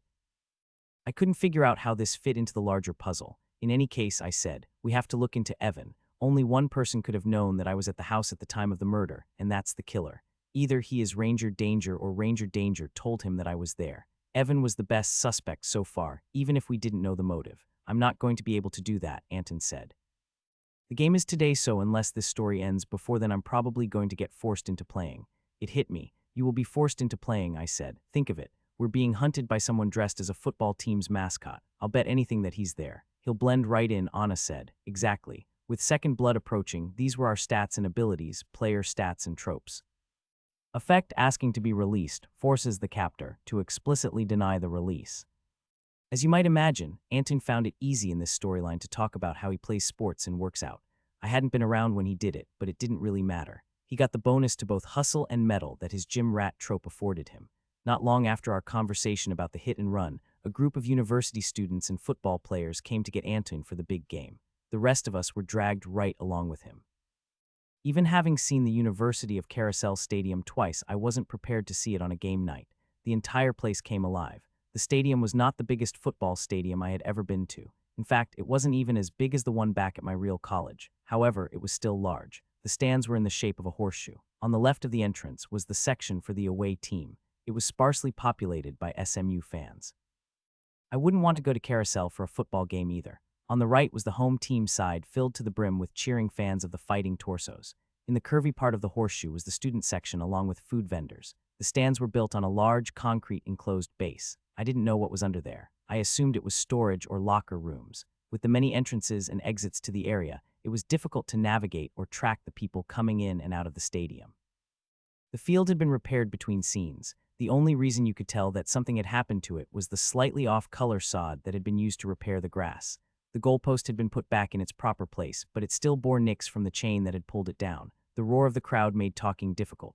Kimberly and I will go to the student section, Anna said. You two go to the home section. Find Evan. He's either going to give us a lead to Ranger Danger's identity or he's going to incriminate himself. Either way, if you guys find him, I think Camden should be the one to talk to him. That was probably a good idea. Evan wasn't going to be happy to see me not in jail. The previous scene had been early morning. This scene was getting darker as nighttime approached. The stadium lights turned on. The game was about to begin. Camden and I rushed to the home section of the stadium. Moving around there was difficult. The stands were really packed, even more so than they had been at the candlelight vigil. Maybe I was being paranoid, but I got the impression that a lot of the traffic was scripted. Perhaps we were being held up, delayed. Do you see anything? I asked Camden. I practically had to yell. Nothing, Camden answered back. I looked all around the stadium. I needed to find Evan. Heck, if I could lay eyes on Ranger Danger at least, that would have been something. Both were no-shows.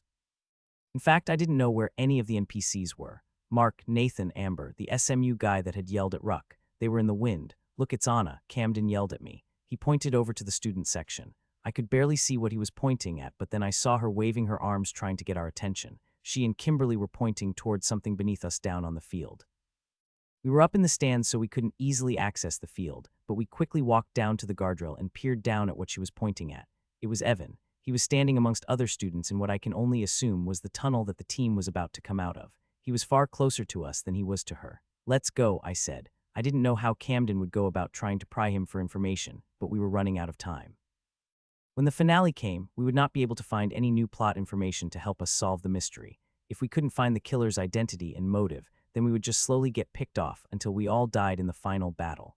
Ranger Danger's immortal mask trope would make him unbeatable without this information. It was now or never. It was just as difficult to get back down from the stands as it was to get up there. We could only hope that Evan would still be near the tunnel when we finally made it. Everyone walking along the pathways and ramps leading up to the stands were trying to go up. We were the only two trying to go down. After what seemed like an eternity, we finally got down to ground level and ran around the outside of the stands near the field. We ran as fast as we could to the tunnel where we had seen Evan standing. We were in luck. He was still there talking to some other NPCs.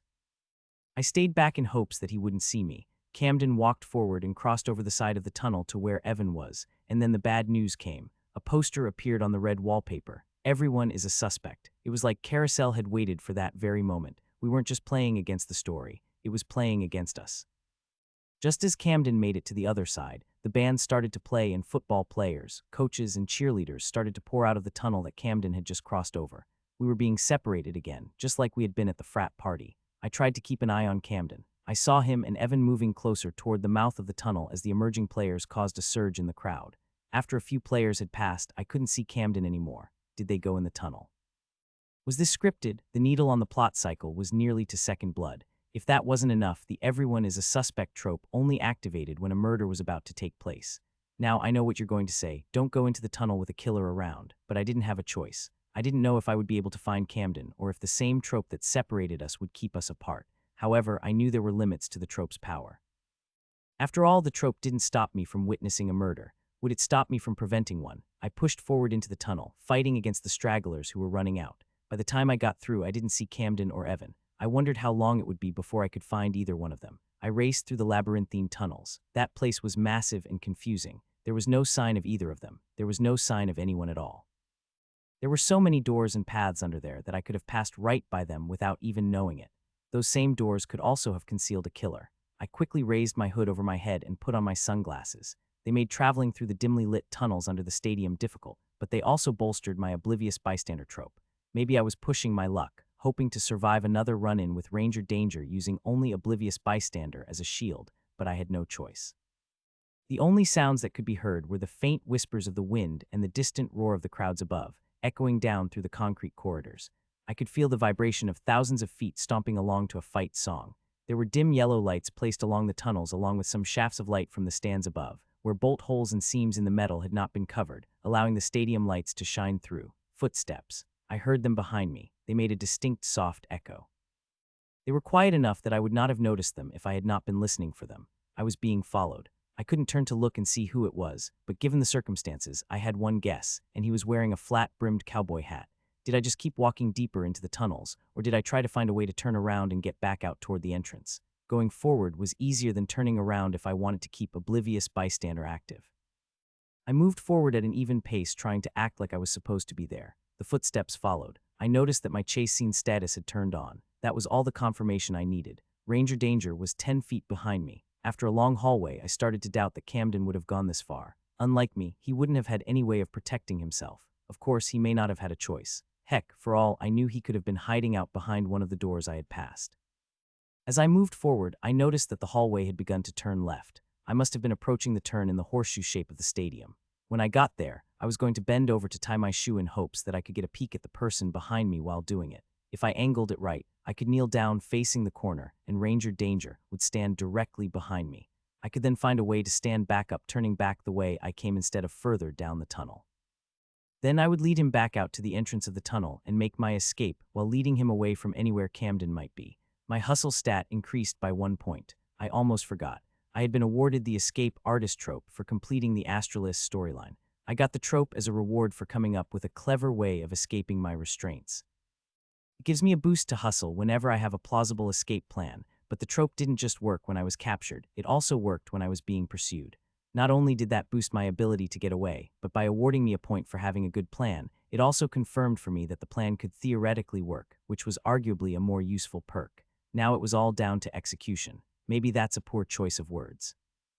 As I walked up to the corner where the two abandoned tunnels met, I casually bent down and pivoted my body to be pointed directly at the corner. With my sunglasses and hoodie, I thought it was completely believable that I wouldn't be able to see whoever it was behind me. Have you ever tried to tie your shoes while a knife-wielding murderer walked behind you? I was so nervous that I nearly forgot how. Ranger Danger stood behind me and paused. I didn't get a chance to look at him, but I was confident that it was the same masked figure I had seen before, and then he kept walking.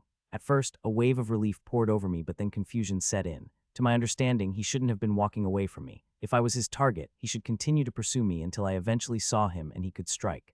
That's how it worked with the Astralist. When I talked to Adeline about my plan, she confirmed it. My low-plot armor should force the bad guy to continue to pursue me. Why was he walking away then? Instead of turning left and going back in the direction I came from, I waited for a moment and turned right. I was going to follow him. It was him all right. He paid me no mind. I had spent hours mentally preparing myself to use the oblivious bystander trope to avoid enemies, but I had not yet considered whether I might be able to use it to follow them. I wasn't prepared. But I needed to see where he was going. I had a sinking feeling in my stomach. I waited until he cleared around the next corner before I followed him. At this point, the tunnels stopped being straight and started being curved with multiple directions that you could take at any given time. I imagined that these smaller tunnels were for vendors, as this was the location in the stadium where all of the food kiosks were set up. I wish I had brought a book or a newspaper, something to hold in front of me to make it look like I might not have seen Ranger Danger. Instead, I was just going to have to keep my distance and hope that he wouldn't turn around to look at me. The crowd overhead suddenly burst into cheers. Somebody must have got a touchdown. Another scream joined in with them. It wasn't coming from the stands above, it was coming from a small tunnel offshoot of the large pathway. Ranger Danger had just entered there. "Help!" Camden screamed. Ranger Danger must have been chasing Camden when I finally made it back into the tunnels after fighting through the crowd. He wouldn't need a special trope to find him. A chase scene is resolved by a simple comparison of hustle stats unless a trope contradicts it.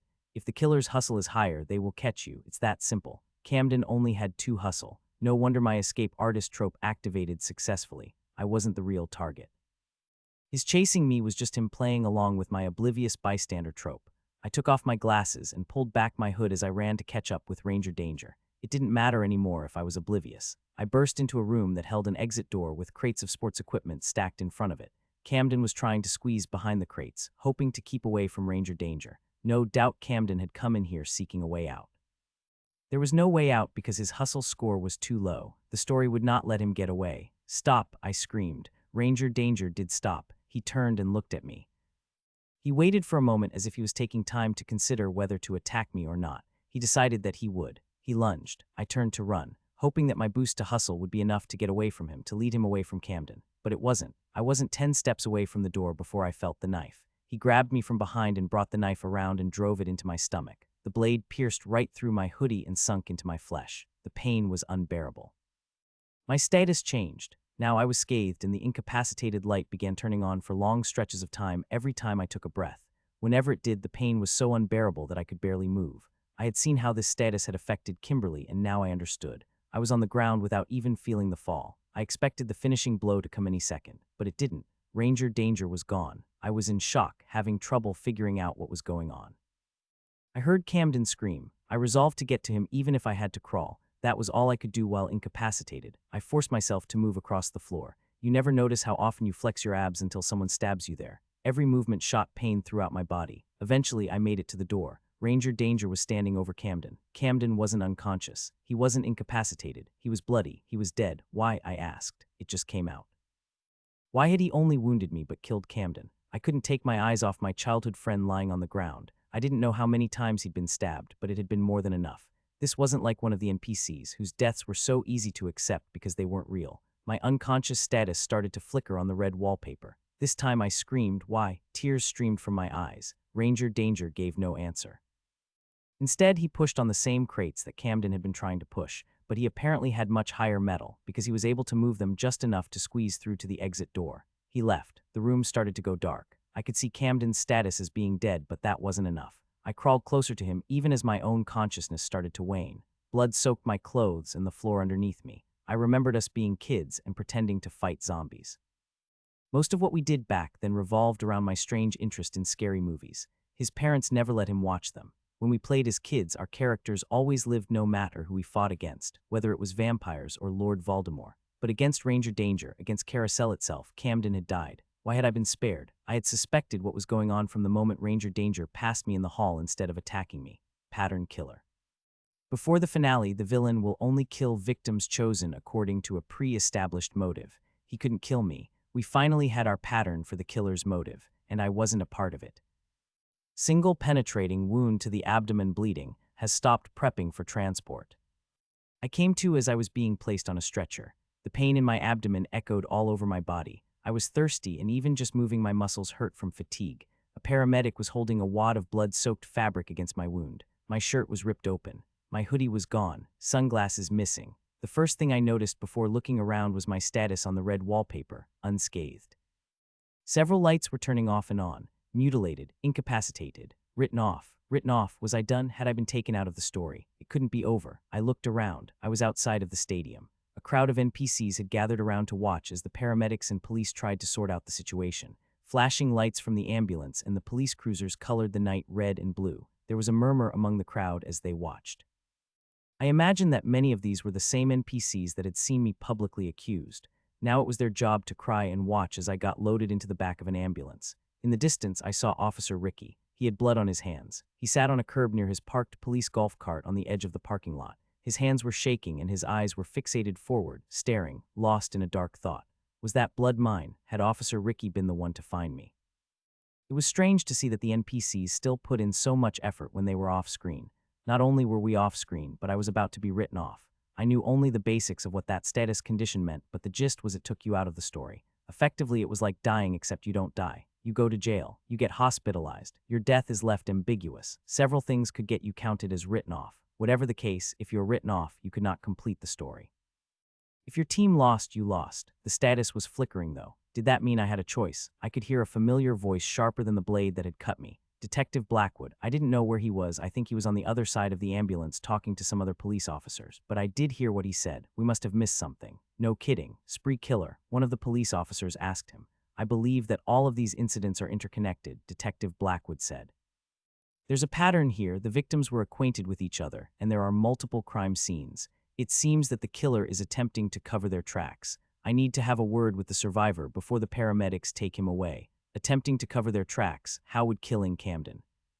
Just thinking of his name sent waves of intense dread through my body. How would killing Camden cover up the death of Ruck? So many clues pointed to different motives for Ruck's death. Which ones also explained Camden? One of the police officers spoke, bringing me back to reality. He must have seen something. He was found next to one of the stiffs. Stiffs, plural. There was more than one body. Panic set in as I tried to figure out who the other victim could be. I immediately thought of Anna. I know it makes no sense because Anna's last one alive trope would have ensured that she survived much longer, but I had to know for sure. I tried to sit up and failed. It wasn't going to happen. Every time I flexed my abdominal muscles, my incapacitated status would flare up and I would go limp. I was on a stretcher and the EMTs were messing with some stuff up in the cabin, preparing to bring me with them, but I couldn't let them. Wait, I screamed. They seemed alarmed that I was awake. Hold still, kid, we'll get you to the hospital, one of the EMTs said. No, I said. I fought to pull myself off the side of the stretcher. They were designed to prevent that sort of thing, but I was adamant. Where's Camden? I asked. Show me. The paramedics ignored me. The script said that they were going to take me to the hospital. That's what they were going to do. Did my friends come to see me? Did they say anything? One paramedic looked at the other. They'll come to see you in the hospital. Just get back in. I pulled away from the paramedics as they tried to restrain me. Incapacitation and even mutilation don't impede your hustle stat. Only hobbled does. When my incapacitated status flared, I wouldn't be able to move for a few seconds and I might fall over. But technically, I still had hustle. Theoretically, that is all that should matter. The EMTs stabilized my wound and secured it with a big wad of gauze and tape. It would have to be enough. I needed to see who else was killed. Mutilation affected grit and overall plot armor. It reduced my grit down to 0. My plot armor was now a measly 3. That was okay. It wasn't like I was using either of those anyway. I had 2 points of hustle going into the storyline. I got a 3rd point because of the successful use of the escape artist trope in the tunnels. A lot of good it did me down there. The EMTs only had 1 point in hustle like all basic NPCs. I rushed away from the stretcher trying not to breathe. Breathing made my wound hurt more and triggered incapacitation. I did a quick burst away from the stretcher and caught myself against a cop car nearby. I didn't have long. I just needed to look around and find where they had put Camden's body. It would be the same place as the other victim. I had to know who it was. I quickly turned around to look at the ambulance and the area around it. I spotted them. There were 2 more ambulances parked on the other side of the one I was being loaded into. In front of them were 2 stretchers, both of which held a deceased body covered in a white sheet, just like Ruck's had been. I ran to the first. The paramedics made chase, but I was launching myself forward as quickly as I could and using the vehicles in between us to hold myself up if necessary. Running is hard when you know that your body can give out on you at any second, but I persisted. The first body was small, just shorter than me. Someone with a thin, wiry frame, as if they spent more time in the library than at the gym. I couldn't bear the thought of seeing him lying here like that, so I lifted the side of the sheet until I could see his hand. It was Camden, just as I expected. His stats on the red wallpaper were still visible. He had gotten a boost in savvy and grit from my cinema seer survivability. I had predicted that Ranger Danger would strike at the football game, not that it had helped anyone. But who was under the other sheet? This one was larger. It was a man based on the general shape, not big enough to be Anton, but bigger than me. I reached out for the sheet, and just as the paramedics were getting to me, I pulled it off. It was Evan. I didn't want it to be him. I was hoping it had been Mark or Nathan. I thought Evan would be Ranger Danger. So many things in the story seemed to point to him. How could he not be the killer? The paramedics started to pull me back toward the ambulance. I didn't give them a fight. Evan had been the one to notice that Ruck was missing. Evan had known Ruck was dead just from seeing a hulking figure under a sheet being loaded in an ambulance. Nellie Birch took business classes. Evan was trying to get his Master of Business Administration. Maybe they had classes together. A stronger connection never appeared. Evan's girlfriend had broken up with him because of a rumor of cheating. Ruck had started a rumor that Amber had slept with a bunch of guys. I was certain that I would eventually find that those 2 facts were related, but I never did. Most suspicious of all, Evan somehow knew that I was at the house when everyone else had left. If he wasn't Ranger Danger, that meant that the real killer had told him. We had tried to ask him. Alas, that knowledge died with him. Evan was a red herring. He was too perfect in every way except the ones that mattered. He had no motive, and all we knew about the killer is that Ranger Danger did have a motive. I thought back to what Detective Blackwood had said. Someone was trying to cover their tracks. Why didn't I see it before? The paramedics got me back to the stretcher, but before they could load me, I struggled forward and caught myself against the ambulance door before pivoting away and running again. I would never be able to keep away from them for long even with my higher hustle. Incapacitation would kill that advantage eventually. The finale had been going on for a while in my absence. It was nearly time for the final battle. I had a hunch about where it was going to be. We were going back to where this whole thing started, Delta Epsilon Delta. The reason is kind of funny. I'll give you a chance to guess before I tell you. But how did I get back there? No matter what I did, I would eventually become incapacitated, and they would catch me because of that. There wouldn't be cars that I could hold myself up on like there were in this parking lot, and I was losing energy. Endurance is determined by grit. I had none. How could I escape? My eyes scanned the area and I saw Officer Ricky again. Ricky was having a very hard time with what he had seen that day. He was a gentle soul, anyone could see it. I almost felt bad for what I was about to do, but I had a feeling he would forget about it by morning. Behind Officer Ricky was the police golf cart that he drove. It was designed to be driven around campus. An idea formed in my mind of how I could get away from the paramedics. My hustle stat increased by 1. Escape artist had activated again. That was all the confirmation I needed. I booked it. I had to make it to the golf cart all on one breath or else incapacitation would take over and I would face plant it onto the concrete. I raced over to the parking lot and jumped the curb, barely catching myself against the cart as I finally took a breath. Officer Ricky was more shell-shocked than I expected because he barely even registered that I had run past him. I jumped into the seat of his cart and reached down under the seat to where the ignition switch was. I flicked it on. My foot found the gas and I was immediately shocked by how much giddy-up this thing had. It was enough that just the shift of my body weight triggered my incapacitation, but it didn't matter because I was sitting down and the golf cart kept going even if I couldn't. I circled the parking lot. The paramedics had no chance of catching me on this thing, not unless they wanted to hop in their ambulance and follow. By all means, let them. We were probably going to need them. I raced back toward the Delta Epsilon Delta house. As I drove, I saw Detective Blackwood. I swear he had an amused smirk on his face. There was only one person who had a motive not only to kill Ruck, but then to kill Camden and Evan to try and cover it up, and I knew who it was. The walk between the stadium and the frat house had been 5 to 7 minutes if memory serves. The electric golf cart got me there in 2 minutes max. I rolled it right up to the front porch and parked it next to Ruck's orange farm truck, which was still in the driveway from the night before. As I arrived, I surveyed the house. The front door was open. At first, I didn't know how I was going to find my friends, but that part turned out to be easy. They were upstairs in the room that led off to the balcony where the mascot outfit had been hung from. Kimberly had her back to the window. Anton and Anna were pressed up against the door, trying to keep it shut. They must not have figured out the whole motive yet. They didn't see me. I could hear something upstairs. Wood cracking, loud footsteps, muffled talking. They were stuck in that room. Who knows how long they had been fighting. Kimberly was alive. She had the lowest plot armor of them. If she was still around, I wasn't too late. How could I get to them? It was the final battle, so Ranger Danger could kill any of us now. That should mean he would target me when I got close. After all, I was down to what? 3 plot armor, 4 maybe, no sunglasses, no hood. To get Oblivious Bystander to work this time, I needed to play a very specific character. I needed to be someone in the throes of such raw delirium that they wouldn't even notice the killer.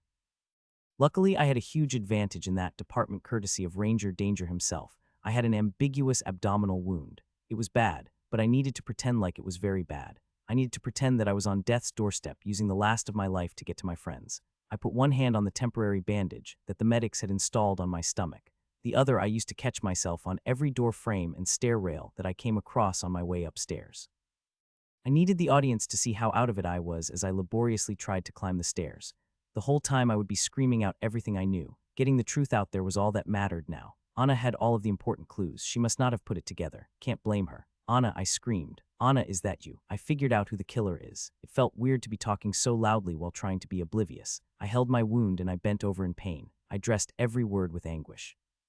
I know what happened. I never let my eyes focus on anything, not the ceiling, not the floor. They mostly stayed closed, wincing with my pain. I only opened them to see the stairs in front of me as I clung to the rail. It was time to give a summation, a hallmark of the mystery genre. Time to put all the pieces into place for the audience. It was Nathan. They might have already figured that part out just by process of elimination, but seeing as they were still trapped upstairs, I figured that they didn't know why Nathan had done it, why he had killed Ruck, why he had killed Camden and Evan, why he was going to kill them, specifically why he was going to kill Anna. If my theory was right, Anton and Kimberly weren't on the hit list. They were only in danger because this was the final battle and Ranger Danger was finally allowed to kill anyone, even people he didn't have the motive to kill. Here's what happened, I said. I climbed the stairs slowly, struggling with each step. Some of the struggle was my real incapacitation status flaring up constantly, but I held firm against the railing. I was getting all of my moxie's worth with this one. Yesterday afternoon, Nathan was driving Ruck's truck. He often drove it around, in fact. He did it so often that Mark called him Ruck's chauffeur. I took a moment to struggle with my ascent up the stairs. What kind of description of a friendship is that? A chauffeur. But Ruck needed Nathan to drive him. Ruck had a suspended driver's license and drunk driving arrests. Ruck wasn't allowed to drive himself around. Remember how surprised Evan had been to see Ruck driving drunk. He didn't do that every day, not anymore at least. I took a moment to breathe. I held myself up against the railing. Detective Blackwell said that none of Ruck's charges were recent. I think that was because Nathan was driving him. The only reason Ruck drove to the party was that Nathan was too drunk to drive that night. Nathan killed Nellie Birch while driving Ruck's truck. Maybe he was drunk. Maybe getting drunk was just an excuse to get Ruck to drive. I don't even know if Ruck was even in the car. Nathan had a problem. If he was ever connected to the crime, his chances of getting into medical school were out the window. He had to act fast. He got Ruck to drive him to the party. Nathan knew that Ruck could tie him to the hit and run. Either Ruck witnessed it, or he was at least aware that Nathan had been driving his truck and would tell the police that whenever they questioned him, Nathan did what he thought he had to for his future. He grabbed the Ranger Danger costume and killed Ruck at the first opportunity. I don't know how real his drunkenness was at the party. He may have just been pretending, but we could never know for sure. At some point, he remembered something Ruck had said when they arrived, something I wasn't around to hear. But you were around to hear it, Anna. You and Camden. My voice cracked when I said Camden's name. That wasn't acting. You, Camden, Evan, and Mark. You were all around Ruck's truck when they showed up. It was the only time that all the victims were in the same place while I wasn't with them. Nathan had to cover his tracks. Ruck had said something to you all that would have put Nathan in the driver's seat at the time of the hit and run. Anna, you said it earlier, when we were in town square. You said Nathan was too drunk to drive anymore. You didn't say he was too drunk to drive at all. The difference is crucial. That's what Ruck told you, isn't it? That Nathan had been driving earlier that day. That Ruck took over because Nathan couldn't anymore. The four of you could lead the police to Nathan. It may not be enough to prove that Nathan had killed Nellie, but it would be a cloud over him forever. That's why he killed Camden and Evan. He may have even killed Mark already. That's why he's here tonight, to kill you, because you can tie him to the hit and run, even if you don't know it. That's why he didn't kill me, because I wasn't around for that conversation. He had no motive to kill me. That's what this has all been about. Nathan is trying to save his future. Don't you remember what he said outside when they were taking Ruck's body away? He said if I didn't drink, this wouldn't have happened. He confessed right to our faces. I stood at the landing at the top of the stairs. That was it. That was everything I knew. If I was right about everything, then that meant Ranger Danger was vulnerable now. If I was wrong, we were screwed. I kept my eyes down the same as ever. I heard the footsteps again. They didn't echo as they had under the tunnel. Instead, they creaked on the floorboards of the house. It was Ranger Danger. I didn't know if I could continue to pretend that I didn't see him. I had no sunglasses, no cover. Hopefully it wouldn't matter. Anna and the others had surely heard me. My part was done. With his shoes in my view, I was certain that oblivious bystander was broken. How could I claim not to have seen him now? I lifted my head. His hollow eyes stared back at me. What happened now? Did he kill me? Did he monologue? For a moment there was silence, and then he spoke. I should have killed you when I had the chance, Nathan said. I could hear his anger and frustration in every word. He reached up to grab the bandana that surrounded the rubber mask and pulled the entire thing off, hat and all. The immortal mask was broken. Now the real fight begins. The Ranger Danger outfit wasn't nearly as intimidating without the mask and hat, but now I could see that crazed look in Nathan's eyes as he edged toward me with his knife. He was being cautious as if I could hurt him. Did he not remember what happened in the tunnels? As he prepared himself to slice, I thought that would be the end for me. I had played my part already. I would be in a morgue somewhere soon, surely. But then I spotted the football player. Anton was still wearing much of the football uniform he had been given for the game. He had ditched the shoulder pads, but he still wore the leg pads and the cleats, and in his hand was a football helmet. He had managed to sneak out of the room that they had been holed up in. He was trying to walk on the hallway runner so that his cleats wouldn't make a noise against the hardwood. I needed to distract Nathan. My main advantage in that pursuit was that he wanted to kill me. From that perspective, distracting him should have been easy. The disadvantage was that he could kill me very quickly. I needed to draw it out to give Anton time to get into a better position. You told Evan that I was at the house when you killed Ruck, I said. By now it was obvious, but I needed to get a reaction out of him. Hopefully I could get him to monologue, to talk about his big killing plan. He said. He continued to creep closer. So much for that. He wasn't going to talk to me. Up until that point we hadn't had any dialogue with each other that I remembered. There was nothing to discuss, no unsettled issues between us. The police are on their way right now, I said. I saw a glint of fear in his eyes. The walls were closing in, then I better be quick. So that was the wrong thing to say. Now he was coming faster. He lunged at me, but Anton was close enough now that just as Nathan managed to get his hands on me, Anton hammered him in the back of the head with his helmet. That must have done a lot of damage. Anton not only had a high metal to begin with, but he had boosted it using his gym rat ability earlier in the storyline. Add on to that another buff he got from using a sports implement as a weapon, and that attack was enough to make Nathan nearly crumple to the ground. He caught himself and backed away from both of us, readying his knife to deal with the new threat. Nathan was bleeding now. A cut had opened up on the top of his head. I wondered if enemies could have status ailments the same way we could. If so, it shouldn't take too many hits like that to make Nathan incapacitated. Shortly after the scuffle, Anna emerged from a room they had been in, holding a small nightstand as a weapon. Now that they were working together, Anna's "who's with me" trope boosted Anton's metal even further. He had a total of 7. I don't know which tropes were responsible for which buffs, but at our level, 7 metal was huge. I could only guess what Nathan's stat distribution was. He probably had significant points in grit, hustle, and metal, but I know he had to have at least some savvy and moxie in order to pull off his deception. With a total plot armor of 15, there was no way that his grit was higher than Anton's metal. The problem was, just because Anton could take him out didn't mean Nathan couldn't kill him right back. It was all a matter of who got enough hits in against the other.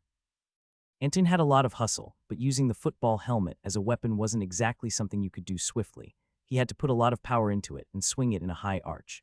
Nathan's knife, however, was quick, and every time Anton would draw near, Nathan would have his blade out slicing at the air. They were at an impasse. I had an opportunity to get out of there. I had no place in the middle of a fight like that. I crawled on my hands and knees past the brawling trio toward the back of the house. On my way, I saw the door that they had barricaded to keep Ranger Danger out. I assumed that Kimberly was somewhere in there hiding off-screen.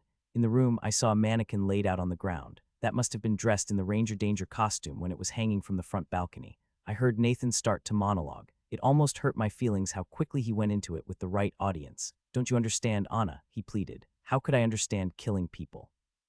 "Killing your friends?" Anna was furious at him. She had lost a real friend in this storyline. Nathan let out a frustrated cry. "I'm going to be a surgeon. I can't have everything I've worked on for my entire life wasted because of one mistake. I'm going to save lives. I'm going to save one life for the girl. Then I'll save a life for," he choked up for a moment, "Ruck. Then one for Mark, one for Evan, one for Camden."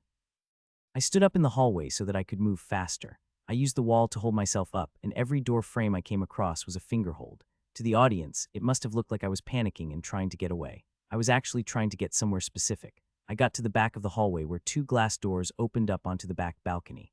As I opened them, I put every effort I could into turning the handle loudly and opening the doors with a bang as I fell against them. "And then when I've done that, I'm going to save a few more for all of you." With that, Nathan turned away from Anna and Anton and rushed down the hallway at me. Now that he was done monologuing, I was the target again. And an easy target at that, as I could barely hold myself up against the back doors. He got to me quickly. He grabbed me and he moved his knife into my ribs. The pain was even worse than the one in my stomach as his knife scraped along my ribs. He pulled out the blade. He repositioned it to plunge it into my heart. This time he was going for the kill. Just as he was about to plunge his knife into me, Anton caught up to him and tackled him out through the open doors onto the back balcony. The same exact back balcony that Kimberly and Anton had found yesterday at the party. Do you remember that hunch that I had but didn't tell you about yet? This was it. When Kimberly and Anton had found it, an obviously scripted response occurred. Everyone told them that the back balcony was rotten and not to go out there. It was so obvious that even my friends had picked up on it. There was only one thing that having NPCs point out a rotten back balcony could mean in a movie like this. It meant that somebody was going to fall through it. That's how I knew that the finale would happen at Delta Epsilon Delta. There was only one reason Kimberly would have been able to find something like this.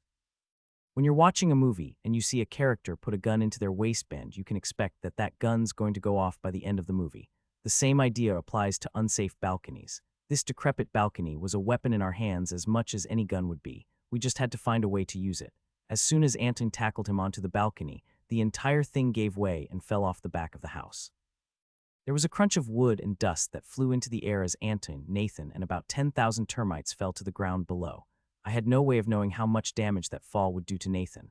I knew that in a movie like this, that fall would be a great ending blow. I leaned over so that I could see down to where they had fallen. Anton lay sprawled out, reeling in pain. Nathan lay next to him, completely still. Not that I trusted that. We already knew that he had a lot of moxie. He could be faking.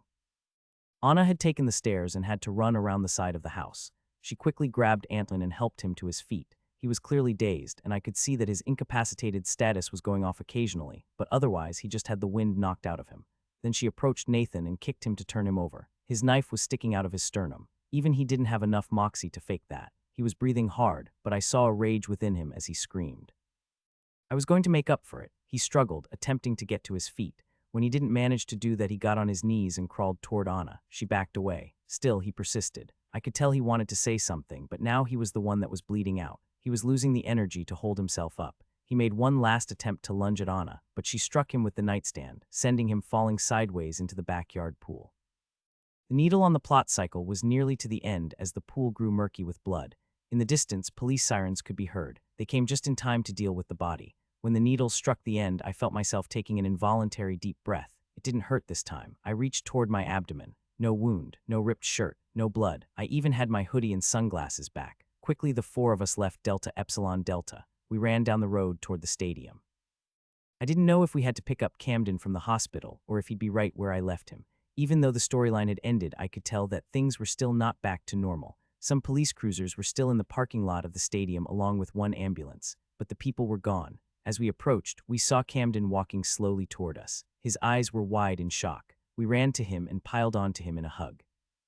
At that moment, all I wanted to do was apologize for not being able to save him. I also wanted to ask him what it was like. Was he aware that he was dead? Was he watching us? I didn't do any of those things. I was just glad to have him back. The group hug might have lasted longer, except we were interrupted. "Step right up," Silas the showman said. "You've won a ticket." The fortune-telling machine was in the middle of the street.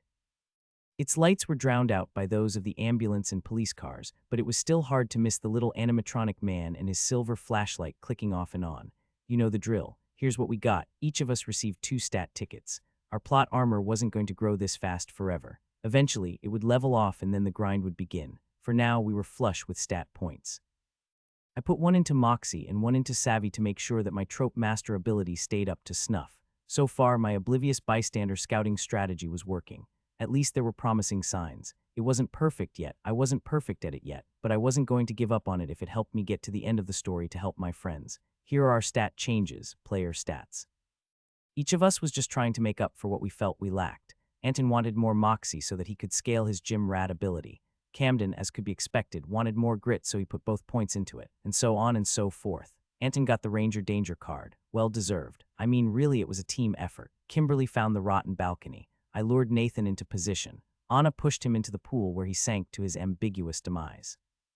But it was Anton that took the fall, activating the rotten balcony plot device so he got the win. Ranger Danger. Someone is out to kill Ruck Johnson. Donning a grim uniform stolen from a rival school, they become a killer who is unstoppable until they are unmasked. Armed with a knife and deception, Ranger Danger sets out to kill all those on his or her list. Each of us also received a trope except for Kimberly. I suppose it was fair, she was already ahead. Anna got a blue ticket, a kind face. Player trope. Can be equipped to the final girl. Stat used, Moxie. Perhaps the most significant advantage that a final girl has is that everyone seems to trust them. As they seek information in order to survive, even strangers will go the extra mile to help them out. When this ticket is equipped, NPCs will be more likely to share important plot information with the player during the party phase. Anton got a blue ticket, the playbook. Player trope. Can be equipped to the athlete. Stat used, grit. Unspoken communication is an important skill set for any survivor. Skills and teamwork learned on the field can apply in a fight. When this ticket is equipped, the player will be able to perceive whenever the time to perform their role in a pre-planned strategy has come even without communication from a teammate. Camden got a purple ticket, hide and seek. Player trope. Can be equipped to any player. Stat used, savvy. Sometimes you can't run, but you can hide. In a movie, the right hiding spot can mean the difference between life and death. Normally, when being chased, the player's hustle will be compared to the pursuer's hustle to determine whether the player is caught. When this ticket is equipped, a player who hides during a chase scene will be able to pit their savvy against the opponent's savvy instead. Beware, however, this effect will not last. I received a blue ticket, casting director. Player trope. Can be equipped to the film buff. Stat used, savvy. The film buff can recognize the role that a character will play in a movie just from watching the trailer. During the party phase, the player will perceive information about their team's roles in the storyline. The day the package arrived started like any other day at Camp Dyer. It was the day after we had finished the Delta Epsilon Delta storyline. I awoke to someone tapping on the large glass window that dominated a whole wall in my room. It was the NPC campers again. No surprise there. I lifted my head and glared at them, and they giggled and ran away. Most of the players had gotten used to these kids, but I found it very difficult. Camden had remained quiet ever since dying in the last storyline. He insisted that he was fine and he just needed some time. Everyone takes death differently. Valerie had warned us. Just give him his space. So I did. I left him to sleep on his bunk as I went and got ready for the day. Mornings at Dyer Lodge could be hectic if you were inside. Over 50 people were clamoring to get breakfast, and even though the accommodations of the lodge were very good, the kitchen was not large enough for everyone to move about. Many players had taken to the tradition of eating breakfast outside. The weather was always nice, after all. Camp Dyer had several campsites close to the lodge with large grills that could be used by the players. One of the players, Grace, a detective archetype with plot armor 41, appeared to be in charge of the cookout. A detective is an advanced scholar archetype. For someone to get it, they would start as a scholar and eventually receive the upgraded archetype from Sela's the showman. What she cooked varied wildly. Food was never something hard to find at Camp Dyer. The veteran players would make food runs into town. There was a large wholesale store somewhere in Carousel where players could stock up on anything that they needed with only a moderate risk of triggering a storyline. Today's brunch was fish. When she was cooking, I could see many of the same qualities that probably made her a good teammate in a storyline. She was very well organized, very well spoken, and incredibly bossy. I mean, a good leader. She had to be bossy. She was the leader of the group that was called the Bowlers because they had a habit of going to Carousel's bowling alley and clearing it of storylines so that they could spend the day throwing back beers and bowling. They were one of several teams that didn't have a final girl. Bowlers consisted of three bruiser archetypes. A bruiser is usually a heavy-set character with high mettle and grit but little hustle or savvy. I'll repeat, Grace's team had 3 of them. In a movie, a bruiser is usually going to be a biker or prisoner or maybe the husky kid at high school who gets picked on. Additionally, they had an outsider named Jesse. Jesse was a long-haired hippie type of guy. I got the impression that Jesse and Grace used to date, but now they were strictly platonic. It's kind of a funny story. One of the bruisers, Reggie, was Grace's brother. A few years after Grace and Jesse got lured to Carousel, Reggie started getting letters in the mail that he believed were from Grace. Those letters are what eventually drew him and his bruiser buddies here. How did Carousel trick him? It had Grace promised to make him some paper cash. It's funnier when Grace tells the story. To make myself useful, I decided to go help Lee with the fish. Dyer's Lake was surprisingly bountiful for existing in a nightmarish reality. You could angle fish from it all day long. Lee, a wallflower, would spend hours every day out on the dock near the lodge doing nothing but fishing. Lee did not have a team that he belonged to. I think he used to, though. I don't know what happened to them. He was an old graybeard, mid-60s. He was the oldest player here, though he only had a plot armor of 33, and he was far from the most experienced, having only arrived a few years ago. Now the trick to fishing, Lee would say, is that you got to reel up what you catch right to the water's surface, but don't pull it out until you make sure it's a fish. The first time we spoke to him, Anna was with me. What else could it be? She had asked. Could be lots of things, Lee said. A cursed ring, a magical conch, anything. You just gotta cut the line if it's not a fish, because if you reel it in, you'll wish you hadn't. That morning, he had brought in a large haul. I arrived just in time to help him bring it back to Grace. Anton, his brother Chris, and a whole host of other players had started playing catch with a frisbee. As they played, Anton regaled them with tales of his football heroics the night before. I was running back, he said. I hadn't played football since high school, so I thought I'm about to get creamed by these guys, but then I realized these are all NPCs with 1 medal. So as soon as I get the ball, I run right through them like they're not even there. As soon as I touch them, they fly back and land on their asses. Felt like I was Superman. Chris and the others were laughing at his story as he talked about scoring touchdowns and trying to run up the scoreboard before the scene ended. The announcer was losing his shit, Anton said. It was like he'd never seen anything like it. I sat at a table where I could keep an eye on everything that was going on. I laughed along with Anton as I tried to get to know the other players. Anna was talking to Grace and a femme fatale named Roxy. A femme fatale is an advanced eye candy archetype that often plays a more morally gray role than a straightforward protagonist. Her teammate Lara was a psychic archetype, one of the archetypes that I was most eager to learn about but hadn't gotten the chance to. They were talking about our performance in the Delta Epsilon Delta storyline. So who killed Ruck? Grace asked. I hadn't considered until that moment that there might be more than one version of the mystery. That explained why the Ranger danger ticket hadn't included Nathan's name. Nathan, Anna had answered. We figured it out when he was the only one left alive. I knew why he had killed Ruck, but I couldn't figure out why he was killing everyone else. Luckily, Riley figured it out. Nathan, isn't that Ruck's friend? Roxy had said. Hadn't had him before. They also apparently hadn't been arrested when they played. Most of them never even made it to the football game. I've done it 3 times, Grace had said. Twice it was Evan. Once it was one of the football players. As they were talking, I noticed that a commotion had broken out near the lodge.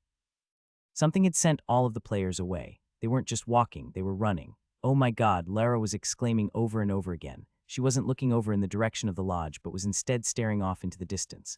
I recognized this look. She was looking at the red wallpaper. One of her psychic tropes must have been activating. I tried to get a closer look at what was causing the commotion. As I moved toward the lodge, I got warnings from various players that I passed. They told me to get back. Whatever they had seen must have put them on edge. I wasn't going to get too close. As I got closer, what I saw was a man holding a large cardboard box. The box was rectangular. It was sealed shut sloppily with more tape than would be necessary. At first, it wasn't the box that drew my attention. The man was clearly in disarray. He was an NPC. He had nothing out of the ordinary in terms of plot armor, nor did I see that he had any enemy tropes. His name was Donald. His hair was uncombed and the shirt he wore didn't fit. As he stood there, he would occasionally try to pull down the sleeves to cover up what appeared to be large circular bite marks on his arms. They might have been from a dog, I wasn't sure. Some wounds were fresh, others were scabbed over. He also appeared to have one on his left ankle. Moreover, he was missing a finger on his left hand which had been hastily bandaged. "I have a delivery for Janet Gill," he said. He spoke loudly, his voice cracked as if he were afraid of something. His entire manner was devoid of sanity. He appeared to be desperate in his search for Janet. That was incredibly strange to me. Janet had been one of the players that had arrived around the same time I had. She was a hysteric archetype. She exemplified her archetype better than any person I had met. She had refused to leave the lodge at all. While my friends and I had been out playing through storylines at the demand of the veteran players, no one had been able to successfully pry her out of her room. Her husband, Bobby, was a wallflower archetype who had taken up venturing out into the town of Carousel with various teams. I hadn't had many run-ins with Bobby personally, except for one where I got the impression that he thought that Silas, the showman, had mistakenly given me his film buff archetype, but he may have been joking about that. The idea that an NPC would be looking for Janet was very strange. She had not interacted with anyone. Up until this point, the only time I had seen NPCs acknowledge players in any meaningful way had been whenever you were in a storyline with them. Whenever you had a scripted role to play, the NPCs would speak to you as if you were an old friend or an employee, or whatever relationship the script said you had. Even at Camp Dyer, the NPCs didn't talk to us in any substantive way, they mostly just scurried about. There was this implication that we were counselors at the camp, but none of the NPCs had had any scripted interactions with us in that regard, because we were not in a storyline with them. This man, though, was certain that he needed to speak to Janet Gill. "Please, I have to give this to her. Have you seen her?" The needle on the plot cycle was at Omen. The veteran players were very attuned to ignoring NPCs, who were acting strange so up until that moment. No one had actually spoken to this guy, nor had they gotten close enough to come anywhere near the package. Donald stood on the back deck trying to get into the lodge, but someone had had the foresight to lock the door. He knocked furiously at the back door, almost to the point that I was afraid that he would try to break it down, but he never did. So far, Omens had not gone out of their way to make it out to Camp Dyer, not in this way at least. Camp Dyer had its own omens related to the abandoned cabin, and of course, whatever it was, Lee was dredging up from the lake along with our breakfast. However, NPCs coming out of their way to try and trick you into a storyline, it had not happened here yet. That's why this location was chosen by the veteran players. "Please, you don't understand," Donald implored those few players who dared stay within 20 yards of the guy. No one took the bait. Behind me, I could hear some of the more experienced players start to form a plan. "We need Arthur and Adaline," Grace said. "Are they at the diner?" Those around her nodded in agreement. "Jesse," she said, looking at her outsider teammate. "Go get them, be quick." Jesse nodded his head and started running down a path toward the main road, being sure to give the lodge and the deranged NPC a wide berth. "What's happening?" Anton asked. No one answered him, but he quickly surveyed the situation and realized what was going on. "Kimberly's in there. Don't worry," Chris said. "He's not getting in. He's not going to break down the door." I turned back to the NPC. He was staring down at the box in his hands. It almost looked like he was listening to it. "I'm trying," he said desperately. He looked around hoping some player would be willing to take the box, but none offered. Eventually, he decided to just leave it. He propped the box up against the back door and backed away, unsure of whether this was acceptable. He tugged at his sleeves, still trying to hide the bites on his arms. He looked like he was about to cry. "I'm sorry," he said as he turned tail and started to run away from the lodge, leaving the box for us to take care of. With the NPC gone, I felt a little braver about getting close. Some of the other players must have felt the same way because we started to close in to look more closely at the parcel. As we got closer, there was a succession of gasps as each of us was able to see something on the red wallpaper. Grotesque. Plot armor 43. but I was able to see more because of my trope master ability. I could only see 2 of its tropes, but I could tell that there were more. Whatever this thing was, it must have had at least enough savvy to counter my 6 and limit trope master. Grotesque. Plot armor 43. Tropes. Progenitor. This creature has the ability to create duplicate offspring, Jekyll and Hyde. This villain has multiple forms. Stone, grit equals 0, living, grit equal 20. As I got close, I could see that there was something written on the box, to the attention of Janet Gill. We waited for the longest time. I felt like I was 12 years old again and hiding out in the cellar with my grandparents as the storm of the century raged above. I had felt like I was just waiting to find out whether that was how I died. When I asked my grandpa whether we were going to be okay, he answered, "We will or we won't." That was that. My grandmother was much better in a crisis and comforted me and said that no matter what happened, she would be there with me. It wasn't that my grandfather was cold, no, he just had a different outlook. Even when cancer put him on his deathbed, he still had this slight grin on his face, like he was amused that death would finally show its face to him after all these years. When speaking of his potential demise, he would say again, "I will, or I won't." Of course, he would have to have a pretty strange outlook on life to get his young grandson hooked on horror movies. I must have gotten a lot of my personality from him, because even as the players around me scrambled, all I could wonder was, is this how I die? I'm not saying that I'm particularly brave or unafraid of death, but I am more curious than I am scared. Anna, on the other hand, was far more interested in being prepared. She immediately started asking around about whether things like this had happened before and what to do about them. Should we run? Can we run? Grace, under pressure, continued to cook. I could see that she was frazzled, which wasn't normal for her. This hasn't happened in years, she told Anna. She took a cleaver and chopped the heads off of the fish that Lee had caught, and never like this. I wasn't sure what she meant by like this. Her hands were shaking. She really shouldn't have been holding that cleaver, but I wasn't going to say that to her. Why is no one leaving? Anna asked, hoping one of the veteran players would let her in on whatever secret it was that they knew.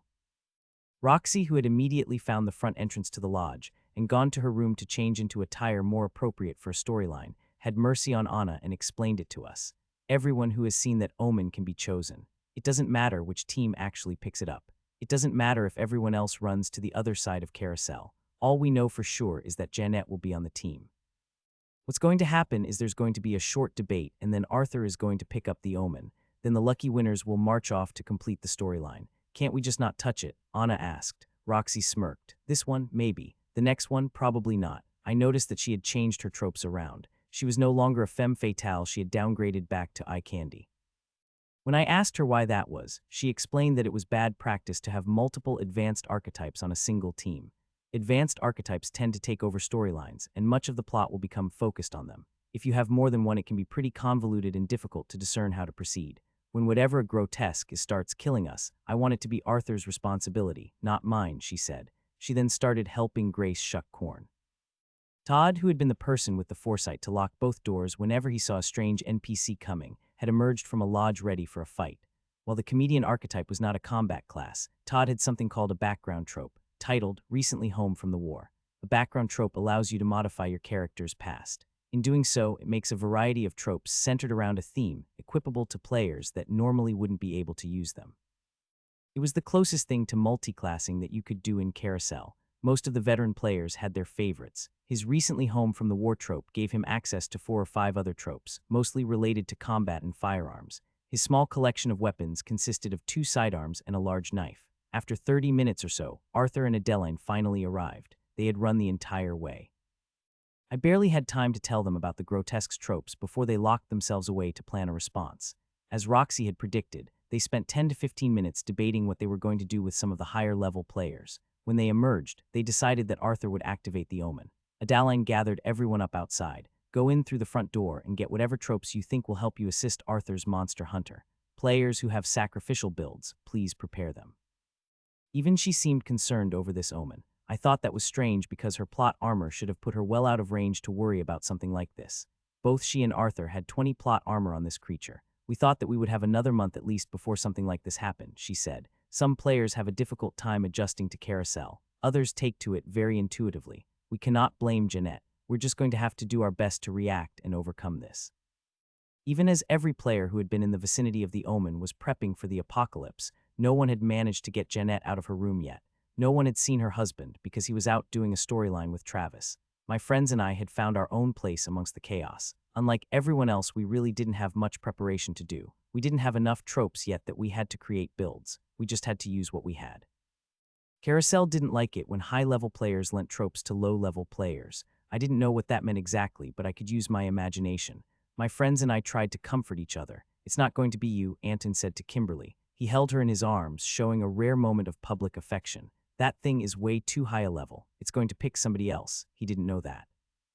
After all, Carousel had just sent a level 43 Omen after Jeanette, who only had 9 plot armor. I wasn't going to correct him. Camden was doing his best to stay calm. This couldn't have been a good thing to wake up to after what he had just gone through. "You know, Arthur's going to activate the Omen and he's a monster hunter. That's just an advanced scholar archetype, and they probably don't need 2 scholars," I said to him.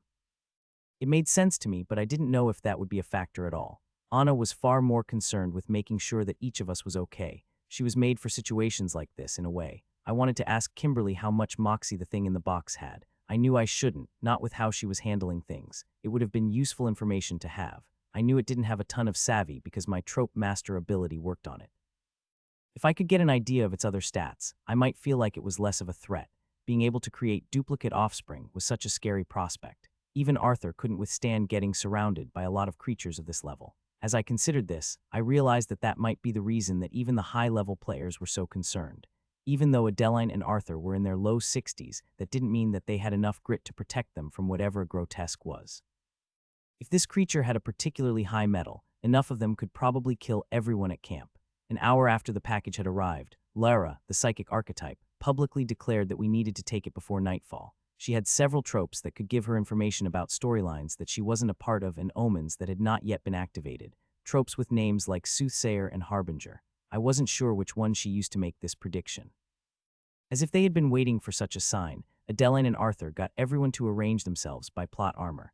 They acted as if proximity to the omen might play a role in choosing the team, so they wanted the strongest players closest.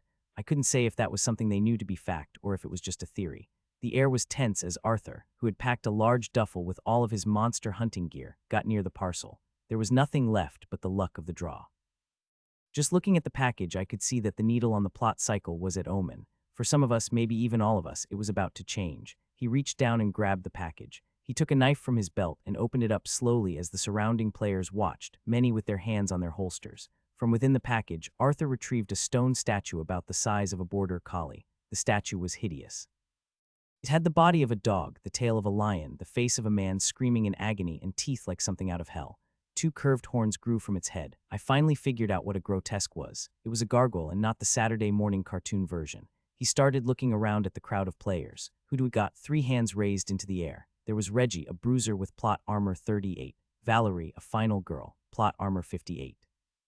And Roxy, the eye candy, who smiled like she was expecting it, plot armor 40. Arthur, Monster Hunter, plot armor 64, was also part of the party.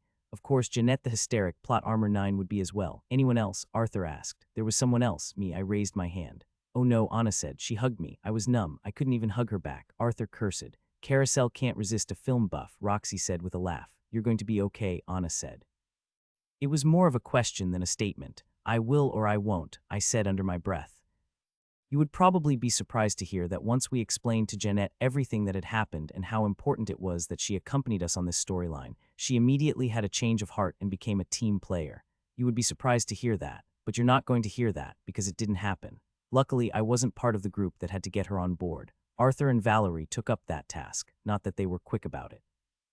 It took them 30 minutes to get her out of her room, and they only did that because Arthur implied that he would pick her up and carry her if she didn't walk.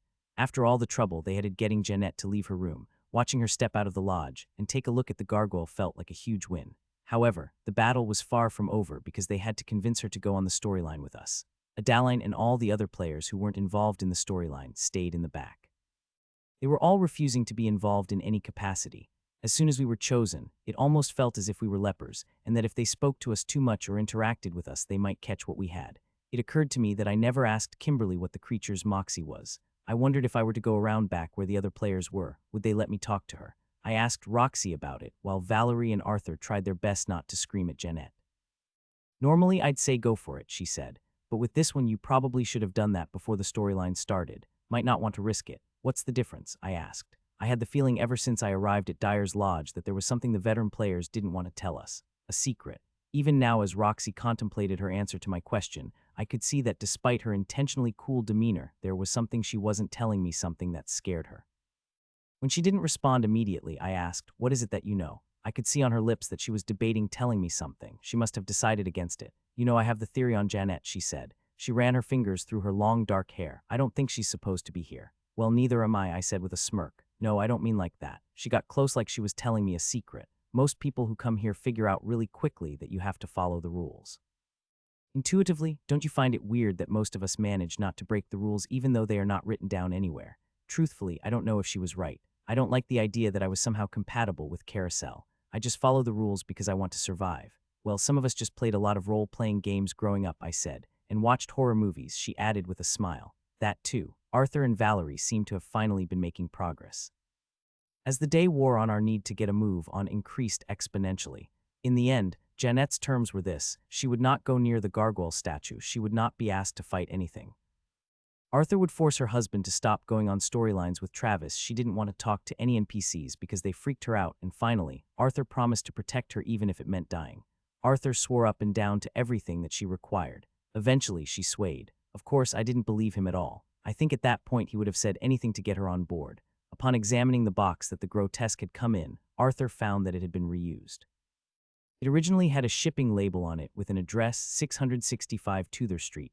Arthur grabbed his duffel bag. Valerie had a large purse. I wasn't sure what was inside either of them. Reggie carried the grotesque. I'm glad he was willing. I didn't want to touch it. "I think we need to steal some bicycles or a car or something." The long trek to and from Camp Dyer may have kept us safe from most Omen's current storyline excluded, but it made getting around Carousel very time-consuming. For most of the walk, we were off-screen, so we discussed what we knew about the little gargoyle so far. As it turned out, many of the veteran players had been using their insight tropes to learn what they could about the monster before the storyline started. After all, the more they knew, the better they could prepare their builds and strategies. Like me, they had all shared this information with Arthur before he activated the storyline. Arthur had a trope that let him determine the creature's mettle. It was 19. None of us were safe against that. Chris, Anton's older brother, had an athlete trope that told him about the creature's hustle. That was 11. Grace had a trope that would have let her determine the creature's savvy, but it would have involved interacting with it, which she couldn't do because she didn't want to touch it. My trope master ability allowed me to tell that this creature had no grit while in stone form, but would get 20 grit when it came to life. While contemplating this, I had a sudden realization. When this thing comes to life, does that mean its plot armor is going to be 63? I asked. Don't ask me, Arthur said. I left all my math tropes behind. Apparently, Arthur did have a sense of humor. No, I mean, is that how it works? The Astralist had a similar gimmick, but I hadn't remembered whether its plot armor changed between forms because I was busy getting the crap knocked out of me around the time I should have looked. He nodded. I had felt safe in the knowledge that I was with higher-level players. Even though they seemed panicked, I had assumed that that was exaggerated. All I know is that we had better be able to defeat this thing in its stone form before it comes to life. It wasn't like we could just break it right then, either. First, that wouldn't make sense for our characters to do because they don't have the information we have. Second, breaking it might be the very thing that makes it come to life, so we couldn't risk it until we knew. So far, the needle on the plot cycle had remained at choice. That was very fortunate because we wasted a lot of time getting Jeanette. When we got to 665 Tuther Street, the needle nudged over to party. Tuther Street was a neighborhood with lots of large old homes. Most of the homes had gardens. Almost all of the homes had nosy NPCs that watched us as we walked up the street. The house in question was a fairly nice place. Stylistically, it looked like it was out of the 70s. The lawn could have used a mow, which I'm sure annoyed the NPCs in the Homeowners Association. The walkway up to the door had a great variety of lawn ornaments. River rocks surrounded the stepping stones, and wind chimes were hung from little stands.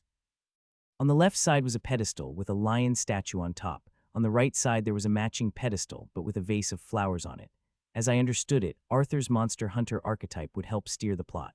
However, Valerie was still the protagonist. If she wasn't here, Arthur probably would have been. I decided to try out my new casting director trope to determine what roles each of us would play.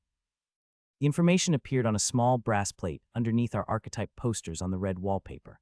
Arthur played an aging, world-weary paranormal investigator taking a case like nothing he'd ever seen before. Jeanette was his client, desperately seeking help after having been mailed a strange statue that she believed to be cursed.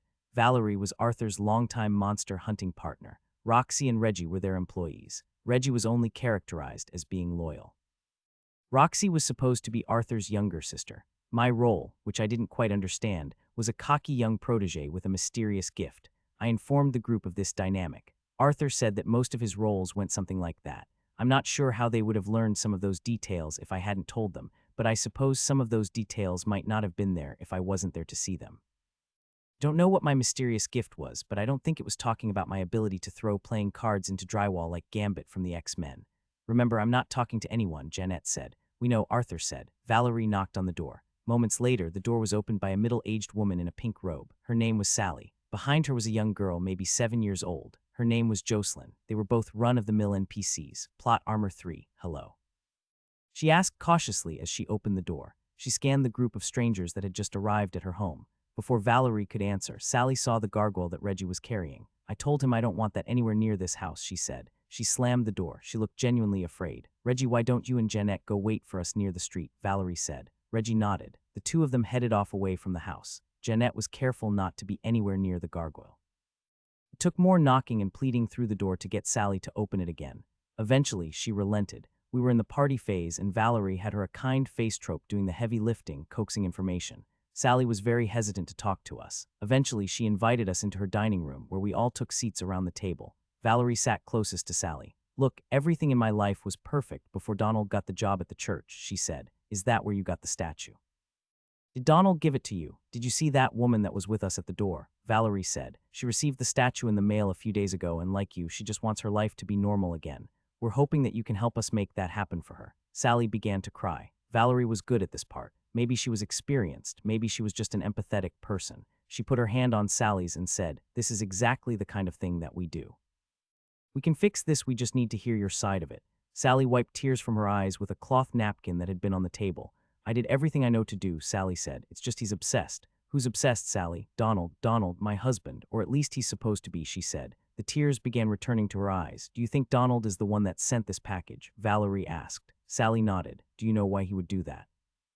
Sally shook her head, desperately seeking some explanation but finding none. I'm sorry. He's explained it so much, but nothing he said made sense. Donald is an art restorer. He's been working at the church over near Culling Creek Junction. That's where he found that thing. Mommy, her little girl's voice sounded from the living room where she had been sent while the grown-ups talked. Just a second, Pumpkin, Sally said. She continued. Ever since he brought it home, he's been different. Her voice got quiet. I hear him talking to it sometimes when he thinks I'm not around. For the first time, Arthur interjected. Does it talk back? Sally seemed surprised at the question. Well, of course not. It's made of rock. Despite having 64 plot armor, Arthur only had 4 moxie, and it showed. Valerie took back over. Do you remember the types of things he would say to it? Well, yes, he would say. Mommy, Jocelyn said from the living room. What, honey, I'm talking to our guests. The little girl entered the room. She was nervous. It's just she must have suddenly gotten shy. What is it? Valerie asked gently. The little girl pointed at the wall toward where the street would be on the other side. That's not Daddy's statue, she said. Daddy's statue had wings. In the course of the interview, we learned sparse new details. Sally had kicked out her husband Donald once his obsession grew too rabid. She believed that he was staying at the church where he was currently working. She didn't know for sure. The interview went on until eventually everyone in the house was off screen. This must have been a signal to Valerie that she had obtained about as much information as she was going to. Then the screaming outside started. Arthur, Jeanette screamed. Get out here. Arthur leaped up from the table and ran to the front door. As soon as he got there and opened it, I could see him roll his eyes. The rest of us filed out to see what the commotion was. Jeanette was standing next to a tall woman wearing a body-length coat. She might have been in her mid-40s. Most of her attire was muted except for her hair, which had been adorned with beads and jeweled brooches. She carried a large umbrella that she was currently using as a walking stick. Her eyes were lightly shadowed with purple makeup. On the red wallpaper, I saw that her name was Madame Celia Dane, proprietor Ethereal Emporium, Antiques and Spiritual Readings. NPC, Plot Armor 50. You said I didn't have to interact with these people, Jeanette said. The woman, Celia Dane, looked downright offended. You'd be a bit kinder if you knew what the spirits were saying about you, Missy. She turned to Arthur. Arthur, my dear friend, I got your message. I thought I might come over here and see if my gift could be of service. Arthur didn't miss a beat. Why, I'm sure he does, she said. After all, I am the one who recommended him to you, aren't I remember. And aren't I also the one who sent this case to you? You were. It just seemed so strange. Days ago, this woman appears in my shop asking for help with that vile statue. Now she won't even look me in the eye. I just thought it was odd that she was staying out here. When the answers to what plagues her might be in there, Madame Celia turned to Jeanette. Don't you want to know what has brought this curse down on you? Jeanette froze. She had a look on her face between disgust and fear. You might have thought that a slug had just spoken to her. I'm sure she does, Arthur interjected. It was only then that I realized that we were on screen again. This entire interaction had been on screen. When we had left Camp Dyer, Arthur made Jeanette promise that she would not break character unless the off-screen status was lit. She didn't seem too keen on keeping that promise. Well, come on then, Celia said. Let's get you in there. You might find a way to ease your fate. Maybe so. It seems to me that your client might have every incentive to seek the truth. After all, receiving an evil thing like this is a terrible omen. She must want to get to the bottom of it, is all I mean. I'm sure she does, Valerie said, and we're going to help her do that. Madame Celia turned back to Jeanette. I hope so. But is she willing to steer the wheel of fate herself? For a while, Celia stared at Jeanette. She shook her head. With the flick of a light, we were off screen. Madame Celia began walking away using her umbrella as a walking stick. Like most NPCs, she was quick to exit after a scene was over. But then she stopped. She cast an eye toward me. So Arthur, how is the new recruit doing? He was slightly taken aback at the question. Still reserving my judgment on that, he answered, raising his eyebrow. Celia smiled. That's good. Sometimes it takes time for the gifted to assert themselves, but I assure you he does have the gift you need. I'm sure he does. Arthur reached out and patted my shoulder. He began walking down the street, beckoning us to follow. Madame Celia continued, I am certain that in time he will find his place in the scheme of things, wouldn't you say? Arthur stopped short. He turned and looked at her. I would. It is very important that we all find our place in the scheme of things, wouldn't you say? Arthur bid his time answering. I couldn't read his face. He was too emotionally closed off for such a thing, but if I had to guess, I would say he was confused. I would. Good, she said. With that, she began walking down the street. The enigmatic harbinger left as quickly and mysteriously as she had come. When Madame Celia was gone, Valerie asked, You find that strange? Arthur didn't answer at first. When he did, he spoke to Jeanette. You have to go along with us now. We can't do this whole thing for you anymore. We need to play a clean game. You have to play your character. You said I didn't have to, Jeanette protested, and Carousel said otherwise. He began walking away, hauling his large duffel at a quick gait. Valerie ran to catch him. She started asking him questions in a hushed tone. The rest of us followed. When we were a good distance from the house, Roxy found me and said, I've never seen Carousel do this much hand-holding before. I thought it odd that she would phrase it that way. You think sticking her in a storyline way out of her league is hand-holding? I asked. Roxy didn't answer right away. She looked like she was considering exactly what to say and how to say it. It was that familiar face that some of the veterans were so quick to wear. The do I tell him face, she could have just disappeared. I wondered if I could get Roxy to tell me more. Is that why so many players are missing? Do they just disappear? You didn't think we would notice that some players outlive their teammates. How exactly is that possible? I thought it was everyone dies or no one does, but she didn't tell me more. Instead, she looked ahead of us and said, Look at that. I suddenly noticed that we were not anywhere near the neighborhood we had just left. Roxy's mystifying geography ability was just that, mystifying. I had no idea how far we had traveled in only 5 or 10 minutes. The thing that Roxy had been pointing at was an old-fashioned Ferris wheel. We were approaching some fairgrounds. As we passed by, I read the phrase Carousel Arts and Crafts Fair. Behind that, there was a giant limestone statue of a man. He was wearing an evening coat with an ascot. He was posed up as you might see in a statue of a founding father. That, Roxy said, is Bartholomew Geist, founder of Carousel. You can learn about him in a bunch of different storylines. Up until that point, I had never learned much about the canonical backstory of Carousel. It made sense that it would have one. Every storyline we had been in so far had its own backstory, so why shouldn't Carousel itself? When you say founder, do you mean like a character who is part of Carousel's fictional history, or is that the actual person who made this place that we're stuck in? I have no idea, Roxy said with a laugh. The church we were headed to was another 5-minute walk from the fairgrounds. I don't know how far away it was in terms of actual distance with Roxy's geography trope active. The church was a tall, lonely building in the middle of a large graveyard. The architecture was old. I'm not an art historian, but I think the style of the building was called covered in gargoyles. Needless to say, I knew we were in the right place. The sun was just starting to set as we approached. We were on screen again. Arthur turned around before we were too far along in the graveyard. You got anything? He asked. At first, I didn't know what he meant, but then I figured it out. He meant psychic readings, or whatever my character was supposed to have. The best we figured it, my character's abilities were just an in-story explanation for my film buff tropes. He knew to ask me because even though he couldn't see the tropes of enemy characters, he still had access to the red wallpaper and was still able to see much of what I was seeing when I looked around the church and graveyard. There were grotesques spread everywhere. They blended in with the normal gargoyle statues. I didn't know which was a grotesque and which was just a statue. Perhaps there were 24 enemies. I couldn't give a real count because it was hard to tell where they actually were. But no matter which direction we looked, we could see them. I did have some insight, though. The trouble was I had to filter it through what my character should have known. This place is overwhelming, I said. I knew how to play a psychic in a horror movie. All you have to do is struggle with every word. You have to pretend like your intestines are being pulled out through your belly button and that the spirits are attacking your very presence because they know you're a threat. There are too many, I continued. I started to breathe. I gazed around the graveyard like I was seeing the very ghosts that rested there, like I felt their pain, some like this one. I gestured toward the statue that Reggie was carrying. I winced. Most are different. They don't seek to spread the curse. They are the curse. They seek violence. I tried to make my performance convincing, or at least passable. I don't know how Lara or any psychic archetype kept that up full time. Their tropes were usually moxie-based. They had to pretend to be seeing into the ethereal distance full time. I breathed out deeply to signal I was done. I would fill them in on the real details off screen. Arthur nodded his head. What we both understood was that many of the grotesques around us were lower level than the one that we carried. Everyone could see that. What only I knew was that only the strongest ones had the progenitor ability. The weakest didn't even have a high enough savvy to stop me from reading their tropes. They had 3 grotesque. Plot armor varies. Tropes. It plays with its food. This creature spends time toying with its victims. Often, it enjoys the playing more than the killing.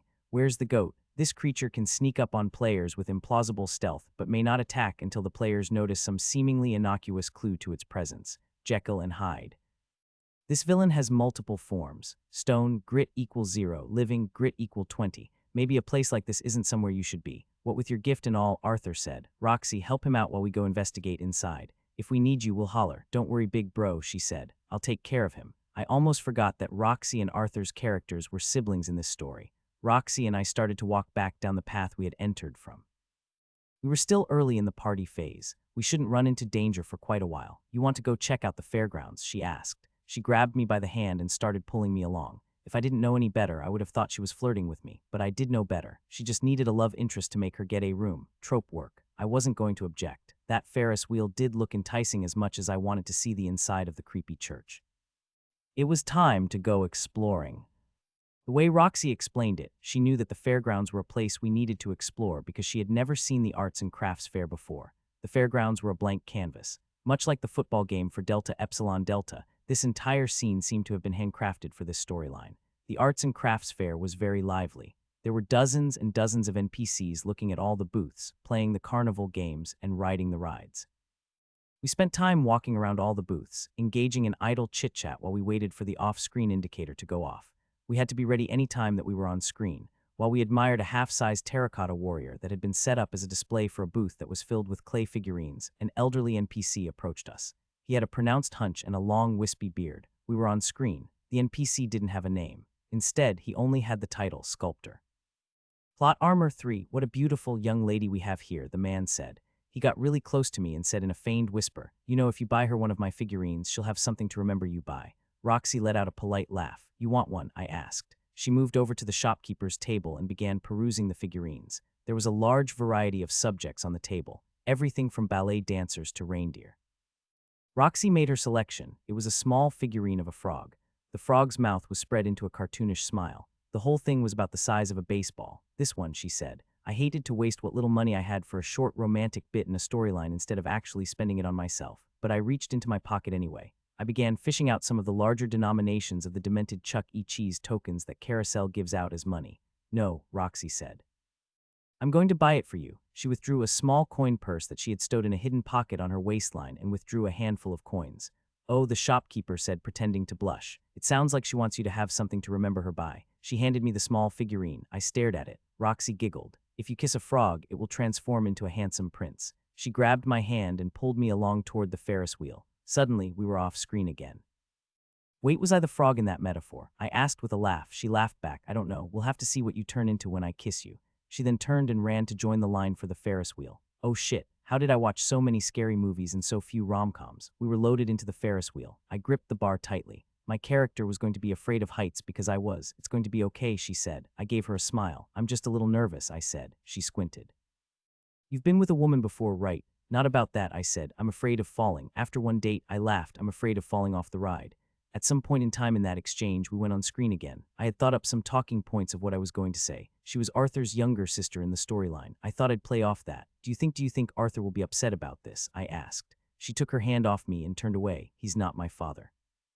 I know you can't tell that because of how he orders me around, but I am a grown woman. I know that, I said. I reached to grab her hands again. She gave a slight tease of resistance, but just for show. Do you know what I'm thinking right now? She asked. She wanted me to play psychic again. I closed my eyes and focused. Was my character supposed to be telepathic? Who cares? I shook my head and smiled playfully. Before I could say anything, she leaned over and kissed me. My heart didn't seem to know that it was a pretend kiss because it nearly leaped from my chest. I don't know if she intended to keep kissing me because as soon as our lips touched, a bright light blinded me from down below. It got her too. We both recoiled awkwardly. The sun was almost set. The fairground crew had just hauled in trailer-mounted spotlights that were powered by generators. They waved back and forth in the sky, announcing to the world that something was happening at the fairgrounds. I cleared my throat. We leaned away from each other for a moment. Suddenly, we were off screen again. We won't be on screen for another 15 minutes, Roxy said. She was all business. She had a trope that allowed her to know the next time she will be on screen. It made sense for her build. That means this scene is probably done. We should get back before dark. As we crested the top of the wheel one last time, I looked in the distance toward the Gothic church. It was about 5 miles away. It was the last place in Carousel I wanted to go to at that moment, but I felt like that a lot here. We didn't quite manage to make it back before dark. The crimson-red vapors of sunset had just disappeared as we made our way to the church. Luckily, the night was clear, and we could see well enough by starlight alone. Just as I was debating whether or not my sunglasses would make things too dark to see or whether I would need them at all if I could feign night blindness, Roxy said something that spelled our doom. Didn't the church have more gargoyles on it than that? As if to answer her question, a large creature emerged from behind a nearby gravestone. It was a grotesque, in the flesh. It wasn't the same one that Jeanette had been sent, nor did it have wings, but it did have the progenitor ability.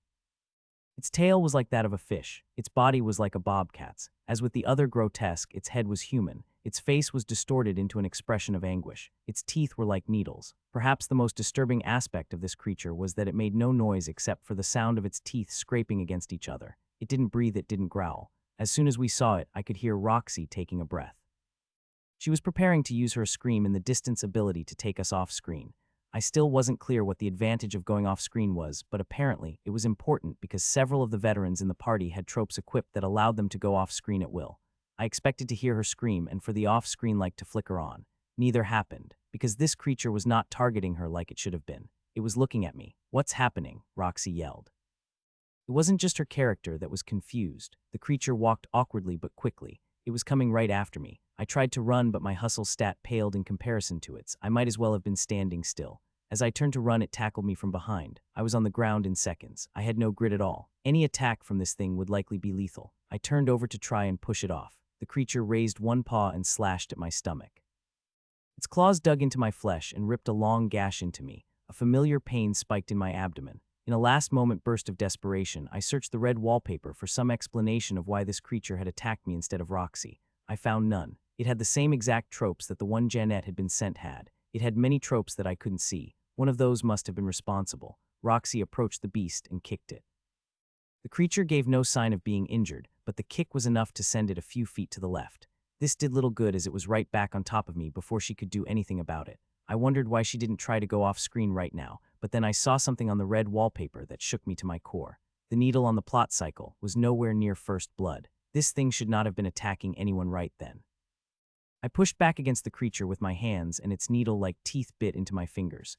This was not an animal attack. It was not trying to eat me. It wasn't even trying to kill me. Its bites were ungraceful and uncoordinated. Its claws failed to hit their mark most of the time. I realized that like the lower-level versions of the grotesques, this creature must have had it plays with its food. Benny the Scarecrow had the same trope, but for him, it meant that he made you run around his corn maze scared out of your mind.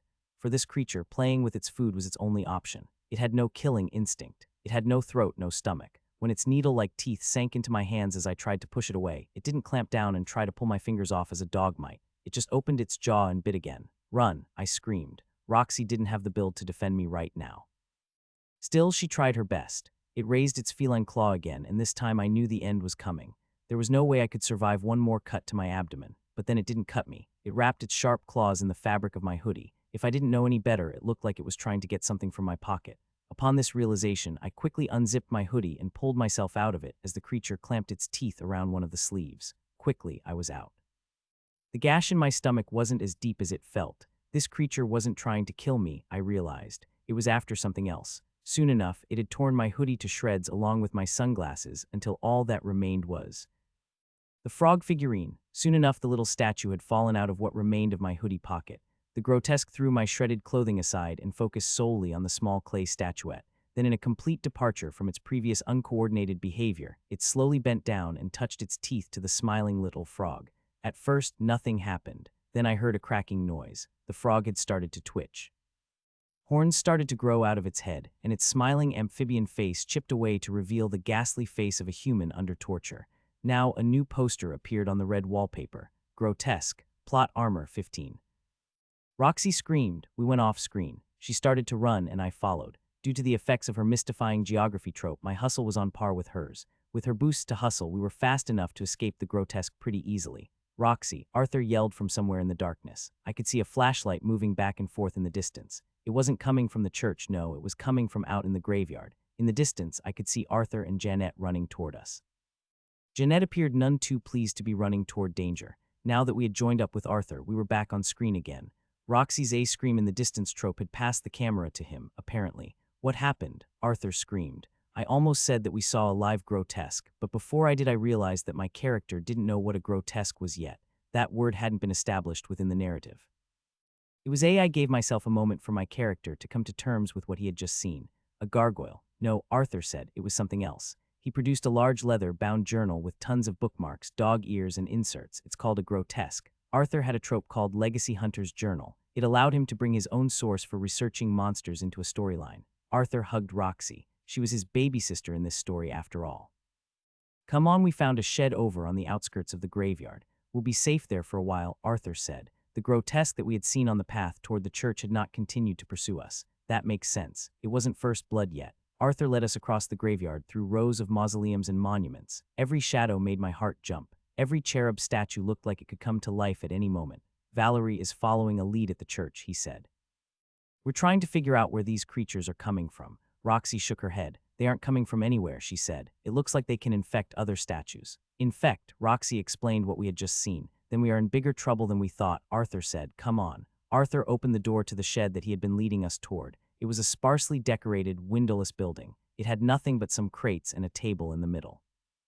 Arthur retrieved a small electric lamp from inside his duffel. He sat it on the table and turned it on. Next, he began thumbing through his hunter's journal. At first, I thought the statue was a garden-variety cursed object, but then Reggie said it had come to life and run off. I went through Riker's journal. He wrote about these things, he said. Riker was the fictional person who had given him the journal within the narrative. Possessed statues. Towns completely destroyed in a matter of days.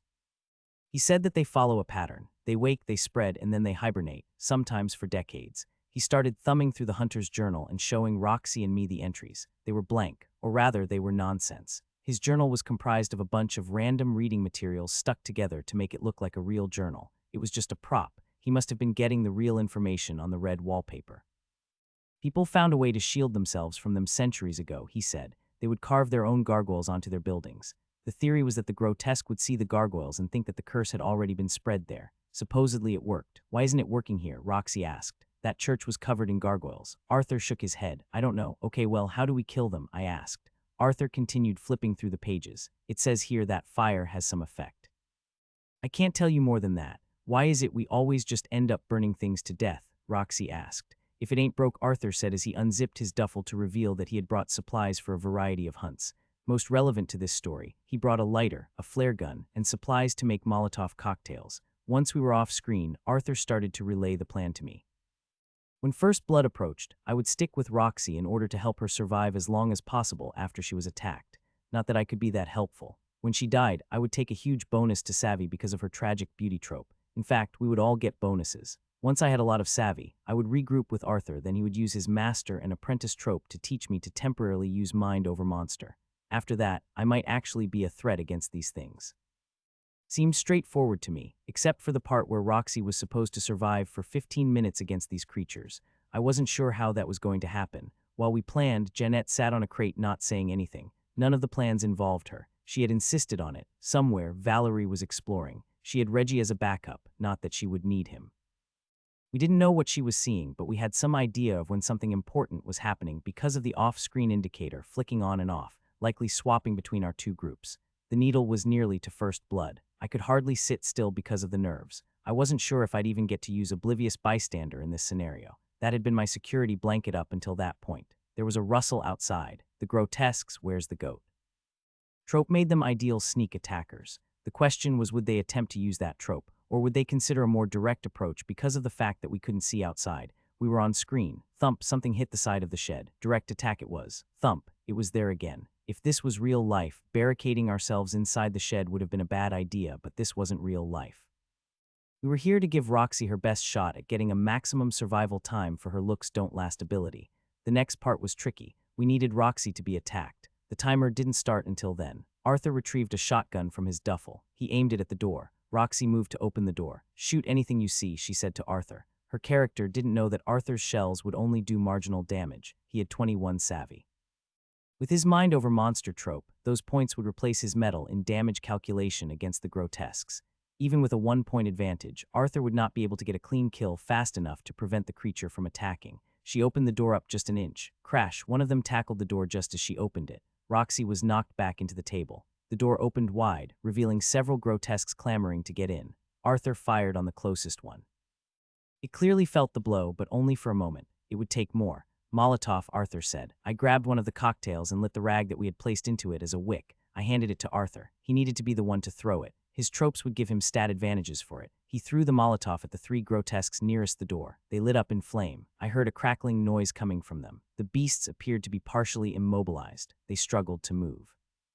It took a moment to notice why. Parts of them had been turned to stone. Arthur aimed his shotgun again. He fired. One of the gargoyles' heads broke into cracked pieces of rubble. White dust rose from the wound. Arthur let off 2 more shots. One shot split a smaller gargoyle in half. The other shot appeared to miss its mark and hit living flesh. "Reload," Arthur said. He started pumping more shells into his shotgun. We were off screen again. Roxy closed the door and she and I moved a couple of crates in front of the door. "That do it?" Arthur asked. "Yep," Roxy said. She had been attacked. Her looks don't last timer started. 15 minutes to go. A barrage of banging started to surround the shed from all directions. The shed wouldn't hold up to it. One of the walls was already buckling under the weight. "Once they break through, exit out the door and make a run for it," Arthur said. Roxy and I nodded. Arthur retrieved a pistol from his duffel and handed it to me. It wouldn't be very useful in my hands, not unless we lit more of them on fire, but it made sense for me to be armed. "Make it stop," Jeanette screamed. Arthur gave her a fierce look. "We're fine, we'll be okay." He had to be careful of what he said to her because we were on screen. "Make it stop. You said you would protect me, and I will. We just have to follow the plan." Jeanette wasn't having it. Why did we even come here? We should have stayed at the church. We would have been safe. Of course, we weren't trying to be safe. "We'll be okay. We do this sort of thing all the time." The wall that had buckled was starting to splinter. They would be through any second. Roxy and I got close to the door to make a run for it. "I don't want to play this game anymore," Arthur cursed. He tried to regain his composure. He had to stay in character. "I'm not playing with you. We can handle this." It was like she couldn't even hear him. Some part of her refused to believe that Arthur didn't have some power to end all of this. "I don't want to do this anymore. I quit." The first thing I noticed was the plot cycle. Normally it ticked forward at a slow if inconsistent speed. Suddenly it started to move backward. At first I thought I was just imagining things, but then it was clear. It was moving backward. Not a whole lot, but just enough that first blood started to move further and further away from the tip of the needle. Then I noticed the light through the cracks in the wooden planks that made up the shed. The sun was coming back up. As it rose, the grotesques that had surrounded the shed went quiet. I could only assume that they had turned back to stone. I will never forget the look I saw on Arthur's face. Normally Arthur didn't display any emotion, but I could see that something affected him tremendously. He got really quiet. He dropped his gun onto the table. "What's happening?" I asked. No one answered. "I knew it," Roxy said. "You knew what?" I asked. Again, no answer. Arthur began placing all of the items that he had taken out of his duffel back inside of it. Roxy went and unbarricaded the door. "We need to go," Arthur said. He put the strap of his duffel bag over his shoulder, opened the door to the shed, and began walking out. Was the storyline over? Had we failed? Roxy followed behind Arthur. I followed her. For a moment, Jeanette stayed in the shed, but after we had walked 15 yards or so from the entrance, she ran to catch up with us. "Is it over?" Jeanette asked. "Don't take another step," Arthur said. "You're on your own now. You didn't want to play. We've done everything we could for you." He tried to sound firm and strict, but in the end, he tacked on, "I'm truly sorry. I wish we could have helped you." Jeanette looked totally taken aback by what he had just said. "You told me that you would protect me."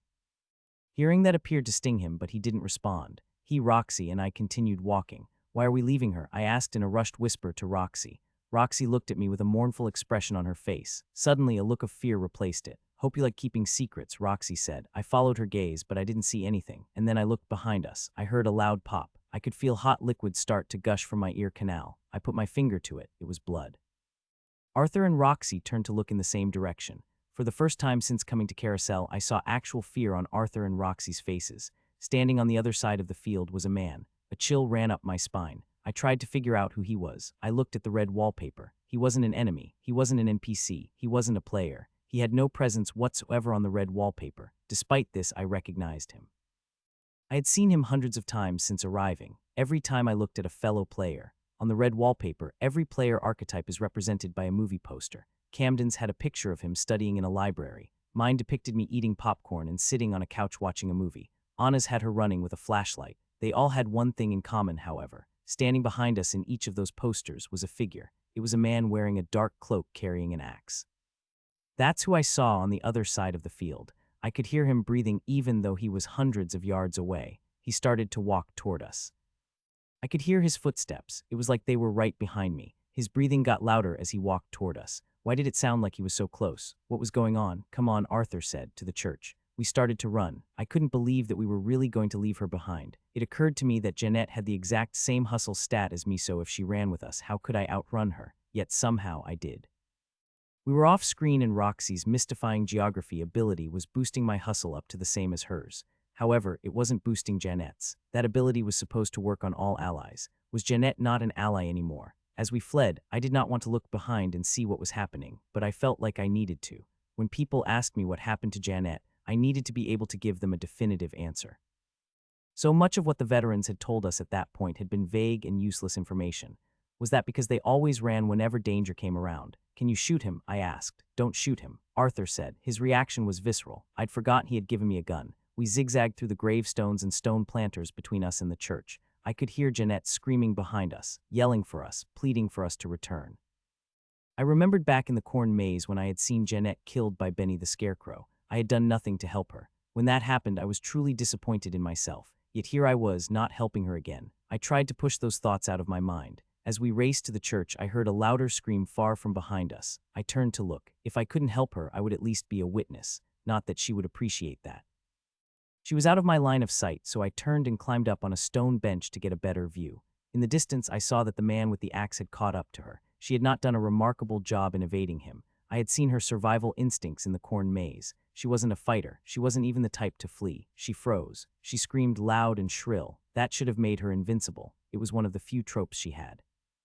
Her scream should have protected her, if only for a moment, but it didn't. He cleaved her at her collarbone, slicing her torso in half all the way from her shoulder down to her waist with one swing. Oh fuck. With that one swing of an axe, Jeanette disappeared from the red wallpaper. Her status wasn't dead or mutilated or written off. She was just gone. The last thing I saw as we rushed into the church was the axe murderer lifting her body over his shoulder and turning to walk away. In a way, she got what she wanted. She had found a way to quit the game. Why would she do that? I screamed as soon as we entered the church and found a room where we could talk privately. Roxy and Arthur didn't answer me at first. They appeared to be listening for something. I paused and listened too. I could hear footsteps walking away from us, faint breathing. I could still hear the axe murderer. Why can I hear him? I asked. Roxy and Arthur looked at each other. Roxy spoke up. Everyone who sees him can hear when he's around, and sometimes when he's not. Everyone who's seen him, I asked. Roxy nodded. The higher level players, who knows about him? Arthur gestured toward a chair and said, sit. I wasn't going to argue. Who all knows? Is it everyone but me and my friends? Because I know you guys are keeping secrets from us. Why would you not tell us what happens if we broke the rules? Just under a dozen of us, Arthur said. The others they understand, but they don't really know. They don't know that you get butchered just for breaking character, I asked. Jeanette's death had freaked me out. It was so terrifyingly final. In the Astralis storyline, Kimberly had freaked out too. How close was she to getting killed? No, Arthur said. It's not just breaking character. It's not just breaking the rules. Everybody does that, especially in the beginning. Carousel can be pretty forgiving with that stuff. It's about doing it on purpose.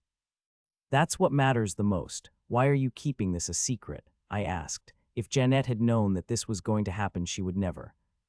I lost my words. I had just seen a death, a real death. We couldn't. We've tried. She knew what would happen. Even if she didn't know how, we made sure of that. What do you mean you've tried? Does Adeline know? Valerie, Reggie? Arthur took a deep breath. You have to be careful how you phrase things. When you try to talk about him, it sounds like he's right behind you, like he's watching what you say.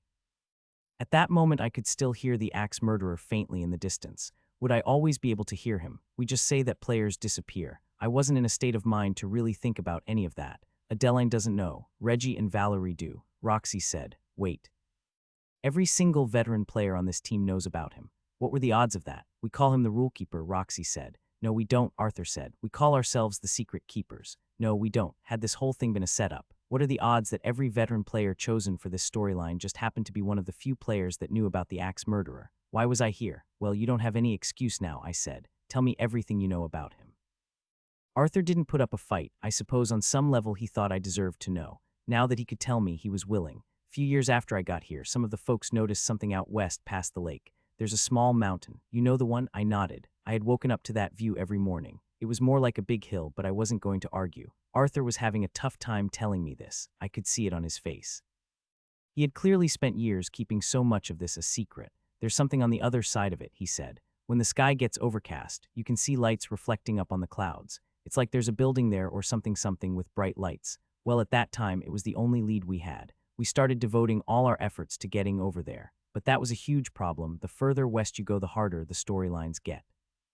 You even get halfway around the lake, even I would be underleveled. So we tried to get clever. We tried to sneak over there in between scenes of other storylines. Can't trigger a storyline if you're already in one. We'd start up one of the easier stories, and then as soon as it was time for a scene to end, we would steal a car and head west. That was the plan, at least. 3 of our group tried it. They were just supposed to go scout things out and come back. They never did. Arthur took a moment to compose himself. Whenever a group dies in a storyline, a missing poster appears on this bulletin board outside the diner. But for the players that tried to sneak out west, no missing poster appeared. We had no idea what happened to them. Don't get me wrong, we'd had players go missing, players that never got posters on the bulletin board. We never knew why, so we gave up on that plan. We decided that if we couldn't sneak over that direction, we would just have to level up so high that we could beat any storyline they threw at us. There's a road south of the lake with a trolley track built into it. Never seen the trolley, but the road seems to go right in the direction we need. We figure that's the right route to take. If you go over the lake, there are all types of water monster storylines that you can trigger just by being in the water out that far. The forests are just as bad. But that road seemed like our best bet, more manageable maybe. The question was, how were we going to level up enough to get over there? Took us years to find an answer. There used to be these things called rescue tropes. They were these marigold yellow tickets you could get. If you had one of those, you could grab somebody's missing poster from the bulletin board, and you could go rescue them from whatever storyline they died in. All the archetypes had their own kinds that worked in different situations. I had one called Trail of the Monster. There were all kinds. That used to be how things worked. If a team ever died, another team would go rescue them. The trouble is, a rescue storyline is always more difficult than the base storyline, at least on paper. The truth is, in some situations, the rescue storylines were actually easier because they were more straightforward. And the thing about rescue storylines is that they paid off way bigger than normal storylines. You get 10 times the cash, a handful of tropes, and far more stat boosts than you would normally expect.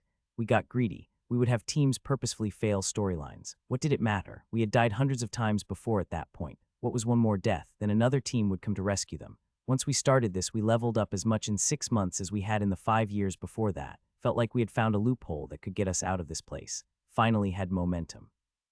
One day we were doing a rescue run. My team drew the short straw. We were going to die, and one of the other teams that were with us at the time would come to rescue us. Only after they rescued us, the axe murderer showed up. It was the first time I saw him. He killed that whole team like it was nothing, ripped right through them. After that, our rescue tropes disappeared and Silas stopped handing them out.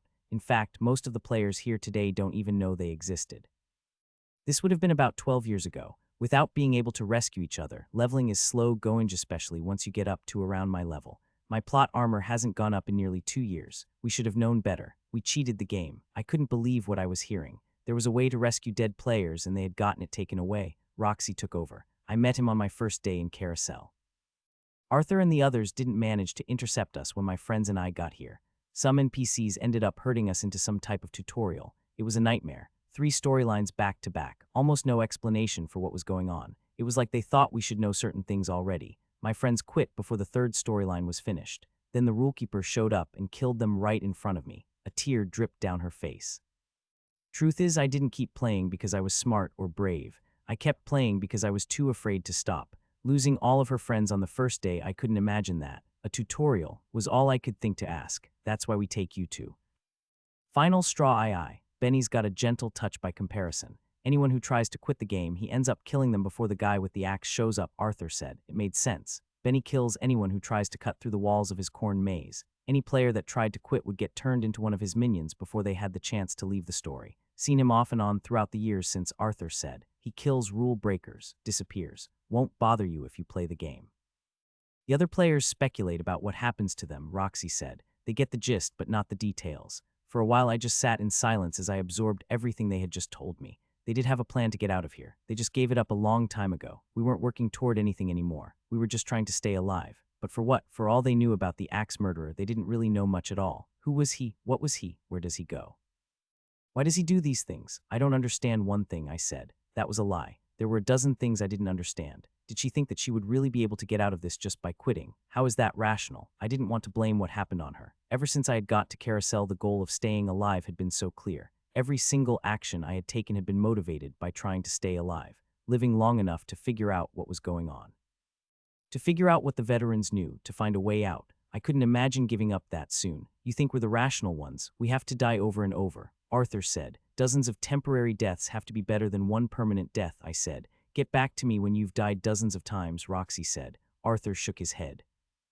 In a few years, when you've died 100 painful, terrifying, pointless deaths, and you're no closer to getting out of here, then we can debate about whether playing the game is the right decision. I'm not saying she thought it through. She was probably just scared. I imagine Arthur and Roxy had put a lot of thought into this very thing. It's just not everyone wants to survive at any cost. Some of us really take to Carousel. Others don't. I'm not sure which group is the sane one, Arthur said. Jeanette had been scared. That was true. You could hear it in her voice, but she had refused to adapt to the situation. I didn't think I would ever understand that. Did you know this was going to happen? I asked. Roxy had implied as much when the rulekeeper showed up. They didn't answer for a moment. Arthur appeared to be choosing his words carefully, but Roxy spoke up before he could. We did know this was going to happen. Ever since she first refused to go out on a storyline, we could tell she was going to get the axe. The only question is what's with the theatrics. Was this whole grotesque thing just a trick to get her away from the lodge, or was it really trying to give her a second chance? This wasn't just about her, Arthur said. It's also about him, me. I asked how because Carousel is always trying to bring in film buffs. 1 out of every 10 players that have lived at Camp Dyer over the years were failed film buffs, like Bobby. He was invited here because of his horror interest, wasn't he? Only half a dozen have actually gotten the archetype. Since you did, I think it wanted you to know the stakes. Wait, there are no other film buffs, I said. I hadn't seen any other film buffs at Dyer's Lodge, let alone half a dozen. I had wondered since the day I got there why I was the only one. Sure, there were minor archetypes that were pretty rare, but the film buff was the only one with just one player. That's the thing about film buffs, Arthur said. They disappear.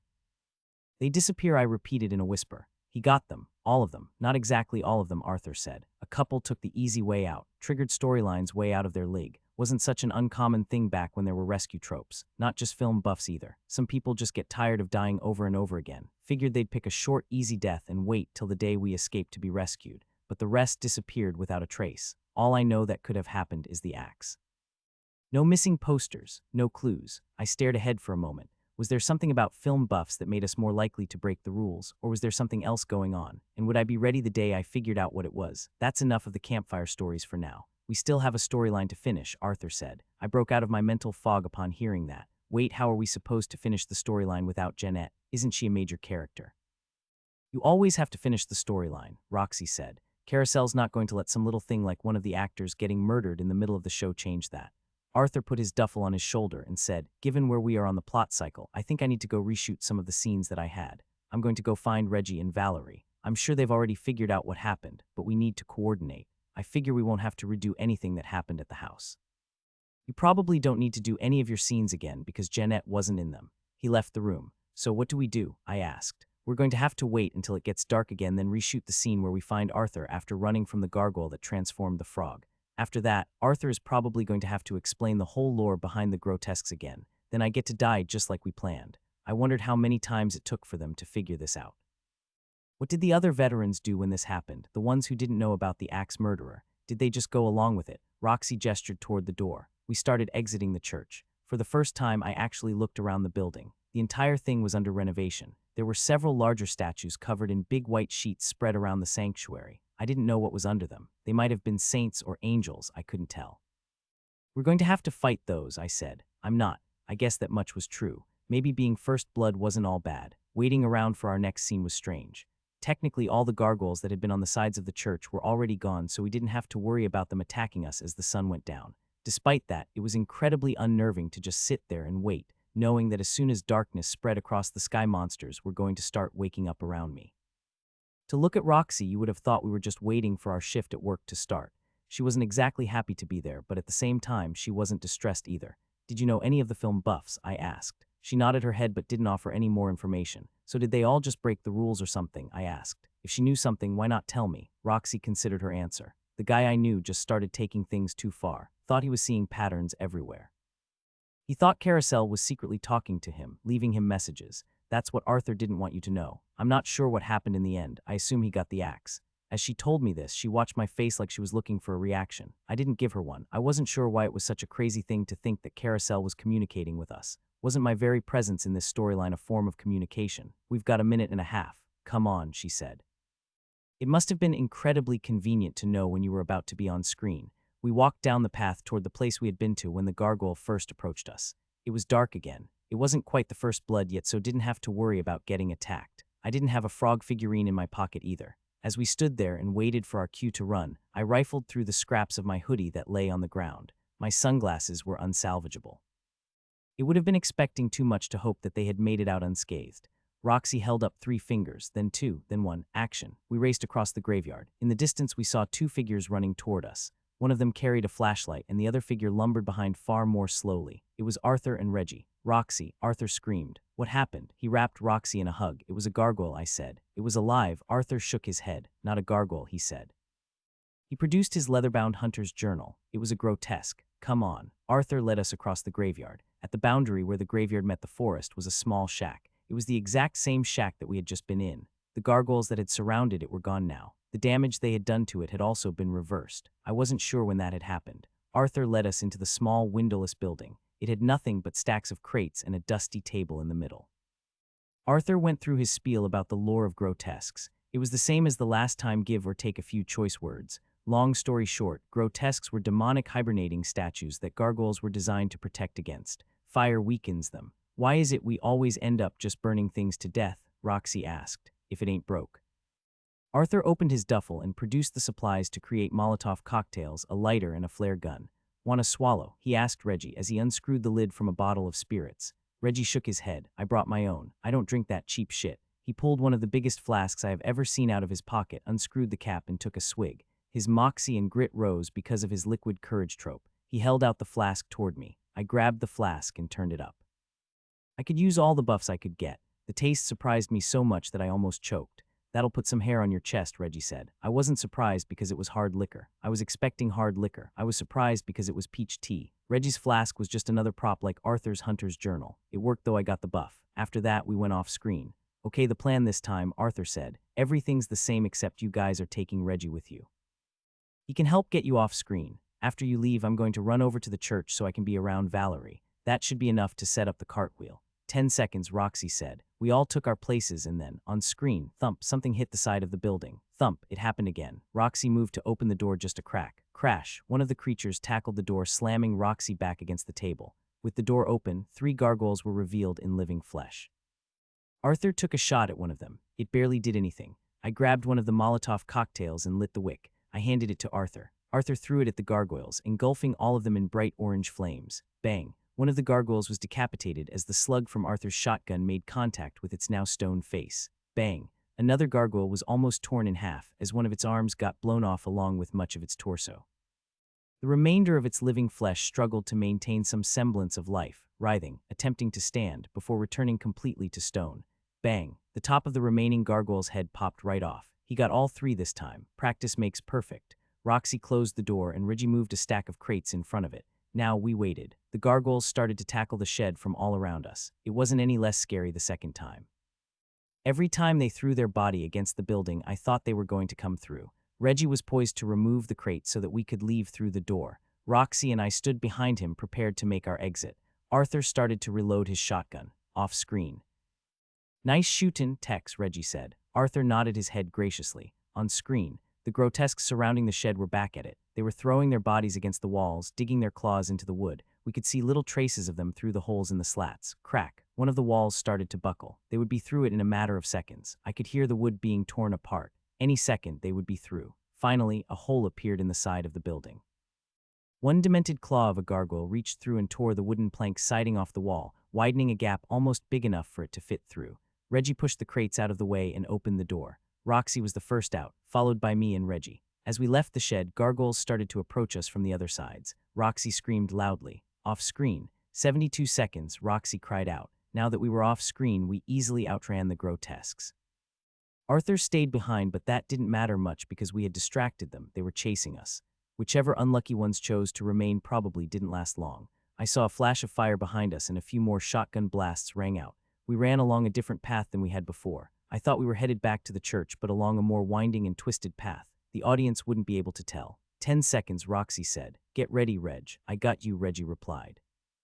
For such a big guy, he was putting up with running pretty well. That made sense in a way. In Carousel, grit covers endurance, and Reggie had plenty of grit. On screen, we ran for a few moments before Roxy stopped and looked behind her. I think we lost them, she said. Reggie started to wheeze and double over. I need a break, just a minute. Roxy nodded. Over here, she said, taking us to a secluded area between two mausoleums. Off screen, Reggie stood back up straight.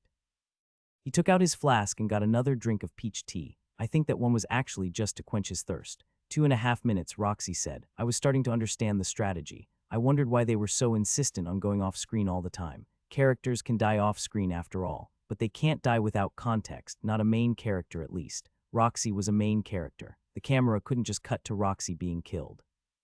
There had to be a setup, a cinematic kill sequence. We were interrupting it. In the distance, I could hear the grotesques closing in. Still, we waited. 20 seconds, Roxy said. It's out of our hands now. She waved us forward. We continued to run along the path she had chosen. On screen, the gargoyles started to pour out from all around us. It was like they'd been hiding behind the gravestones, waiting for the moment to emerge and kill Roxy. One got close to her. I reached for the gun in my pocket that Arthur had given me, but as my fingers touched the fabric of my jeans, I realized it wasn't there. We had forgotten it. I didn't have a trope that would allow me to bring a gun into a storyline. I had to get one from Arthur. We had forgotten to re-establish that he had handed it to me when we reshot the shack scene, so now I didn't have it. Shit. The gargoyle closest to her tried to wrap up her legs. She easily dodged it. She moved through a sea of gargoyles that lunged and jumped at her with the grace of a ballerina. None of the gargoyles could get her because this was her kill sequence. They couldn't simply hurt her. They had to kill her all in one hit because of her red mist trope. These creatures were so inelegant and stupid that they were having a difficult time finding a way to trap her without injuring her. Reggie and I piled behind her as she ran. Reggie was strong enough that he could throw the gargoyles. He picked one up in front of me and swung it down on another that was about to tackle Roxy. They collided with a thud and both tumbled across the ground. I didn't know how long we could do this. We couldn't dodge them all day. We needed to go off screen, but I got the sense that none of the techniques they had used so far could be repeated. Not so soon, not within the same sequence. But then, suddenly, we were off screen again. Valerie.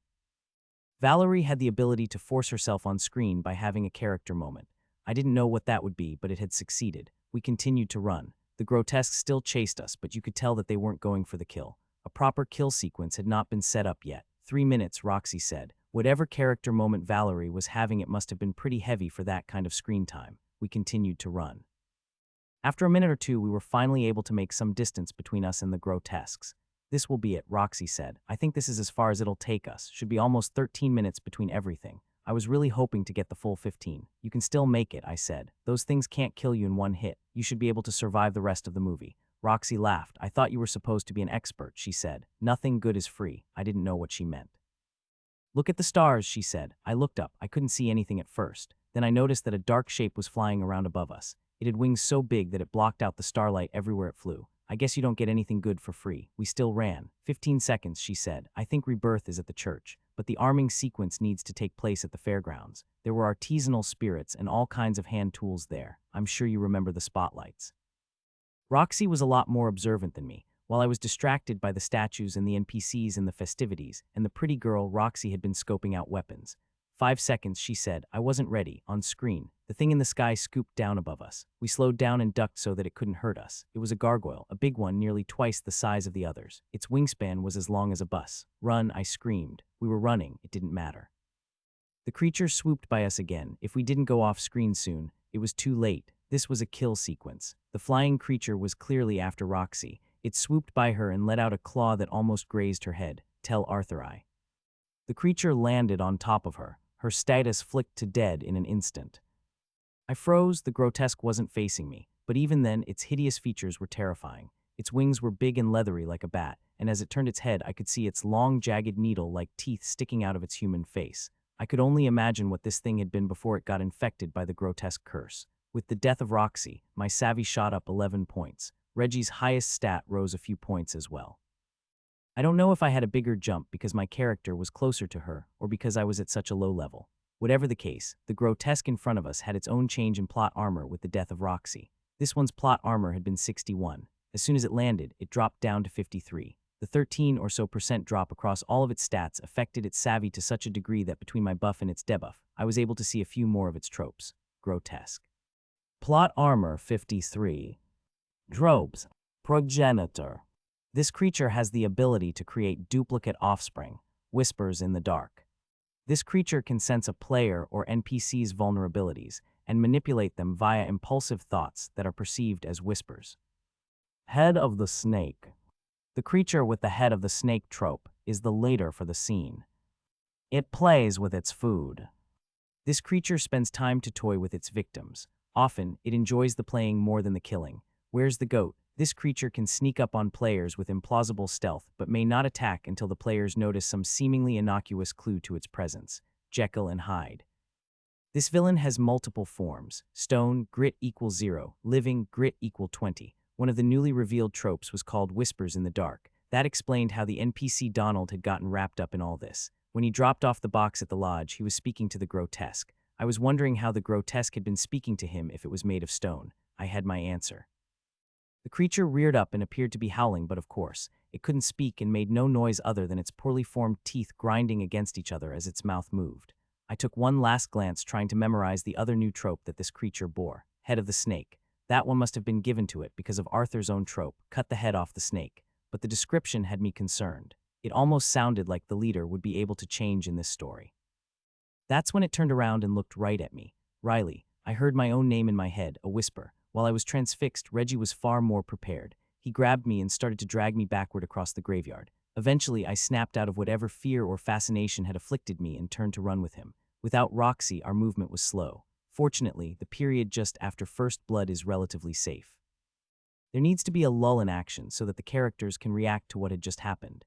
It was also fortunate that even though we had run what felt like miles across the cemetery, we were never that far from the church. Our entire chase scene occurred within walking distance of it. Carousel wouldn't care about that. It just needed good footage. We ran back to the church. The flying grotesque took back to the skies, but it didn't attack us. Pretty soon after we started running, we were off screen again. When we made it back to the church, I half expected it to be overwhelmed by grotesques. However, as soon as we got there and opened the door, I could hear Arthur and Valerie talking. They were off screen too. We must have been in between scenes. As far as I could tell, they were planning out Valerie's character arc. For whatever reason, they were whispering. They stood at the back of the church where the priest would normally go. Whenever they heard us come in, Arthur acknowledged us with a glance and Valerie waved. I kept expecting us to go on screen so that we could have an emotional reveal of Roxy's death, but it didn't happen. Even when we got all the way across the building to them, we were still off screen. The next scene is in there, Valerie said when we approached, as if she had seen the confusion on my face. I found Donald down there. You can hear him yelling. Down where? I followed her gaze. There was a door at the back of the church. It had been covered up by a curtain, but the curtain had been moved back, and now I could see light flickering under the door frame. I could also hear Donald speaking faintly. It sounded like he was talking to himself. Where does that lead? I asked. Catacombs, Valerie answered. I saw a couple more of the high-level grotesque tropes, I said. Arthur looked at me expectantly. It can talk to you in your mind and tempt you to do things. Well, that explains a little bit what's going on down there, he said.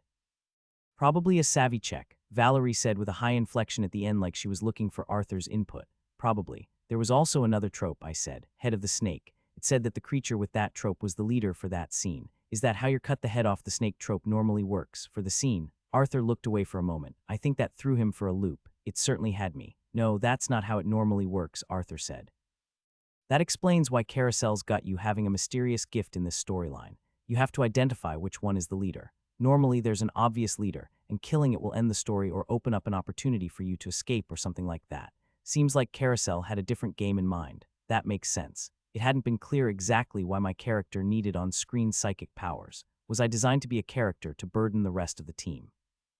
Making one of the weakest players on the team a character that has to make it to the finale. Be ready to run up to us as you come on screen, Valerie said. I know, I said back. Valerie and Arthur had their guns cocked and ready. Arthur opened the door to the catacombs and Valerie breached. Soon they were both down the stairs, and all I could hear were the echoes of their footsteps mixed with the whispers of Donald somewhere deep in the catacombs. I sat and chatted with Reggie for a bit.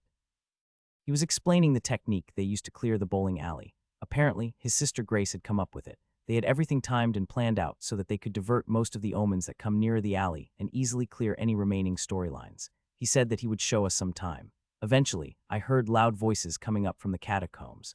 I had trouble picturing exactly how big the underground must have been for it to have taken so long. Must have had a lot of rooms down there. As time passed, I could hear Donald talking louder and louder. "No, don't do it," Donald screamed. I could only imagine what he was asking Arthur and Valerie not to do. "I have to finish. You don't understand, I have to finish." Valerie and Arthur burst from the door with Donald hogtied. Arthur was carrying the man over his shoulder. "My family shouldn't have to die too," Donald screamed. "Don't you understand? There is no escaping." Just as the door had started to open, we had become on screen. We ran toward Arthur and Valerie as if we had just burst into the church looking for them. "Arthur," I screamed. Arthur glanced over at us. He was preoccupied with handling Donald. He glanced back again. "Where's Roxy?" he asked. I couldn't find the words. Not just my character, I personally couldn't. How would you act in a situation like this? She. Arthur abandoned Donald and walked toward us. "Where is she?" Reggie and I looked at each other. "She was killed," I said. Arthur didn't say anything at first. He walked to the nearest pew, and just as I thought he was about to turn and sit down, he kicked it, sending it flying backward and toppling. "Why didn't you look after her?" he screamed. I didn't know if he was talking to me or Reggie. I suppose it didn't matter, it was for the audience. Arthur was breathing heavily, and I could see him trying to cover up his tears or cover up his lack thereof. "Where is she?" he asked. He walked over to where he had left his duffel and started to unzip it to retrieve a firearm. "Arthur," I said, "she's gone." Still, he persisted, grabbing a shotgun. He walked over to me and got in my face and asked, "Wasn't this the kind of thing we had you around for? To make sure things like this didn't happen?" I had no answer. "Arthur," Valerie said. She walked to him and hugged him. While they had their character moment, I didn't know what to do. After a beat, Arthur calmed down. "We have to finish this," he said resolutely. "That asshole has been manufacturing gargoyle statues down there. Hundreds." He looked over at Donald lying delirious on the floor. He was on him in a second. He lifted Donald up by his shirt collar and said, "Now you tell us everything. These things just killed the person I care about the most in the world. I don't have to tell you what happens if you don't talk." Donald didn't react fully to what Arthur said, but talking was not a hard thing to get him to do. In fact, after a while, I was wondering if we could get him to shut up. If I were to distill down everything that he said, most of which he repeated over and over again, this is what he had to say: "If you know the world's ending, you know the bad guy is gonna win. Doesn't it make sense to be on the winning side?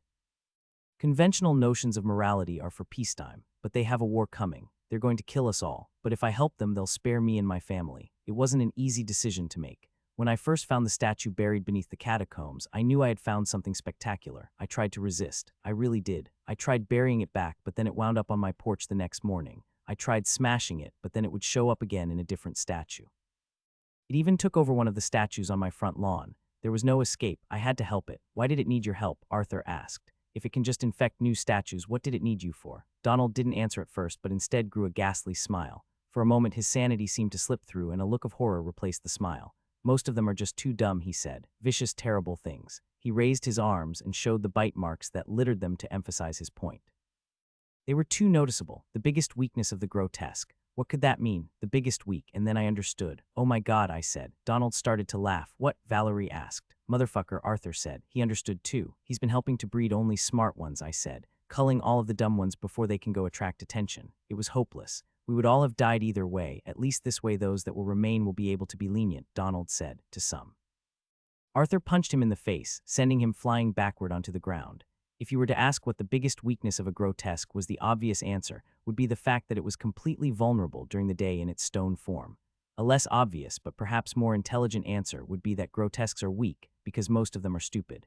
Most of the creatures I had seen so far on the red wallpaper had such low savvy that I could see all their tropes.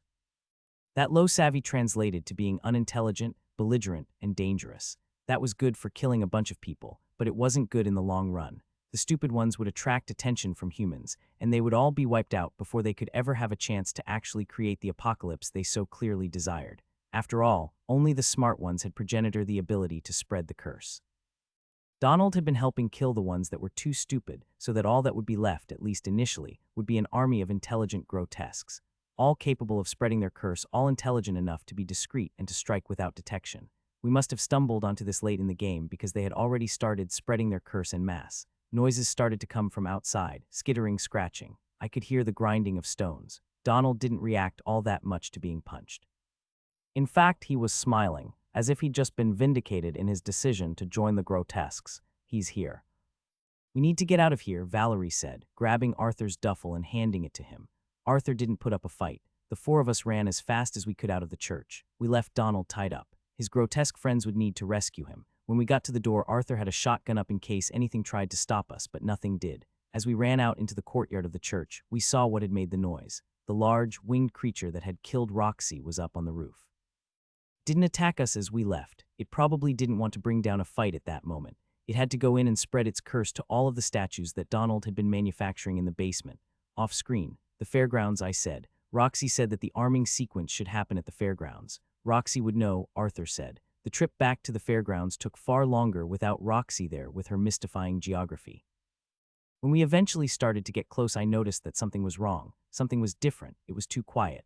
The Ferris wheel was still running, but I couldn't tell if anyone was inside its seats. The grotesques had been here. As we arrived, we were back on screen. Oh my God, Valerie said. She raised her hands over her mouth and nose, evidence of the horror that she saw before her. It had been a massacre. Many of the festival goers had been able to escape, but plenty hadn't.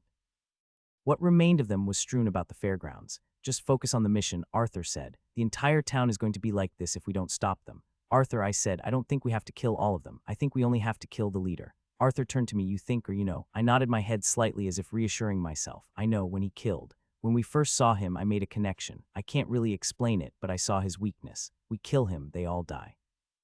I had just made Arthur's cut the head off the snake trope cannon. The audience needed to know. Off screen. We'll set up over here by the spotlight, Arthur said. Reggie, drag a table over here. The spotlights were attached to their own unique trailer so that they could be hauled to different locations. They had a logo for a rental company, the same one that the moving truck Travis had stolen had. They were powered by portable generators that stood next to them on the ground and ran on gasoline. A little boxy pickup truck was hooked up to one of the spotlights. Found the keys, Valerie said after having fished them out of the pocket of one of the poor NPCs lying around us. The entire fairground smelled of blood. How long do we have till they're back? Reggie asked. Arthur shook his head. Not long. It's too early for us to do the arming sequence, but we can still prep for it. We're probably going to have a wave of them here soon. I see you've got a weapon. He was referring to the sledgehammer that Reggie had found. I also found these, he said, tossing 3 smaller hammers onto the table that he had just hauled over near the spotlight. During the arming sequence, we have to go see if we can find some supplies. Riley, grab that hammer and help me with this real quick, Arthur said. On screen. When I lift this up, I need you to break that bracket there, Arthur said. He hoisted the spotlight up. I took the hammer and to the best of my ability smashed a small metal bracket that was designed to keep the spotlight from swiveling independently of its motor. These things are weak to sunlight.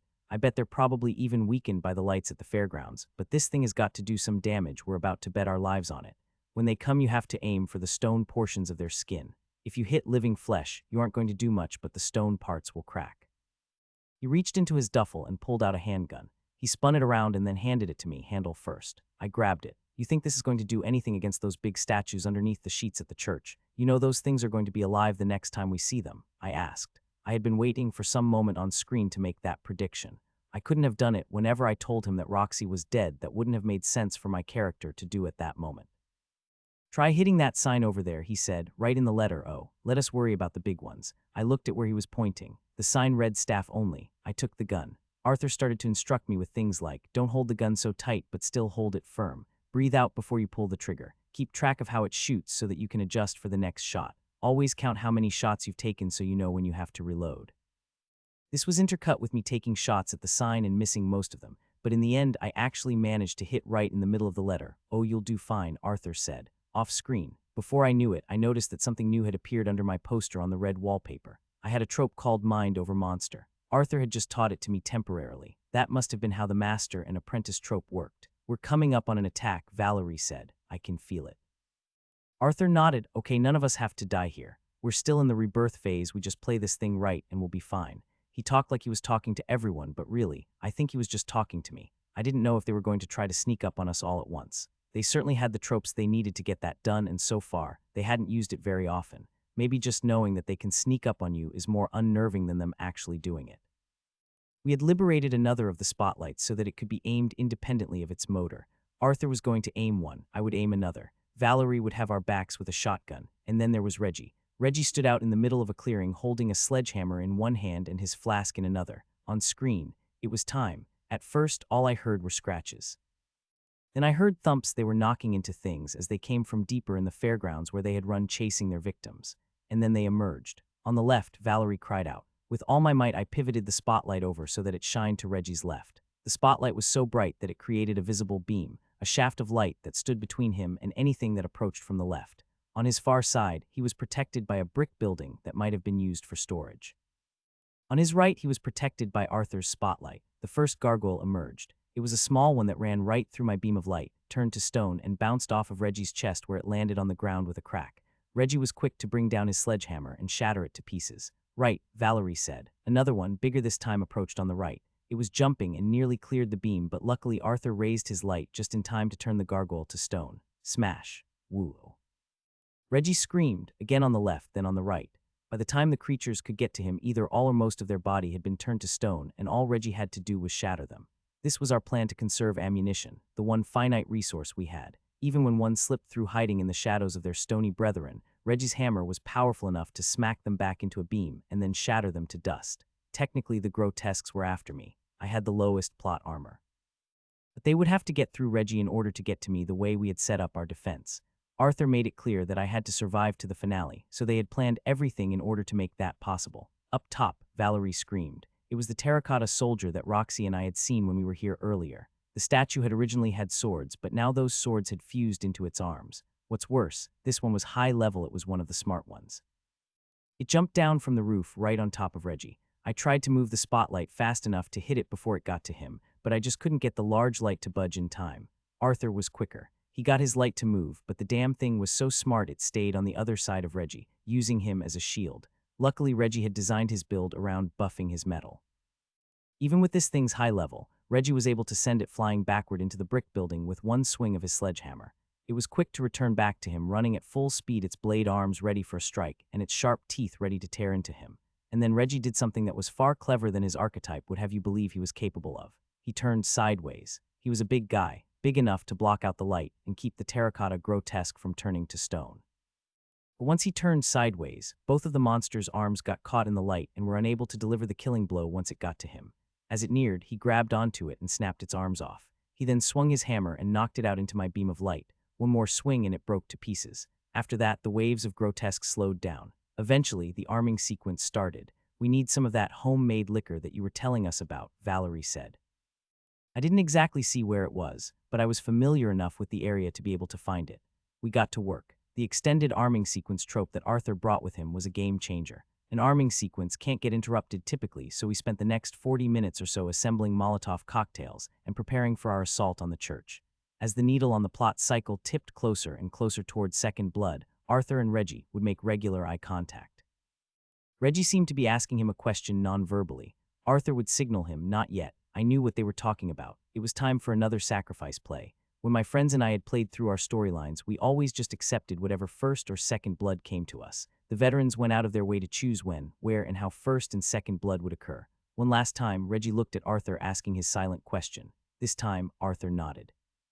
Reggie took out his flask and swallowed a drink. On screen, "I'm going to go see if there's a concession stand," he said. "My blood sugar's getting low." "Stay close," Arthur said. Reggie took a drink out of his flask and raised his other hand into a thumbs up. He started walking away from the rest of us, drinking excessively as he went. He started to stumble as he walked, to lean on things. As he got further away, I could see his plot armor had started to drop. We worked in silence, finishing up our preparations and loading them into the back of the truck. Then it was time. On screen, "Where's Reggie?" Valerie asked. "Have you guys seen him?" As if right on cue, a scream echoed through the fairgrounds. We all grabbed our guns and ran toward the sound. When we got there, I was horrified by what I saw. The figurines from the shop where Roxy had bought me the frog had all been transformed. They, plus a few regular-sized grotesques, had managed to take down Reggie. However, they hadn't killed him. They just continued to bite and claw at him without any clear strategy on ending his suffering. I didn't have to fake the horrified look on my face. When Reggie saw us, he yelled, "Help me," but it was too late to help. Arthur removed his gun from his belt. Reggie saw. "Just do it," he struggled to say. Arthur aimed the gun at his head and shot him. Valerie threw a Molotov at the creatures. They were all doused. We spent a few minutes destroying them with hammers off screen. In the story, Reggie's character had gotten so drunk that the creatures had been able to get the drop on him. In real life, Reggie had pretended to be so drunk that his totally wasted trope activated, and his plot armor dropped down below mine. He pretended to be so wasted he couldn't help himself when attacked. What kind of self-control must it have taken to do that? It really did take a special kind of person to survive in Carousel. With that, second blood had been spilled. Reggie's flask lay next to his body. It had been shredded open, and its remaining contents leaked out onto the concrete next to him. As I stared at it, I noticed something strange. I could see little ripples being created in the peach tea that had puddled up. Little concentric circles appeared rhythmically in the liquid. Pound, ripple, pound, ripple. Valerie must have followed my gaze and seen the ripples in the puddle. "We have to get out of here now," she said. "Run." We started running before we even knew what was chasing us. By the time we were halfway back to the truck, that had become clear. I glanced back over my shoulder and saw booths and carnival games flying through the air behind us. As the dust settled, I tried to make sense of the chaos around me. My eyes were drawn to a towering figure in the distance. It had been a 30-foot-tall statue of a man, but now it was something else entirely, a monstrous gargoyle, with malformed wings that stretched outwards as if trying to attain flight if only they were able. I could see the pain etched into its human face, twisted into an agonized grimace. Its long, pointed teeth gleamed menacingly in the low light, and its claws were too long for its hands. It moved like it was roaring, but no sound came out.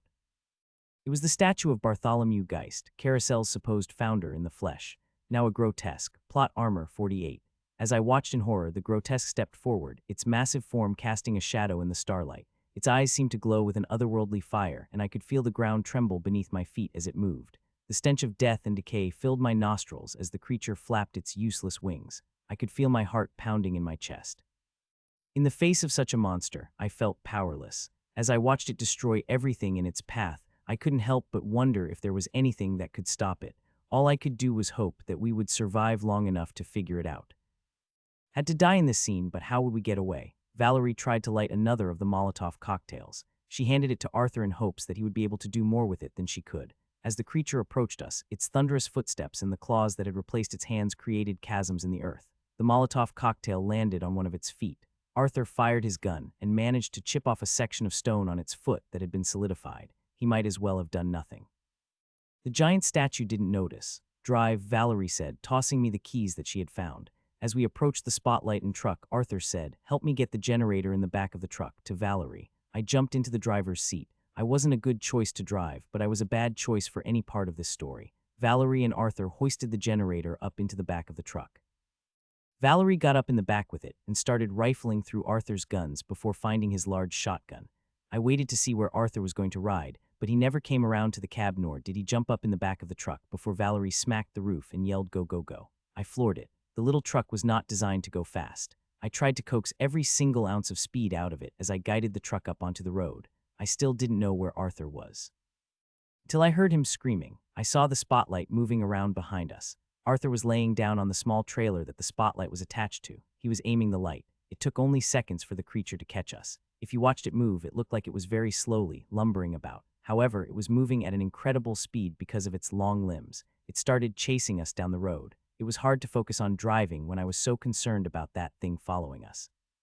I floored the little truck, but this wasn't a performance model. It was designed to be fuel efficient. In the bed of the truck, Valerie was letting off shots left and right. Every time Arthur would turn part of the creature to stone, she would try to get a hit in. At first, I thought she was wasting ammo, but then I realized she had a plan. The road between the fairground and the church was curvy. Getting a straight shot on the creature was therefore very difficult because as we went around a curve, Arthur had to try to steer the light and keep it on the creature. As fast as I could drive, the grotesque was gaining on us. "Go, faster," Arthur said very loudly and very sternly from behind me. The creature was reaching out at the spotlight trailer, coming within mere feet of destroying it right along with Arthur. "It doesn't go faster," I yelled back. After a moment or two to think, Arthur responded, "Slow down. Why the fuck would I want to do that?" But I did. He had a high savvy, and if he had a plan, I was more than willing to see if it could work out. I slowed down a hair. I tried to keep an eye in the rearview mirror to see what it was he was doing. Previously, he had kept shining the light in the creature's face, hoping to blind it, or at the very least keep it from biting into us. Now he was aiming for the legs. Genius. I slowed down even more. The limbs were a tough target. Boom, boom, boom. Its footsteps were louder and louder as I slowed down. Arthur's plan had better work. Arthur was trying to get the large spotlight trained on the grotesque legs. He was focusing on its calves and feet. It was taking too long. The creature was moving its limbs fast enough that the light couldn't rest on them long enough for the entire limb to turn to stone. Arthur needed to get the timing right. We were careening around corners. Arthur was trying to keep the light on target. I tried keeping the truck as steady as possible for him, but there wasn't much I could do. As we rounded a large curve, Arthur managed to keep the light on the creature's left leg for 2-3 seconds, then 5 seconds. The creature lumbered after us, swiping its long claws forward. 7 seconds. Crack. Arthur must have successfully turned one of its legs to stone because I heard something break followed by a sound that I could only describe as unscheduled demolition of building. The creature had fallen. In my rearview mirror, I saw that one of its legs had snapped off. Turning it to stone and shooting it wouldn't easily work on something this size, but if you could turn one of its limbs to stone and then wait for it to try to put weight on it, then he could use the creature's own weight against it, causing it to break itself. The creature pursued us now on all fours threes trying to compensate for its broken limb. It would be harder for that tactic to work again now that its weight was more evenly distributed among its 3 limbs and 1 partial leg. Still, Arthur kept at it. Crack, 3 of the creature's fingers broke off. Somehow with the pressure that was placed on them, one of them actually jumped into the air and overtook the car, landing on the road in front of me. Meanwhile, Valerie had spent at least 10 shots. I wasn't sure how much ammo she even had for that gun. I got the sense that she was trying to get down to the last bullet. We had a huge advantage when cornering now because of its destroyed limbs. I took the initiative and sped up a little, hoping to give us a little time for the next tactic. After a few more bends, the church was right up ahead. We only had a few hundred more yards before we had to turn. I didn't know what would happen if this thing was still alive when we got to the church, but I had a feeling it would tear the place down looking for us. Eventually, Valerie announced the phrase that I'd been waiting for her to say for most of the drive. "I've only got 1 slug left," she said. I slowed down. It might not have been enough for the audience to tell, but I'm sure that Arthur and Valerie could. In the rearview mirror, I saw Arthur aiming the spotlight up at the creature's face. "Better make it count," he yelled. As the creature's face turned to stone, Valerie took aim and fired her last shotgun shell. The round entered the creature's mouth and exited out the back of its neck, creating a profound crack and explosion as the remaining tissue was not strong enough to hold up the weight of the head. The head snapped off and fell to the ground, smashing against the concrete. The giant's body convulsed and twitched as it lay on the ground, but it was killed.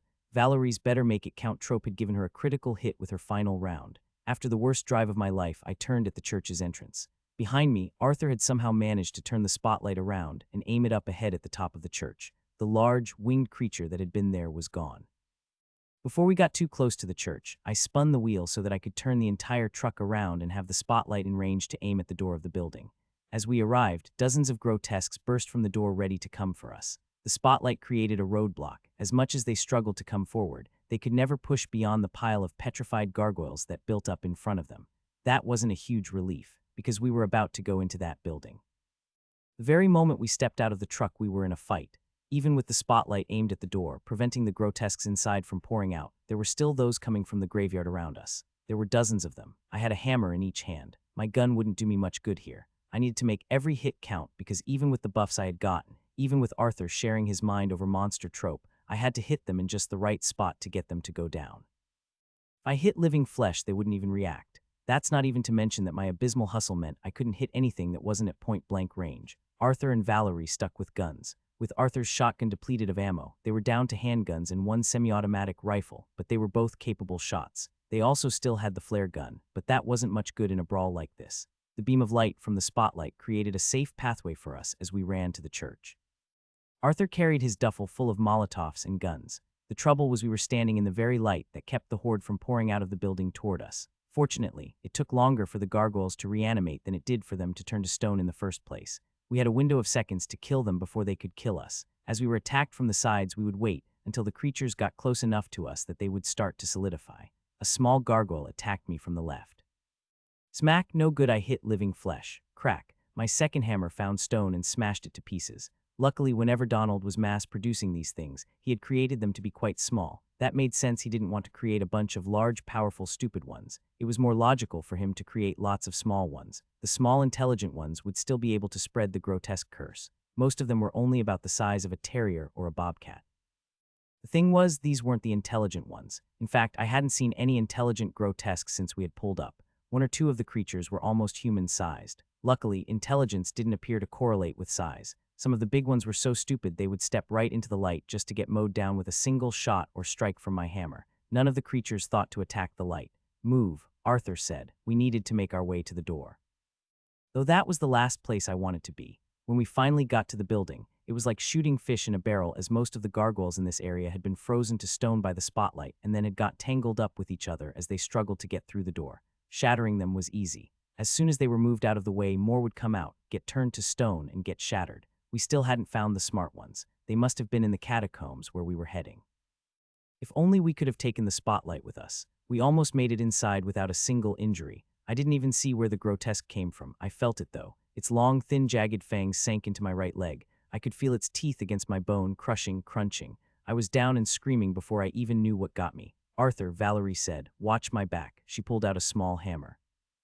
She got right down next to me and lifted my leg up so that the creature attached to me would be exposed to the spotlight. Then she brought the hammer down on its head. That was the most excruciating pain I had ever been in my life. When she broke its head open, the force of the blow sank the creature's teeth back into the wounds they had just created, nearly causing me to faint. Its teeth were thin and snapped off when she struck it. She retrieved a first aid kit from her purse. She began wrapping my leg in gauze or fabric or whatever the stuff was called.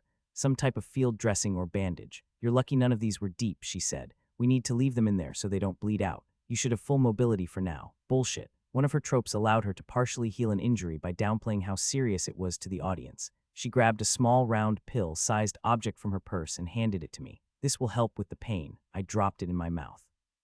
It was a candy-coated piece of chocolate. Regardless, the pain did ease almost immediately. I was able to move my leg again. I could even stand. Valerie's collection of healing tropes allowed us to just pretend I wasn't horrifically injured. Despite the damage, I didn't even have a hobbled status, and yet I knew that under those bandages, my leg was irreparably destroyed and my bones snapped. Healing magic was very weird in Carousel. Something else haunted me about this. I knew that all of the healing tropes Valerie had just used on me were temporary. Soon I would be feeling the full effects of the injury I had just received. That fact was on my mind with every step. Even with me out of commission, Valerie and Arthur were able to clear the grotesques coming from the cemetery around us. "This isn't enough," Arthur said. "There should be more of them." We were on screen, so I didn't know if that was his character talking or Arthur himself, but either way I agreed. The way they talked about it, Donald had been down below in the catacombs making hundreds of these creatures. Thousands. Was it really possible that he had destroyed so many in his quest to create intelligent grotesques that we were only met with a few dozen? "We didn't explore the whole catacombs," Valerie suggested. She had begun trying to break away the now lifeless stone limbs of the grotesques that blocked the doorway. I did my best to help. Walking on a leg that was destroyed and held together with only a bandage and magic was very difficult to get used to. Arthur scanned the skies hoping that he could find some explanation for the missing hundreds of gargoyles by looking there. They weren't there either. "Where are the smart ones?" he pondered aloud. After a couple of minutes, we broke through the barricade and were back in the church. It looked like my prediction about the statues underneath the white sheet was right. They were long gone. "Oh God," Valerie said. She was looking up ahead toward the back of the church. At first, I couldn't tell what it was she was looking at, but then I saw him. We had left Donald tied up. We hadn't really had time to untie him the last time we were here. He was still lying on his stomach, hands and feet bound. What was left of him, at least. It turned out that the grotesques he had helped to create hadn't been so keen on sparing him after all. As we approached cautiously, we noted that Donald's arms, legs, and much of his torso had been attacked viciously with tooth and claw. I couldn't even make out distinct bite marks, there were so many of them. As we got close, Arthur nudged him with his foot. He let out a painful groan. He was still alive. Arthur bent down next to him and tried turning him over onto his side so that he could look at him.